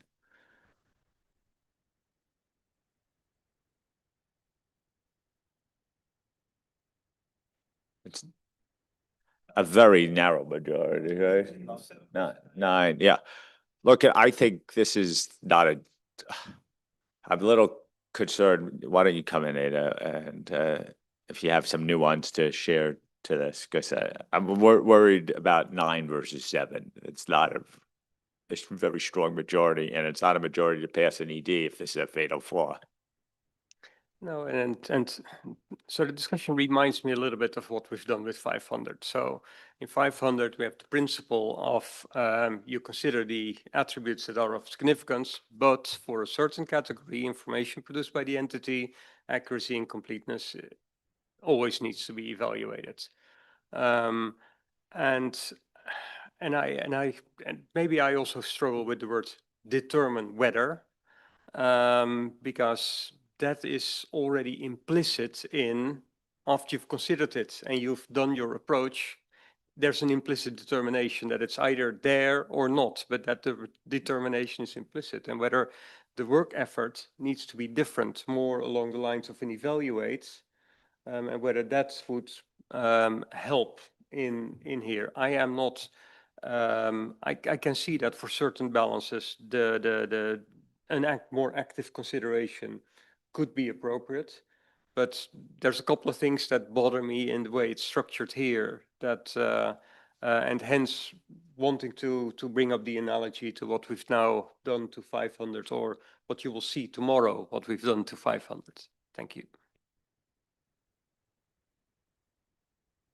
But I would like to sort of see, is there a desire for this board, I think from a geography standpoint, to think of this more as a 330 issue, right? Is that, am I reading the room properly? I sort of would like to see what an alternative language would look like in 330, which calls out, you say it's maybe a more specific consideration or determination.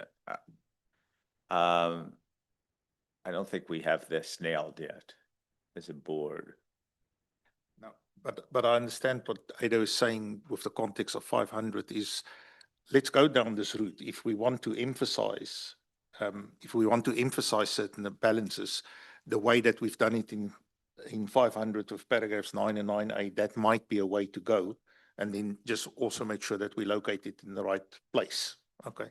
So I mean, that we can certainly do, even if for the first draft, we can bring back to the board, because I do think there's a general sense that, and Ada, you used the word, a more active consideration. There is a sense that for these account balances, you really need to apply your mind. And if, let's see if we can get the words right. And we've got the example of 500 to work on. So we're happy to bring back something in September. Neil? And Tom, I think it's part of the point that I made earlier, like what is the risk? So some people have raised, well, it's really important to do an external confirmation because of, and so this is where the application material is that, you know, it's consider, determine, so it's consider, but there's application material that really gives you better guidance around the real things that you need to be considering, around the risks that might exist under some circumstances. At the moment, it's just, it's not on the lower end of the spectrum, go get yourself some confirmation. It might just not be addressing the risk at all. Wendy, do you have your 10 codes still up? Okay, I think Sammy? I think in terms of risk, we need to consider the sentiment of the public as well, like how the response to whatever we decide will be. I think, again, considering the cases that took place in the audit arena, coming back with kind of a reduced requirements, I'm not sure how the feedback will be in this case. If we are saying that determine and consider are similar to each other, then why don't we stick with determine instead of consider, and even apply that in 330 as well? I think, Sammy, though you and I are relatively aligned, but we have to see how the staff will come back and draft it for us. I think the scene will be believed in, and we'll effectively have to let's use the word, reconsider this topic and determine whether we're in the right spot. See, I'm on my game right now. But we're gonna look at the approach that we've taken in 500. We're going to see how well we call this out in potentially 330. I guess we'd be considering this as a conforming consequential amendment. Yes, while this project is going out on ED, but remember the two projects are going to sort of Yeah, align. the lines, they would come out. Okay. I think the mechanics of that is also important because I don't want to confuse the issue for 330 ED approval tomorrow. I mean, on Thursday, potentially. Okay. Are we clear here? Natalie?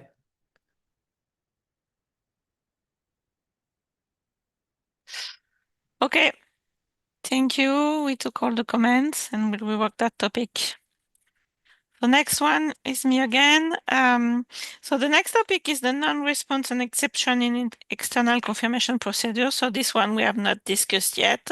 So the key issue identified in the project proposal is that there's recurring challenges in how auditors address non-responses and exception in external confirmation procedures.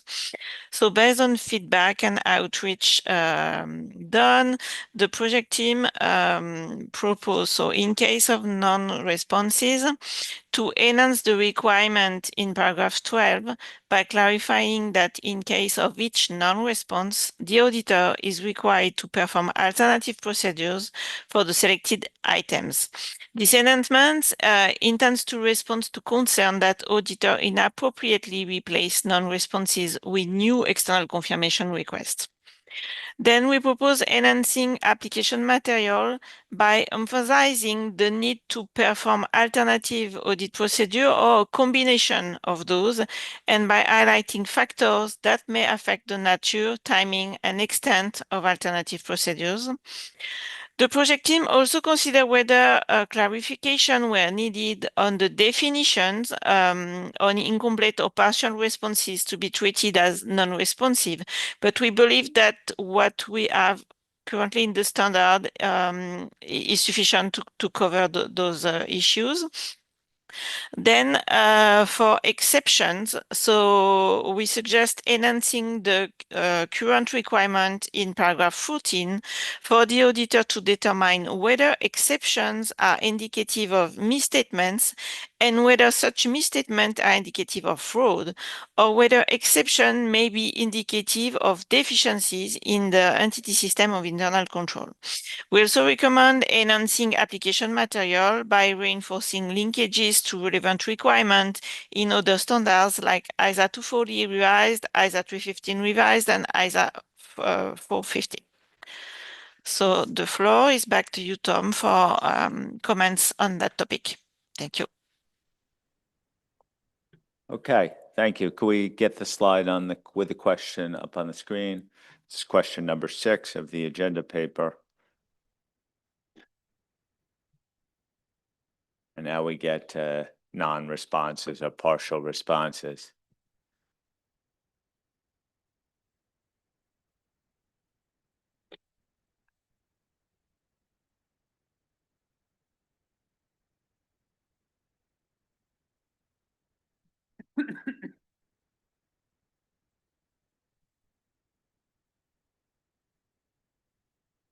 Feel like I should have some waiting music as people consider. Any comments here?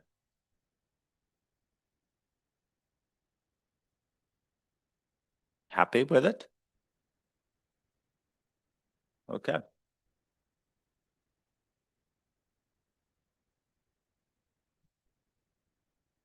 Thank you, Natalie.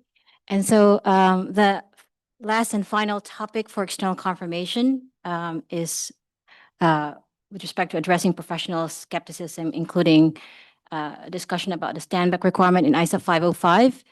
So also after careful consideration, the project team is not also recommending a separate professional skepticism requirement within 505.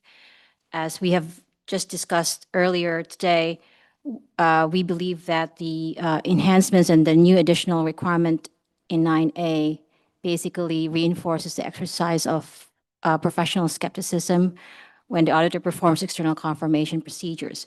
So the area where we really need direction from the board today is with respect to the existing standback requirement in 505, whether that should be retained and then or revised or removed altogether. So in considering the future of how we're going to approach the standback requirement in 505, we actually drew on the analysis that was performed by the Audit Evidence and Risk Response Project on the standback requirements across the ISIS. And that analysis actually identifies circumstances where subject matter specific standback requirement may be appropriate. And that includes more complex areas of audit, areas involving special considerations, and matters of particular significance to the financial statements. Obviously, that's not it's a non-exhaustive list. So against that backdrop, we are actually proposing two possible approaches. The first approach is to remove the standback requirement in 505 altogether because that aspect of the is basically already covered in the broader standback requirement that's now introduced in ISA 330, which then effectively captures the results of external confirmation procedures. However, we do recognize that removing that standback requirement may be perceived rather as a resulting to a less rigorous standard than what we have today. And then the second approach would be to retain the standback requirement and then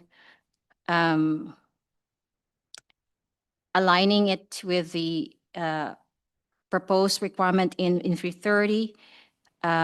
We would also possibly clarify that the evaluation would consider all audit evidence obtained from external confirmation procedures, any alternative procedures and other relative audit procedures in determining whether sufficient appropriate audit evidence has been obtained regarding the relevant assertion. So effectively, the options for you today is either do we keep it and then further enhance it or remove it altogether on the basis that the standback requirement in 505 is effectively covered by that core standback requirement in paragraph 25A of proposed ISA 330 revised. And with that, Tom, I hand it over to you for the board's comment.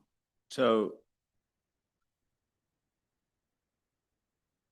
quick question, and I just want to make sure that I'm reading the paper.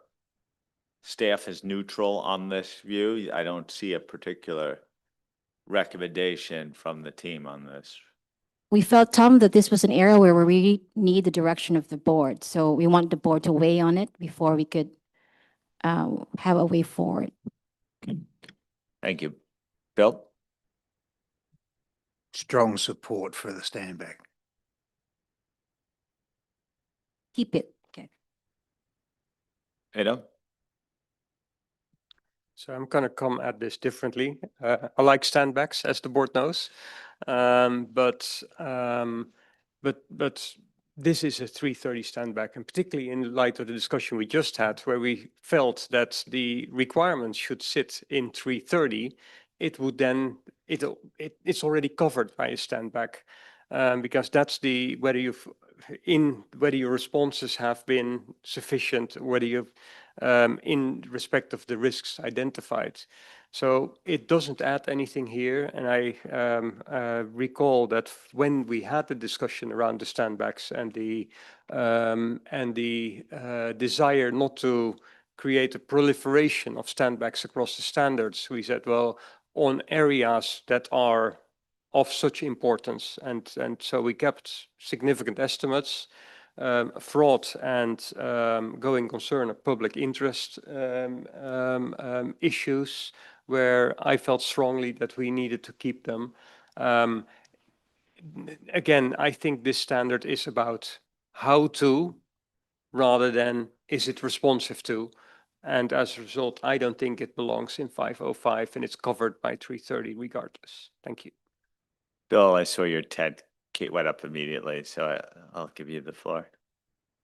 Yeah, just to disagree with that, we go back to when we talked about standbacks, I don't know how many meetings ago, and yes, we aren't going to have a proliferation, and nor do I want a proliferation, but we were going to pick key, I forget the actual terminology, but key points And I just think the entire discussion we've just had is enough to convince me that this is a nice way of responding to all those. I mean, it's more important doing this than talking about consider, determine. You know, I just think that it's got a strong basis.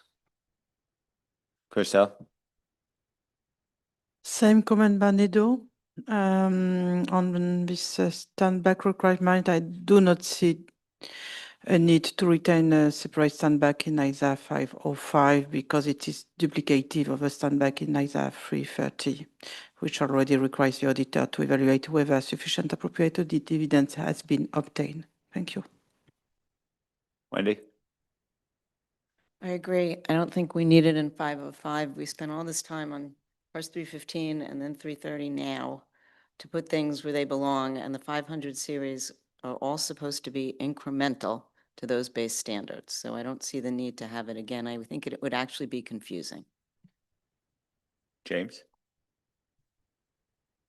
I remember feeling very strongly about the 1 and 240, and I don't feel quite as strongly about this one, partly because what Edo said. I think my concern would be maybe more optics in the circumstances in which we're issuing this standard in response to well-known issues around confirmations. Why don't we just leave the one that we have there? Because that's not a proliferation, that's just a continuation. So that's my only thought. Sammy? Well, again, it's not clear for me if we agree to keep it in some other areas like 240 and some of the other standards. Like, what's the difference here? Why we feel that it's not important here, but was important in some of the other standards? So the only thing I would say here, I think the argument to remove it is actually the core requirements move into 330 that has a stand back. And where the analogy could be drawn is more like 530. We don't have a stand back on sampling. Once you're into sampling, it's a how-to standard of how to do it. It's sort of like now, once you have to do something, and so there is some, at least from a principle base standpoint, some logic to keep it effectively saying the relevant stand back applies in 330 and being very clear there, because this is more of a how-to standard. If I'm reading the logic right, is that consistent, Eda? Yeah. All standards are how to. I mean, even 240 is how to apply 330 and 240, 315 and 240. Yeah, I think, you know, regrettably, we have to use words to describe the options, but we shouldn't be thinking about it as removing a standback. We should be thinking about it, there is a standback that covers this. Why I'm comfortable to consider removing it, so there I use the word again, removing it is also confirmations is not an end in itself. It contributes to your audit evidence. It's not the end of everything. And also, remember, we have a stand back at 700 now too, right? Where you have to consider this whole. So that's another look at. I think this is very connected to the point we had such a split view on originally, and we're going to let the staff work on it. Again, I think our resolution of that may impact how I feel on a stand back in this standard. And I think things are interrelated, but I think in principle, it makes sense to have the stand back in 330 if we're going to move to the type of standard that we think it is, but recognize there's a lot of sensitivity around this issue, and how we resolve the issue of cash and cash balance may impact whether we feel like we need an extra reminder to people. Jaya?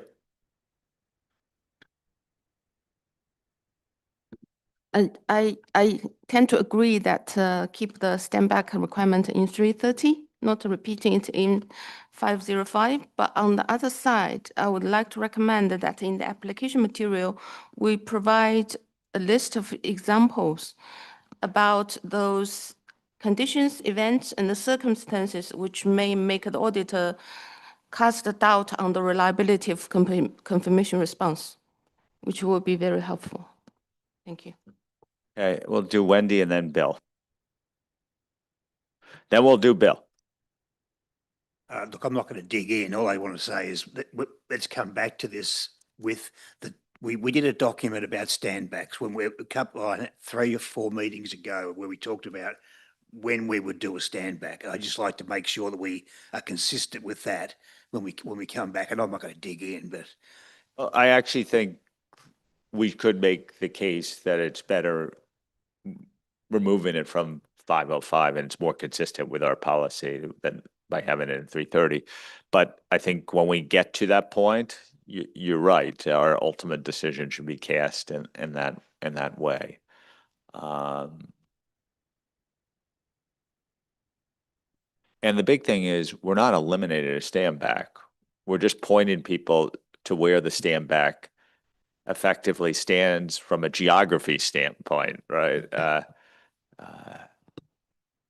Okay. So you have sort of a leaning towards Removal. the removal of it from this standard and focus on the stand back in 330 because the way we're shaping our proposals. It's not an elimination of the stand back though. It's a geography question. That is correct. Yes, I stand corrected on that one. Jasper, I think we move on to that. That was the last question for today from us. Maybe first to reiterate, like if you have offline comments, please share them with us. Always useful to receive those. We will be working over the summer to a full draft of the standard, of both standards, and then we hope in December to approve an exposure draft. So. Few of our board members would suggest that you're going to work over the winter. Fair point. When I sit in the airco. Yeah. Okay. No, thank you all for your comments. Really, really appreciate it, and we had really good discussion. So. Thank you. That was a very good discussion. Okay, so where we are right now is we're a few minutes early, 7 to be precise. We're going to break and reconvene at 4 p.m. because we have, I think this is where we have our guests from IAASB joining us. And so we can't start any earlier. So enjoy your 7-minute longer break.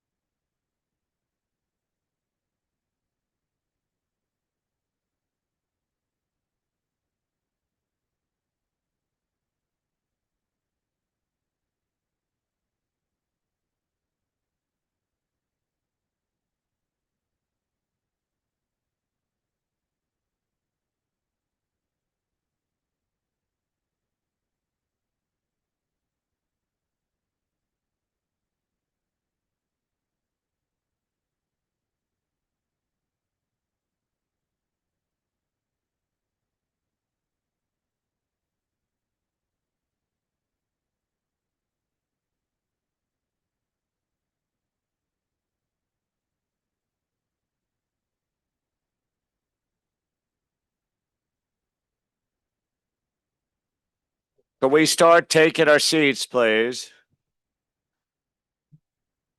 Yes, sir.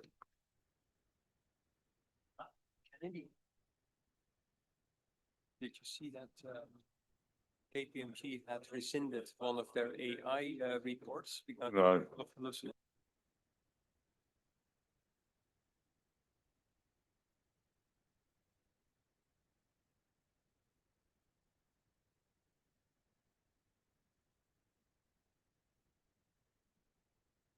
Okay, could we get seated, please, and quiet?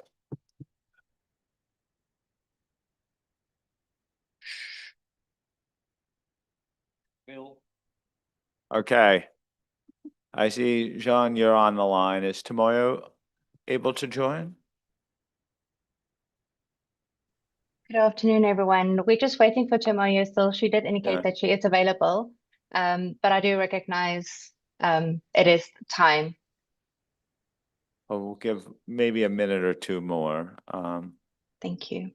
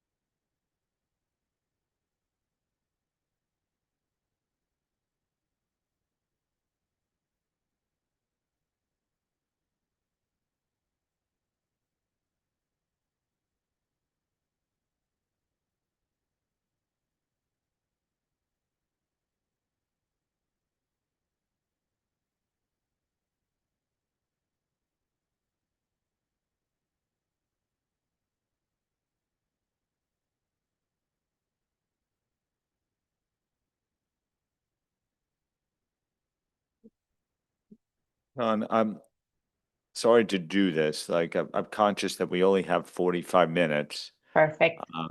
And maybe I'll hand it over to you in a second, but just welcome to you. Obviously, we're very interested in hearing what IAASB is planning on its technology side. Conscious that you've made some things public after your meetings last week, and I know you and Angelo and the team have been closely coordinated. So I'm going to turn the floor over to you right now, and we look forward to engaging. Thank you very much, Tom, and thank you for the opportunity to speak to your board today.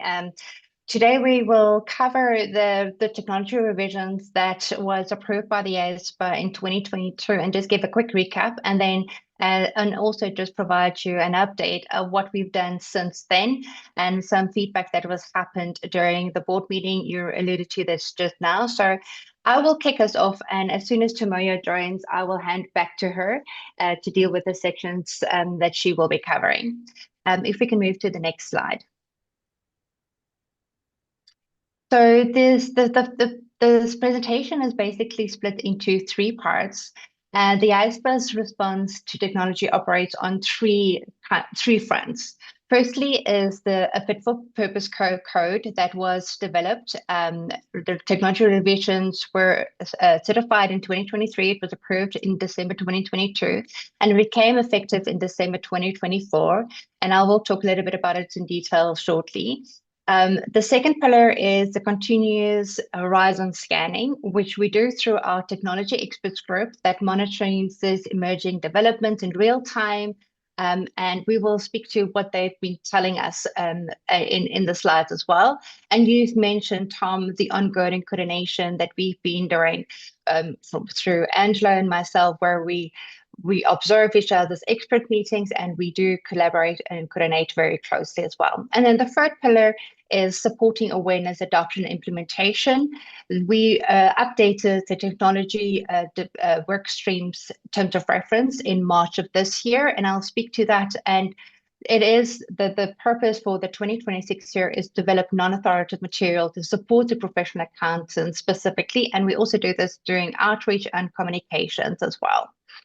So with that, I will dive directly into with the next slides onto the technology-related revisions. So the revisions was a combination of a multi-year effort by the IAASB to ensure that the code remains relevant and fit for purpose with this environment that is characterized by this rapid technology and the changes all the time. The project was launched because technology was identified as a strategic priority at that time, and because the developments such as AI, big data, analytics, automation, and digital platforms were fundamentally reshaping how professional accountants were performing their work.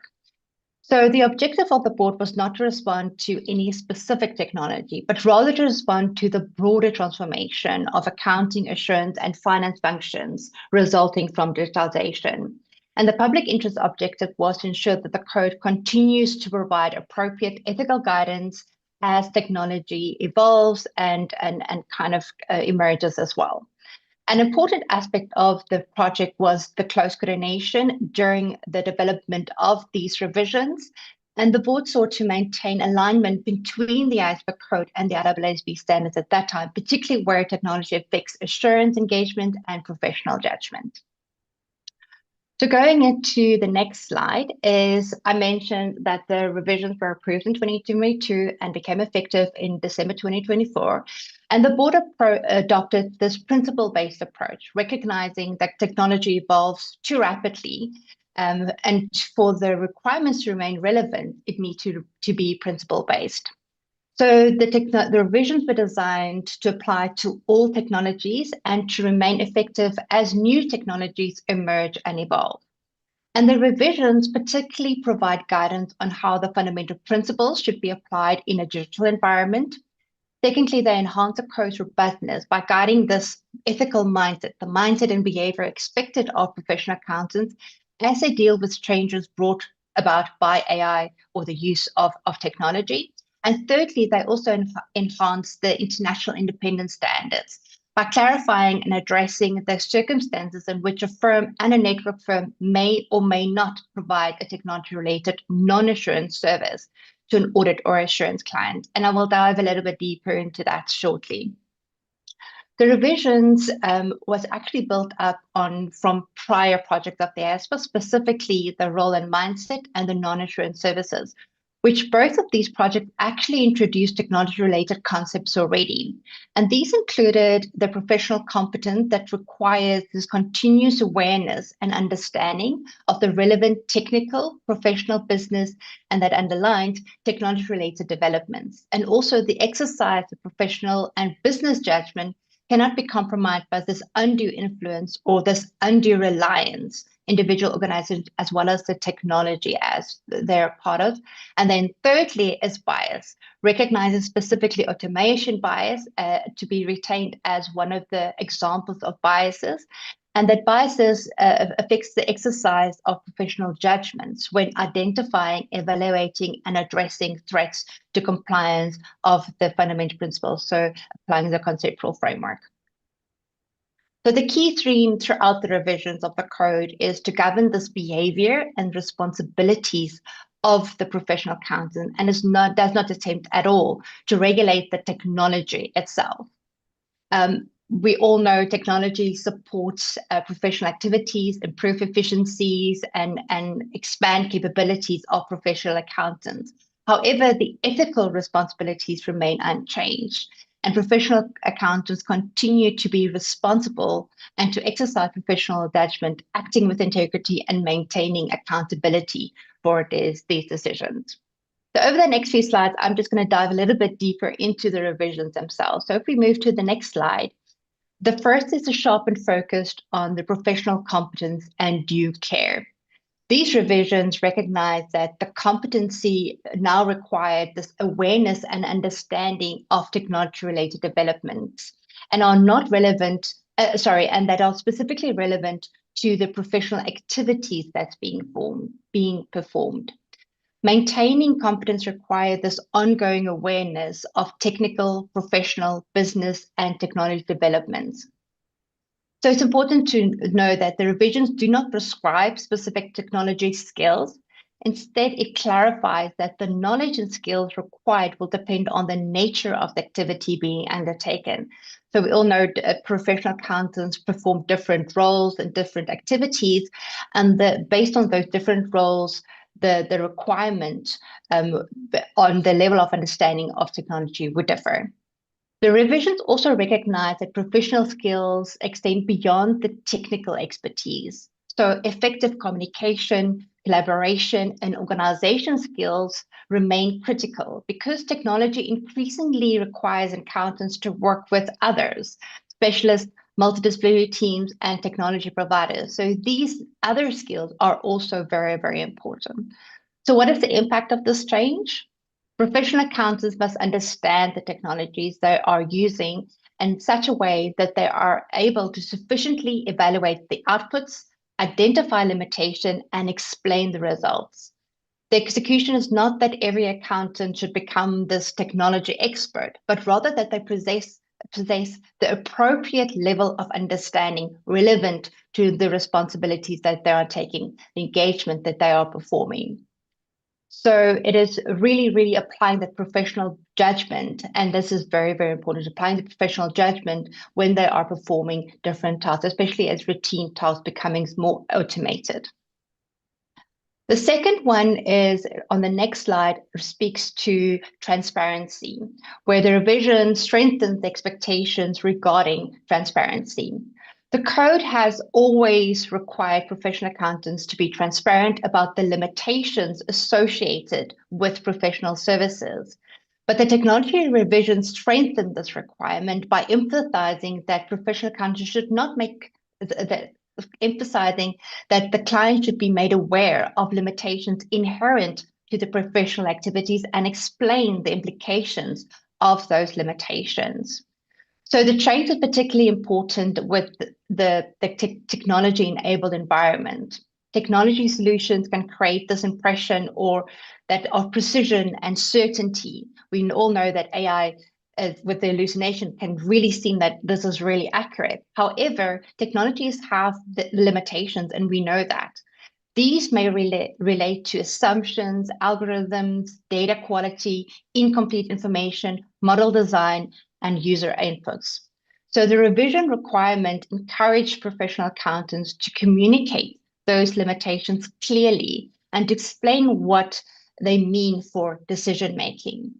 The impact is to improve the understanding and better informed decisions by clients, employers, and other stakeholders. The next slide speaks to the third component that I want to talk to today is around confidentiality. The confidentiality provisions have been modernized through the technology revisions, specifically in this data-driven and AI-enabled environment, while preserving the profession's long-standing commitment to protecting the information entrusted to professional accountants. So firstly, the revisions make clear that confidentiality applies across the entire data lifecycle. The obligation does not end once the information has been collected or stored, but extends on to how information is accessed, shared, processed, analyzed, retained, and ultimately used. Secondly, the IAASB also strengthened the provision by creating ethical guardrails around confidentiality in recognition with the technology landscape. As organizations rely on AI, analytics, cloud services, and other technology arrangements, accountants are expected to take appropriate steps to protect information and exercise professional judgment when considering its use. The revisions also introduce clear expectation around training activities, including AI training, where the client or other external non-public information will be used to training these these tools. Accountants should seek the appropriate authorization and be transparent about how that information will be used, by whom, and whether individuals, organizations could be identified or identifiable from the output. So there's specific requirements in the code around that as well. And then finally, the code reinforces the strict prohibition of using confidential information for any advantage, whether it's for personal or by a third party. And it covers both advantages for the accountant, the firm, the employee organization, and any third party. The focus is on ensuring that the information obtained through professional relationships is never leveraged inappropriately, regardless of who benefits. So these revisions strengthens trust by making clear that confidentiality is not simply about preventing disclosure. It's about this responsible stewardship of information throughout the entire life cycle, particularly in the area of AI and advanced technologies. The next slide captures probably one of the most important messages around accountability. And that's what the accountability is, the fact that technology does not change the accountability. Who's ultimately responsible? No matter how sophisticated the technology solution becomes, accountability remains with the professional accountants. So the provisions introduce this guidance to help professional accountants evaluate whether reliance on technology output is reasonable and appropriate. This includes a professional accountant to assess the technology to being fit for purpose. And factors that can be evaluated include the quality of the inputs, the governance, arrangement, controls, oversight mechanisms, operating processes, and so on. So a professional accountants need to understand the limitations of the technology that they intend to use and communicate such limitations to the client. One practical implication is the need to guard against this automation bias. We all know technology-generated outputs appear very much authoritative and simply because they are generated by these sophisticated systems. So professional accountants must have this inquiring mindset and exercise professional judgment, challenging the outputs when appropriate and apply this professional judgment. So it's so important that technology supports decision-making, but it can never replace responsibility. That ultimately lies with the professional accountant. The next section deals with complexity and professional judgments. On the next slide, where the provisions introduce this important guidance. So the board recognized that the modern professional environments are increasingly characterized by interconnected systems, uncertainty, and this rapid changing circumstances. So these factors create complexity that affects ethical decision-making.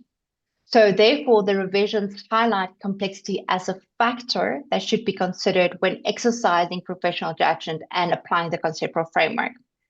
So managing complexity actually involves communicating this inherent uncertainties and difficulties arising from the specific facts and circumstances of that engagement, and also to being alert of any developments and changes in the facts and circumstances that impact any judgment that may have already been made. The last slide on the technology revisions deals with the independent standards. So the independent standards were strengthened specifically in relating of audits and assurance engagements. So technology enabled business models to evolve, and firms increasingly provide technology outputs and products and platforms and solutions that may intersect with services provided by audit clients.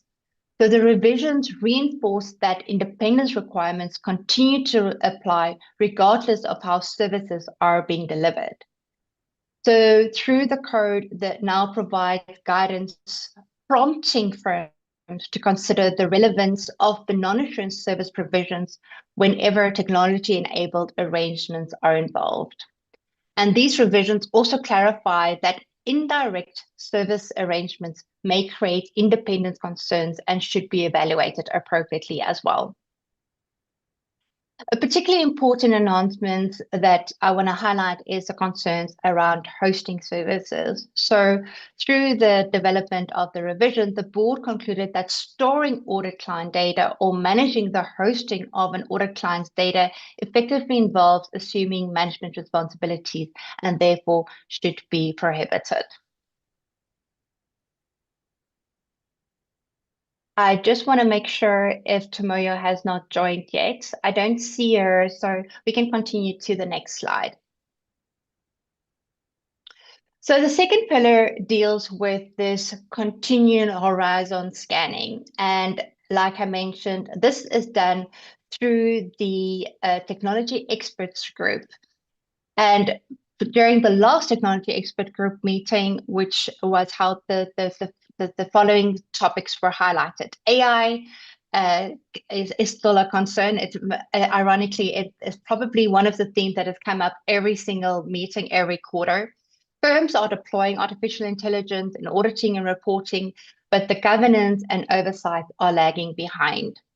Agentic systems are being used more prominently, agent-to-agent frameworks, there's automation execution, and this are really raising some ethical questions around traceability, human oversight, as well as accountability. Shadow AI or shadow IT is something that has come up very often, where employees are independently adopting artificial intelligence without the organization's approval. And it's not only the concerns around the confidentiality the confidentiality concerns around shadow AI, but also the IP of the client that can be shared by using shadow AI tools as well. And then the technology experts group are also monitoring other technologies such like digital assets and stablecoin, or this AI-assisted cybersecurity threats, as well as quantum computing. So it actually signals through the technology experts group that the speed of adoption is outpacing the professional understanding and control environments across the profession.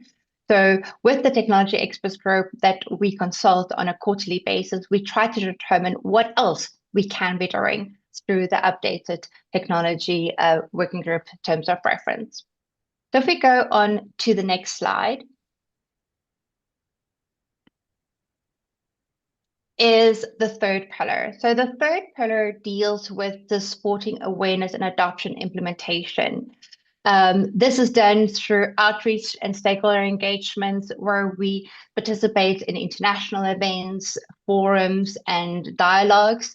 We also actively engage with different stages, jurisdiction levels with the profession around ethics and technology. To support communication, the IAASB launched a podcast called Decoding Ethics, Building Trust in a Tech-Driven World. We've released 5 episodes to date. The 6th one will be released next week, where we cover topics around artificial intelligence, quantum computing, automation bias, human judgment, and even the education of technology. And a plain language explanation was also shared and released following last week's board meeting, where we explained the IAASB's approach in simple language and what the intention is of the revisions and the project as such as well. On the next slide, we speak to the development of the practical guidance that the IAASB has developed to date. So recognizing that technology evolves very rapidly, the board supplemented the revisions to the code with a range of non-authoritative materials and implementation resources. And this slide really provides a summary of that. As mentioned, the code is principle-based, so it established the principles, but it's supported through guidance and helps the practitioners understanding how those principles should be applied. And the reasoning also, the board deliberated at the time of developing those standards to avoid embedding specific technology examples within the code due to the risk that it might become outdated very quickly. The one that I actually really want to highlight to you as well is on the right-hand side. So with the release of the technology-related revisions, in November 2022, the Technology Working Group at that time released their Phase 2 report. And in terms of the terms of reference at that time, that the Technology Working Group would conduct a fact-finding on a number of focus areas to identify and assess potential impacts of technology on the behavior of professional accountants. And this focus areas included robotic process automation, artificial intelligence, blockchain, cloud computing, data governance, and including cybersecurity. So in addition to the desktop research that informed this paper, the working group also had a huge outreach with various stakeholders to gain further knowledge. And this document, the bold part, which actually summarizes it, identifies key ethic-related points arising from those outreach and distilled it into an 8 themes. The subsequent, the document was split into various sections to make it easier to read and more targeted, speaking specifically around blockchain, the cloud computing, even artificial intelligence. But in essence, that I want to highlight through the phase 2 report, that it underpins that the fact still continues to remain applicable and relevant to guide the ethical decision-making around professional accountants' involvement with the design, implementation, and use of disruptive and transformative technologies. The next slide speaks a little bit around that AI technology landscape, that specific publication from the Technology Working Group, and actually illustrates how the code's principles can be applied in relation to AI and reinforces several themes that I've already mentioned today. For example, understanding the quality of data, understanding how the systems operate, evaluating assumptions, maintaining effective governance, even ensuring there's meaningful human oversight. So the publication also reflects this enhanced confidentiality provisions that I spoke to, and the expectation that confidential information must be handled appropriately when developing training and using AI systems. So most importantly, this document actually emphasizes that the ethical responsibilities remained with the human professional, the professional accountants. AI enhances capabilities, but it can never replace this professional judgment, accountability, or ethical decision-making. So on the last slide, I want to just close off by, since the release of those non-authoritative material, the board has continued to monitor the technology developments. I mentioned to you that the terms of reference was updated at the beginning of 2026. And the objectives of the updated terms of reference is to create or promote the awareness and support the adoption and effective implementation of the technology-related revisions, also to create awareness of ethical issues and challenges that might be arising as technology evolves. And that's also done through conducting this ongoing environmental scanning to monitor the developments and see whether there might be a need for additional guidance, and by assessing these developments against the code, the provision, and whether it still remains robust, and whether there is a need for any additional non-authoritative material or supporting materials or other initiatives like we've launched the Decoding Ethics podcast. And then also what we do, and one of the examples was that we do provide educational sessions or briefings to the board on an ad hoc basis. In the meeting this June, we provided one on artificial intelligence, and the next one that we are planning is around agentic AI. For 2026, the Technology Working Group is planning 2 specific non-authoritative materials. So the first is this overarching non-authoritative material that's planned to be released in Q3. The document was discussed during the June board meeting, and we received very, very positive feedback. So we hope to finalize that soon. But the purpose of this overarching document is to assist professional accountants in applying the code in an environment where technologies are really evolving at a very rapid pace and influencing how professional activities, judgments, and decision-making are taking place. It is intended to complement the IAASB's work to date and provide this additional guidance by focusing specifically on emerging technologies. The rationale of the publication is straightforward. It's introducing that emerging technologies are becoming more and more complex, and professional accountants have always used these rule-based technologies, but emerging technologies really exhibit specific characteristics that differ from the traditional systems. And these characteristics that's included in the document refer to the capacity, autonomy, non-deterministic behavior, and even this adaptability of these tools. So these developments may create new challenges or amplify existing threats. Challenges like transparency, human oversight, accountability, who remains ultimately accountable, explainability, and the compliance with the fundamental principles of the code.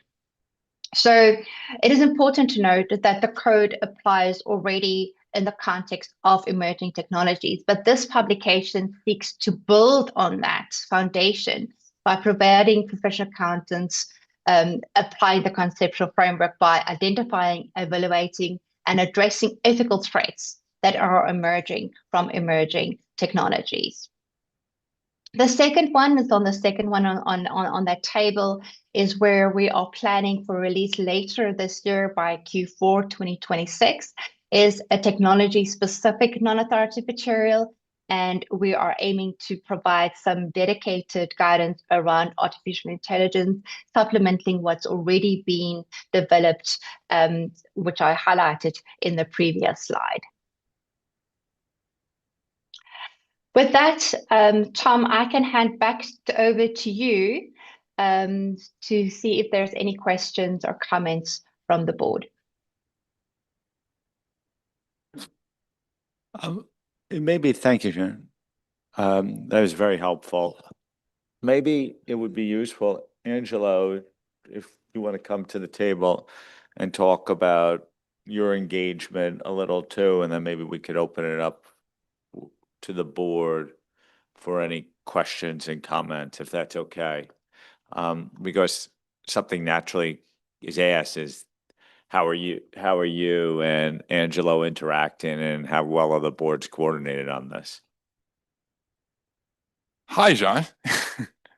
Jean, fantastic job. Jean and I talk very, very often. Jean, maybe you can tell us a little bit about the NAM, more specifically. I got a question how it relates to our work and based on what you're seeing. Thanks, Angelo, for the question, and good to see you, even if it's virtually.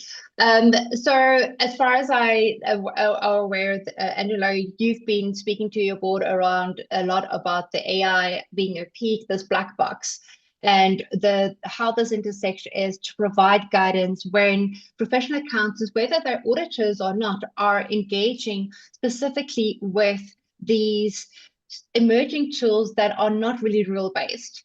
And the intention is to help professional accountants identify these characteristics that could potentially amplify or create additional circumstances that create threats. For example, over-relying on the output that's being presented, even maybe like third-party reliance, when this tool is developed by a third-party vendor. You need to understand that tool to be able, and that might be a characteristic or a circumstance that you need to evaluate. And that is to kind of see what are the threats, the categories of threats that applies to those circumstances and to those characteristics. So it's really late. The non-authoritative material is wider than that of audit, but I do see it fit very much for the work that you guys are doing, Angelo.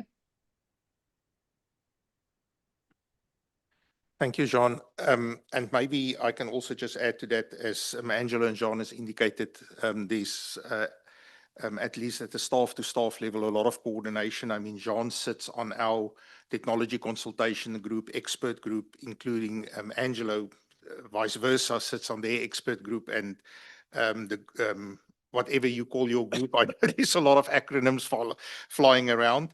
I think in the paper that we're going to discuss tomorrow as well, we have highlighted that in the context of our technology, non-authoritative material that we're now going to develop, that relevant ethical requirements is a recurring element. So it's a recurring element that's going to run throughout the guides, together with a bunch of other recurring elements where we think these are the types of topics where in each guide, although each one of our guides are going to be very focused on a particular component of the life cycle of the technological tool, there are links that we need to make. So Ken and I have already also had a discussion where we said, this is probably an area where we're not going to issue joint guidance, because as Jean has now just explained, they bring very much the ethical lens and the ethical threats that come up through the use of these technologies, whereas our work is very much focused on the use of technological tools. But there are linkages. So we think, and we've actually explained that in the issues paper in paragraph 37, that where relevant, we need to draw out those links. Those links can either be to the existing provisions that John has already indicated earlier in the presentation, or in terms of the NAM that they've already issued or still plan to issue. And I think by drawing out those linkages, we will reinforce the complementary role and interoperability between quality management and ethics. So that's sort of where we are at the moment, but we will obviously keep being connected and make sure, because I think from an external perspective, I think stakeholders, it will be important to ensure that we use consistent terminology, consistent references, that type of thing. So that's the stuff that we need to keep in mind as we now really going to start develop content. And I think, Jean, you've indicated your next guide, you've got this overarching guide, but the next one is the one on artificial intelligence. I actually had one question on that because I saw you already issued something on artificial intelligence. Does that mean you're revisiting that one and then sort of updating it, or is this something new that's going to come out? Thanks for the question, Billy. So we are the one that I showed on the second last slide refers to a new non-authoritative material specifically on artificial intelligence, and with the eye also on agentic AI. So we're planning to see what we've already issued around artificial intelligence. So one of our non-authoritative material that we've done in collaboration with IAASB actually includes an example of AI. So where we have issued a previous non-authoritative, we will be revisiting to see if it's still fit for purpose, whether there should be any changes. Also the one that I mentioned around the technology working group that I highlighted, those specific ones, but the new non-authoritative material is trying to bring everything together and also to create some use cases. So we are still fleshing out exactly how that would look like, but we are seeing that something that we really need to bring to the market is around the ethical lens, is around agentic AI as well, being adopted very much across all industries at the moment, not just within the audit profession. Do you mind if I really jump in really quick? I don't want to get in front of the board. I know the board wants to talk to you, Jean. So obviously your presentation has highlighted the amazing amount of work that you guys have done. I've been a big consumer of your work even before joining the IAASB, and I've always been complimentary of that. And we're going to continue to work together, obviously. What I wanted to ask you, Jean, is there's some implicit assumptions, and I sorry if this question catches you a little bit off guard, but I'm sure it won't. There's a little bit of an implicit assumption that you have to be able to understand how the technology is transforming inputs to outputs in some of your in the code revisions. I wonder whether you can speak to obviously Gen AI is not explainable. We know that. It's how are you dealing with that as a board? And sorry to put you on the spot. I just want to get your idea on that. Thanks for the difficult question, Angelo.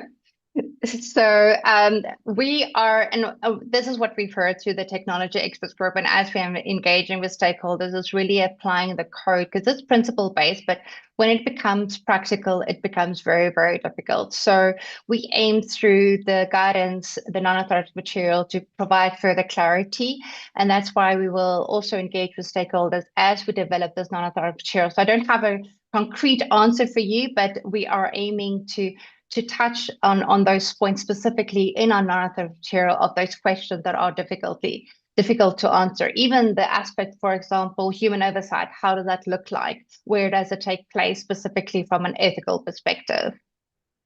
I hope that answered your question. Any questions, Bill? Thanks for that presentation. I mean, you clearly have just prepared a lot of non-authoritative material. I understand how you would make the amendments to the code, but with the non-authoritative material, can you just help explain a bit how much of it is the role of the staff, the role of the expert group, the role of the board, how much is from secondary literature, et cetera, to get that? I mean, it's an area where the IP is not, is hard to get. And can you just help us understand how you were able to manage that load with the current structure? Thank you for that question. So I can maybe give a little bit of insight of how it was done in the past, the existing non-authoritative material, and some of those materials were developed from a staff level or together with the technology working group that's made up of board members. And there was also two specific non-authoritative materials that links provided that I'm just at the top of my head around the assurance and the ethical leadership that was done in collaboration with other organizations. Going forward is definitely something that we on a staff level are thinking about. We are engaging our technology experts group to help us with specific examples and circumstances to see what's happening, how we need to translate that. We leverage off our board as well, and we will consider also potentially engaging with other bodies to help us draft those non-authoritative materials as well. At this stage, we haven't determined specifically who we will be engaging with, but that is not, it is a possibility that we will be considering.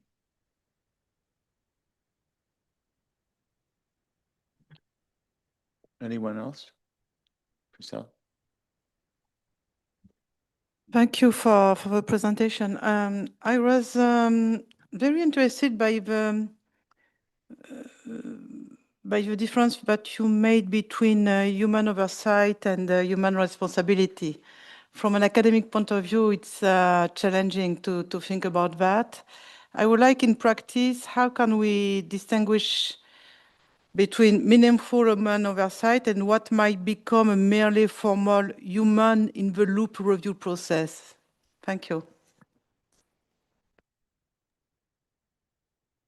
Thank you for the question. It is definitely something that's on top of mind, and we need to flesh through that. How does human oversight, human in the loop? There's a lot of the aspects as these emerging technologies are evolving. So that's definitely something that we are aiming to clarify, excuse me, more in our technology-specific non-authoritative material. I don't have a specific answer at this stage, but there's definitely something that we are grappling with and trying to clarify, because we do see that this is what something professional accountants are struggling with.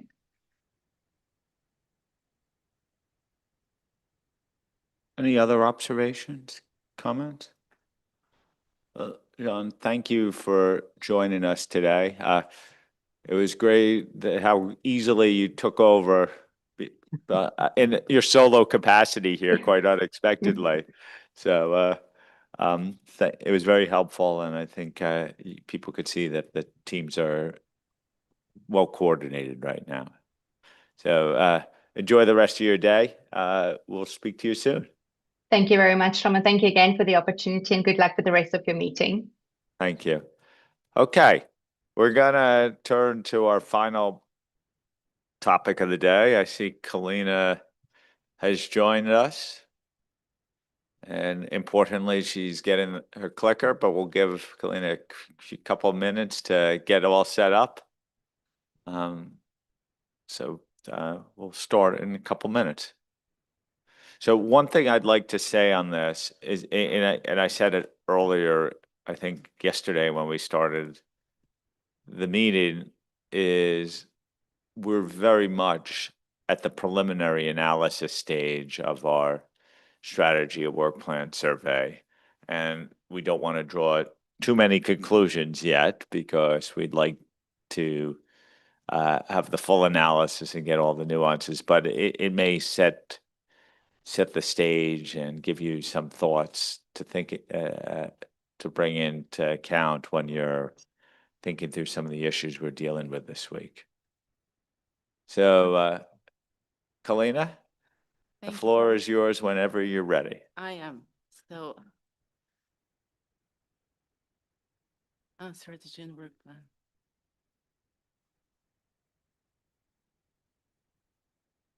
We're going to have you present Angelo's slides too. Yes, so we have Natalie joining us, who has been working together with me and colleagues from the IAASB team on the analysis of the strategy and feedback survey results. And if we go to the next slide.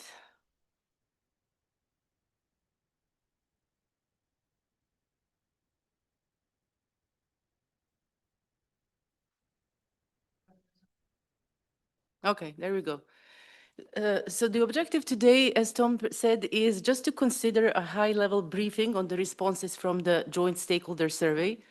It is a very preliminary set of information we are bringing today, and I'll talk a little bit later about some of the respondents that we've received, and Natalie will walk us through a high-level overview of where the responses sit in terms of the qualitative ratings and the trends.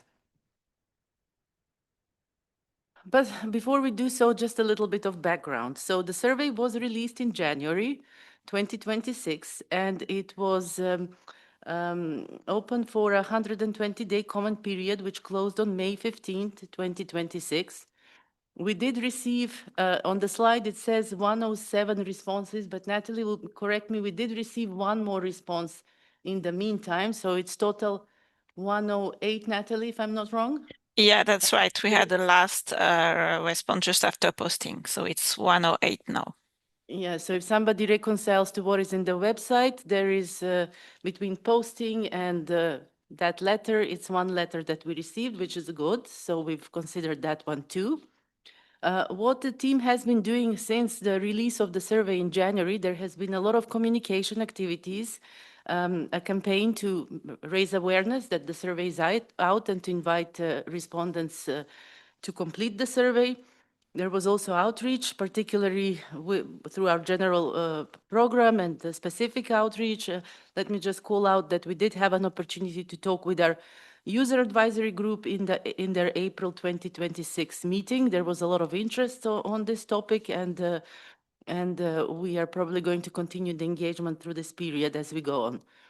So the joint survey is just the initial part of it's the launch of the strategy and survey. It prepares us for the consultation paper, which is the next step. And then after that consultation goes out and the board has an ability to consider the responses, the final strategy and work plans will be further down the line for approval. So what you see in the slide is the sections that were addressed by the survey. So just very briefly, we did ask respondents about their background. Then we had a section on the strategic positioning of the boards, both boards, IAASB and IAASB for 2028 till 2031. There was a set of key environmental trends. Natalie will speak about those a little bit later. And then what are the areas for joint action in the SSB work plans?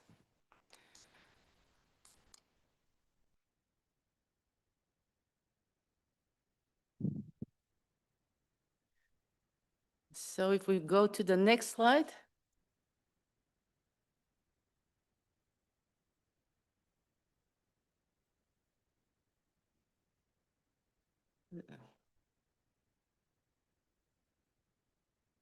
Okay.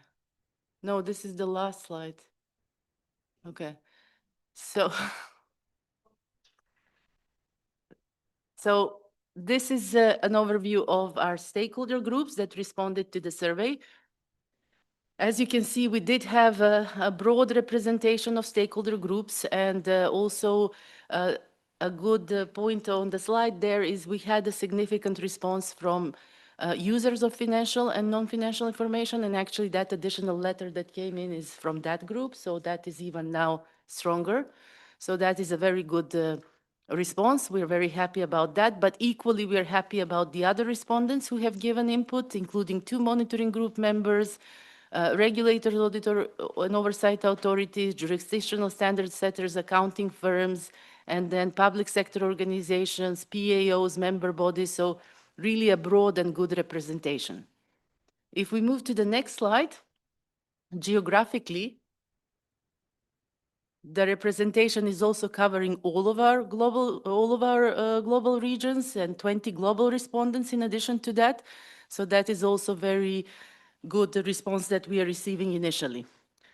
Before I do turn over to Natalie, who's going to walk us through the trends, just a little bit of context in terms of what you're going to be receiving as information today. And I think Tom also said it's very initial, preliminary. So what we did receive is from the majority of the respondents provided their response in the template that we asked. However, there were written responses that followed their own structure of response. We've provided details about those respondents in the cover letter.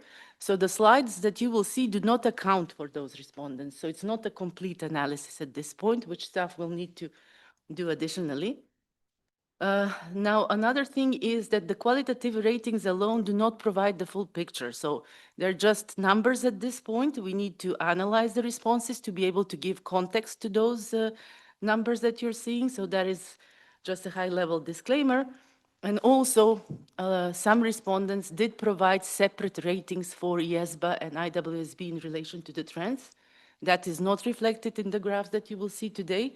So we will have to drill down further and make sure that that is accounting for in the full analysis. Last point is a significant number of respondents, approximately 43% of respondents, did input on additional trends that should be considered. Now, those in the graphs that Natalie will talk about are presented as a single bar.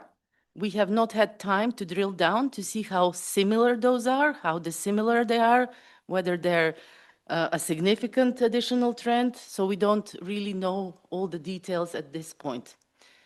So with that, Natalie, I'm going to hand over to you so you can walk the board through the rest of the presentation. Yes, so I don't think I have the appropriate slide on the screen because I still see the geographical area. So I don't know which one you have on. Yeah, so trends ranking. Okay. Okay, so I think, Alina, you already said what I was planning to say in my intro, that that's a very high-level overview of the overall quantitative ranking and ratings of the trains and within 2 responses that were received on the survey formats. So that is not that the following slide do not reflect the view of 5 respondents. We provided just like later responses and not using the format. So with respect to the overview presented, so we remain mindful that this is quantitative ratings alone. It does not provide a full picture at this time. Detailed analysis of the narrative and qualitative responses will be performed by the team to provide more insight and context for those ratings.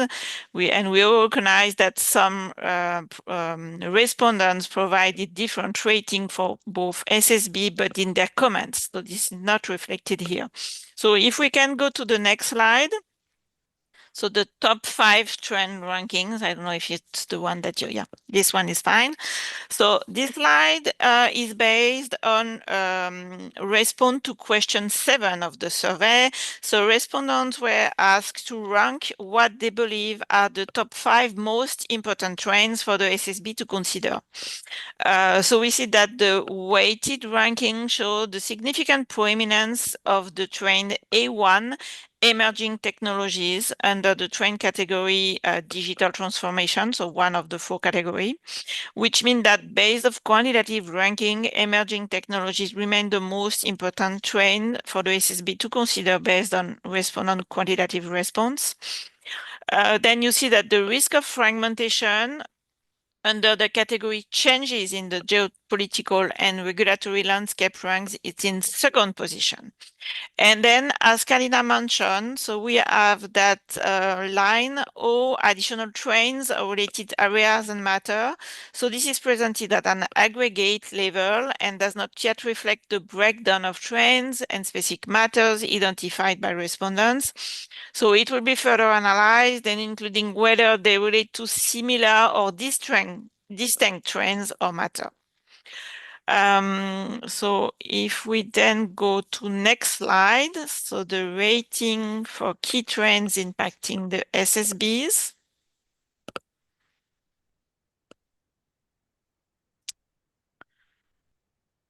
Thank you. So this slide is based on the question 5 from the survey that asked respondents to rate each of the key trends on how they think those trends will evolve in importance in the coming years. So they have like they are the rating from 0 to 6. 0 would be like they do not agree that the trend is to be considered. 1 being that it will be strongly decreasing in importance, and that until 6, where it is strongly increasing in importance. So you have the average rating in the screen, in the graph. So far, it's just like the quantitative analysis of the rating, and it does not take into consideration where they have rated differently from an IAASB or IASB perspective, because that was added in the qualitative comment, so in the comment and not in the rating. So here again, the graph showed that trends from category A, digital transformation, and category B, changes in the geographical and regulatory landscape, are identified as the more strongly increasing in importance based on the response received. So if we then go to the next slide, which is the highest trends rating by respondents. So this is still based on the question 5, so the same data that the previous slide, but it has been identified by category of stakeholder, which trend were their top 5 in average rating. So the same data that previous slides. So it shows again a pretty high score for digital transformation trends and changes in geopolitical and regulatory landscape trends for all stakeholder groups. So that's pretty similar from all type of stakeholder groups. So then if we go to next slides, so that slide summarized like what we saw in the previous graph. So it's the initial staff observation, but based on the respondent trends rating. So we see a broad support for 2 of the 4 categories, so in the increasing in importance. So digital transformation with the 3 trends A1 and A3, and the most relevant category for the IAASB, particularly the increasing use of emerging technology and the financial crimes enabled by technology. Then there's also strong general support for all 3 trends in the changes in the geopolitical and regulatory landscape category.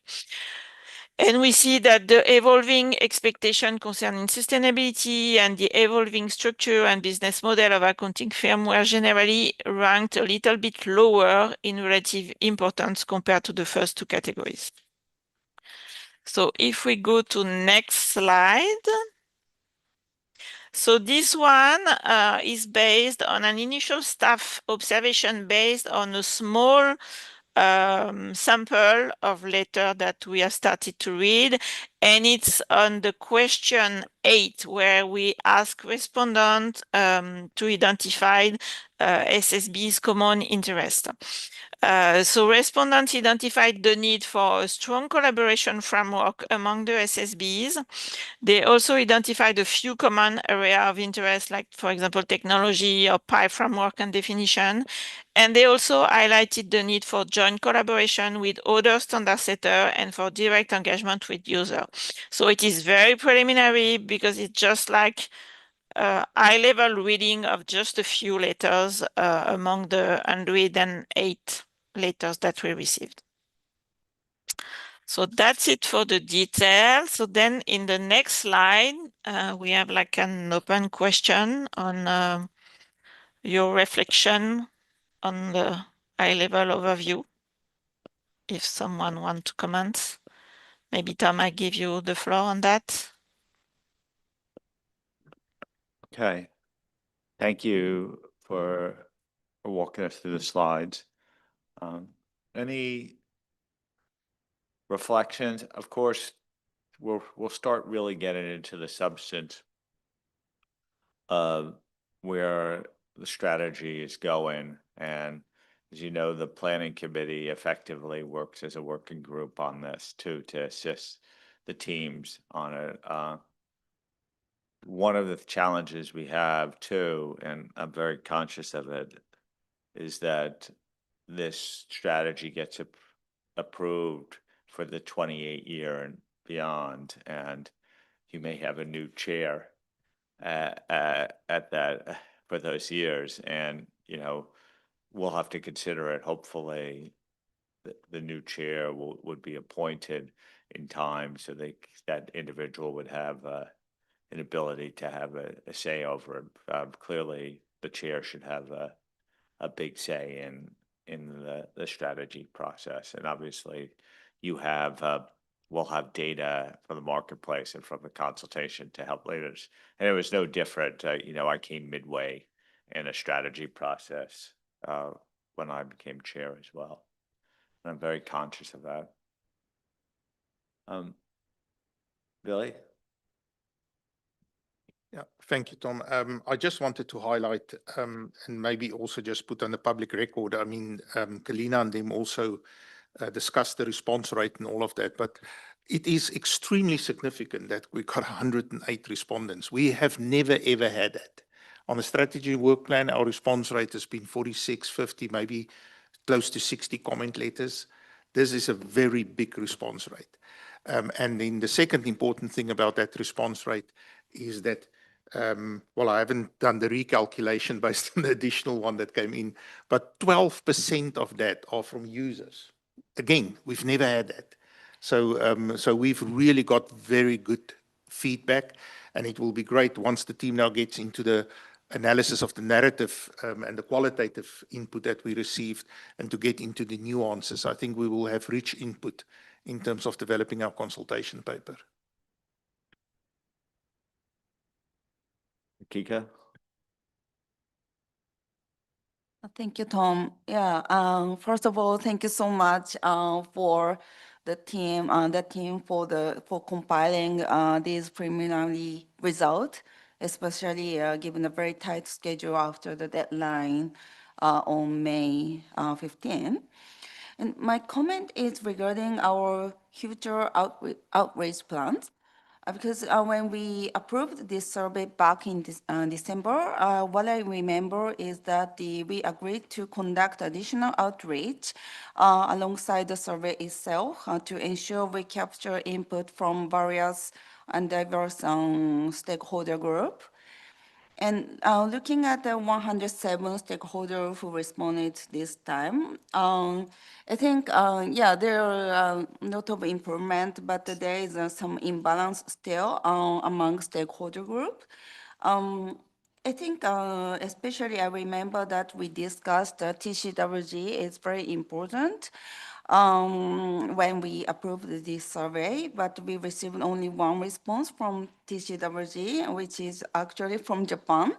Yes, and preparers, we have only 5 responses, and 2 out of 5 are from Japan again, but while the others from Europe. And regarding users, as Willie and Kalina said, we received 13 responses, which is not bad, but I think it's still relatively low. Sorry, I am from investor relation background, so that's why I think like that. But I think the users are the most important stakeholder group, which is set in policy. So it's maybe there might be a room of improvement. So yeah, so, and considering this, and also among 13, 4 out of 13 came from individuals from the Japanese investor group community. So considering, anyway, considering this, I'm not sure if we can say these results reflect a global presence as a base to develop our SWP. Therefore, I appraise the team to stand back and consider if this is additional, if we need additional targeted outreach or not to address these gaps among stakeholders. Yeah, so, and I think if so, we can leverage our current groups, such as the user advisor group, because yeah, there are, what I remember is there are a lot of interest from them, but they may not have time or they may forget. So yeah, maybe we can leverage that group or maybe the SAC. So we have a lot of route to do that. So, and if you need any help, let me know. But yeah, I really appreciate you consider again if it is sufficient or not. Thank you. Yes, thank you, Mikiko. Thank you so much. And that is very much on our mind. We are touching base with the user group now. Actually, 25th June, we are talking to them again on the strategy and work plan. So we are constantly trying to engage with this user group in any way that we can. And there is planned outreach further on down the line. I think that it's, yes, I mean, those charged with governance, you're right, there is only one at this point. So we plan to get more input there. But in general, I do have to say we are looking at this in a significant improvement in terms of what has been, and I have to thank you for your effort and your work with the user advisory group, which I think is showing results through this kind of response. Obviously, we need to improve further, but this is a significant improvement if you compare to what has been previously. So we do consider it as a good move forward. No, obviously more to be done, but we do also appreciate that there's movement in the positive direction. Thank you. Mar? Thank you, Tom. No, it's just a matter of curiosity. Are the letters available in our website? The comment letters? Yes, Amaro, if you will go to the cover note, there is a direct link there to the website where the letters are posted. So if you click on that link, it will take you, all letters are posted. The only thing is we have set 107 responses. On our website, there would likely be 108 because we did receive that additional letter. So you can read them, they're accessible and available publicly. I ask it because I accessed the page for the consultation itself, and I didn't identify the link there. I know the link is in the paper, but in the page I couldn't find. I found the download for the questionnaire, download for the actual program, but I didn't look at the list of. Scroll down. Oh, There, scroll there down? below, yes. Okay. Yeah, but it's not in the page that we created for the strategy and work plan. It's in, if you go to our consultation and if you go to closed consultation, because the survey is now closed, and then you will have the closed consultation and you can see the project and there you Yeah. have the letters. I would, for this matter in particular, I would suggest to have a link in our page. In of the main strategic page, we can review. see with Yeah. communication to add a link to that page that goes to the closed consultation. Thank you. Yeah, Amaru, that was exactly what I was thinking, because as you raised the comment, I also realized that for strategy and work plan, we don't have a project page as such, and that's when you would normally go. So I think it's a good suggestion that we just work with Megan Hartman to get a link on the landing page. Yeah, thank you. James? Yeah, thanks for this. I appreciate it. It's a very early stage. I was struck by slide 10, where you break out the kind of the top 5 issues by respondent, and you've got a fairly monolithic issue 1 and issue 2, except for the accounting firms when they talk about fragmentation. And I think we've probably heard that a little bit. I've heard 2 flavors of it, which is fragmentation because of the increase of a number of local standards as opposed to kind of global ones, but also different interpretation of our standards by different jurisdictions. So I think that's a really interesting theme to dig into, because it's quite difficult in some ways to know what we could do about it, other than through the influence and engagement we've got with regulators, but also by making our standards as clear and consistent as possible. But it's an observation, not a question. I thought it was interesting that appeared there, literally out of the blue. Of course, during our post-implementation review processes that are coming up right now, it may be an area of inquiry. Nancy? Thank you, Tom. So Willie, like you, I was quite struck by the response rate, like over 100. That's pretty impressive. So I'm very pleased about that.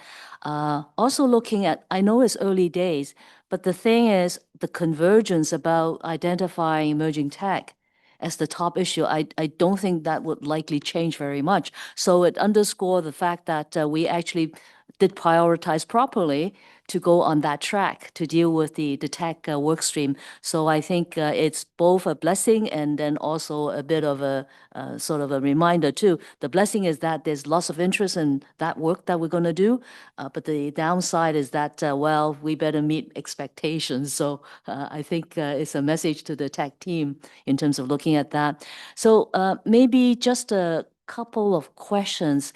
So Kalina, remind me, one of the consultation was that we're going to go out with a consultation paper. That's a recollection from a previous conversation, right? So this particular survey is a joint survey, but is it still the path that we want to take, that we're going to have separate consultation paper so that we can use them to inform our work strategy and work plan? So a bit maybe trying to understand the consultation part aside from the outreach. So because there's a development of the consultation paper. And then the other takeaway is that there's going to be a lot of information, presumably from some of the detailed comments and all that. So I hope that we be able to, I guess, summarize the high points, because that could inform the tech work, but also that technology catalog that we have. So I think it would be a good, useful input source, given that we have such a wide breadth of response. So let's not waste that. Thanks. So I'm just briefly going to say and then hand over to Tom and Willy for additional insight. So over the summer, there are a lot of joint meetings planned between actually in process of being planned between us and IAASB staff. So we're doing the analysis together. It's a joint team. We are going to go through the responses equally together and produce a joint analysis of the responses, obviously taking into account analysis for all boards. Then that will inform the strategy and work, the consultation papers that are supposed to come out. We are coordinating closely with the IAASB because we do have some joint questions, right? In terms of, Natalie showed on the slide previously, we do have a question matters that are of common interests. So we are developing them as two separate consultations, but in very close coordination at this point, because we understand that they will be read together since the timing is similar. We do have a joint working group on the strategy and work plan, which is also going to meet over the summer, in addition to the separate planning committees. So there is a thread of working together, although these are going to be separate consultations because of how process is planned. But let me ask Willy, because I am a new joiner to this project, and Jasper was previously to me. Let me turn to Tom and to Willy for anything in addition.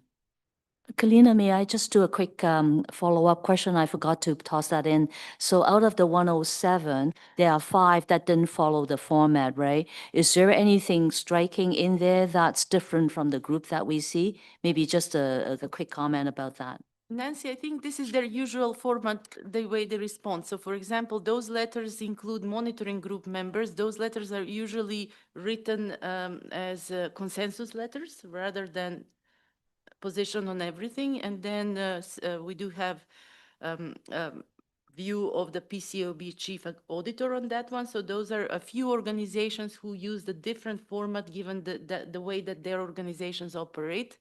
But we're still going to be able to analyze that as part of the full analysis. So they will be taken in account. For the purpose of the charts, it wasn't easy to do that analysis now, but we are definitely keeping those in the bucket.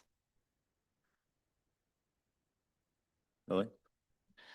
Yeah, so Kalina, I think you gave a great summary in terms of how we're going to continue working via our planning committee, which is effectively our task force for our strategy and work plan, but we also have the joint working group.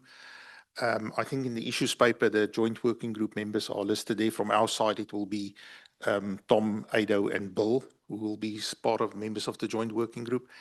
I think, so the simple answer to the question, will we have separate consultation papers? Yes, but we've actually had a meeting just before ethics, IAASB's meeting last week, that we will have to stay very closely coordinated, because Kalina made the reference to the point that we need to expect that stakeholders are going to read this together. So we can't have a consultation paper that goes out that looks and feels completely different. We need to settle on certain terminology we're going to use in the strategy and work plan, a certain structure. What we've already more or less settled on is that, as in the previous strategy and work plan cycle, our consultation paper will actually be a draft of our strategy and work plan. So we won't go out and ask another bunch of questions. We will actually say, well, based on the input we've received, so we almost have an exposure draft of our strategy and work plan. And so we will be consistent on that, and then also try and match consistency in terms of terminology, structure, that type of thing. But recognizing that each board will have its own, because part of that will also be the work plan. And I think Tom alluded to the fact, yes, there's a strong call for coordination, but we will also certainly not everything is going to be jointly and in parallel. We will still have our focus areas, and they will still have their focus areas. Yes, thank you very much for the presentation. Just two questions I have. Number one, if we are happy with the level and the number of responses that we got, was wondering if we have any initial analysis of what helped us to achieve this good increase in the level of responses, so we can continue doing that in the future. Number two, I was wondering if the survey helps us to build some sort of an initial link between the highly rated trends and the responsible or the relevant stakeholders. For example, when we speak of digital transformation, yes, I know that there's so much we can do in this area, and we are planning to do some significant work in this area. But for some of the other highly rated trends, like when we speak of changes in geopolitical and regulatory landscape, from an initial view, like it's not clear for me what we can do as a standard setter in this matter. Thank you. So on the second point, I would say that I don't want to draw too many conclusions yet. We haven't done the detailed analysis, and so I don't want to preempt that discussion. In terms of the number of respondents, I think a couple things are probably drivers of it. First of all, remember, these are two different boards. So we have overlap in stakeholders, but not 100% overlap in. So we probably have gained some respondents that would not normally respond to us. But I think probably more importantly, the intensity of our public engagement over the last 7 years has been significant. And we've been much more active in engaging stakeholders throughout the world. And so therefore the level of awareness is higher. And then we've added on top some particular initiatives to reach out to people to get them engaged.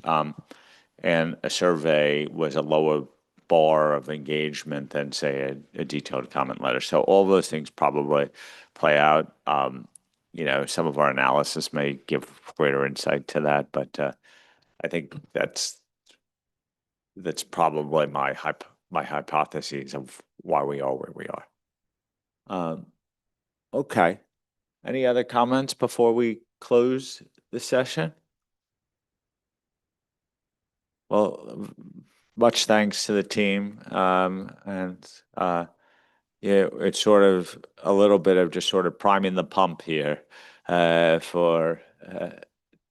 terms of our future workflow, in terms of strategy, and more to come on this. So we're going to close today's meeting now. We will reconvene tomorrow at 9 a.m. Will we be getting specific documents now after this session, Philly? Yeah, so maybe just keep a watch out. LCE did in the end decide to bring 2 matters back. So there will be a paper for LCE, just the targeted matters for discussion tomorrow, 2 of them. And then the audit evidence and risk response team, I see the paper's already gone for posting, so it will come up soon. And they bringing back a handful. Oh, is it already posted? Okay, fantastic.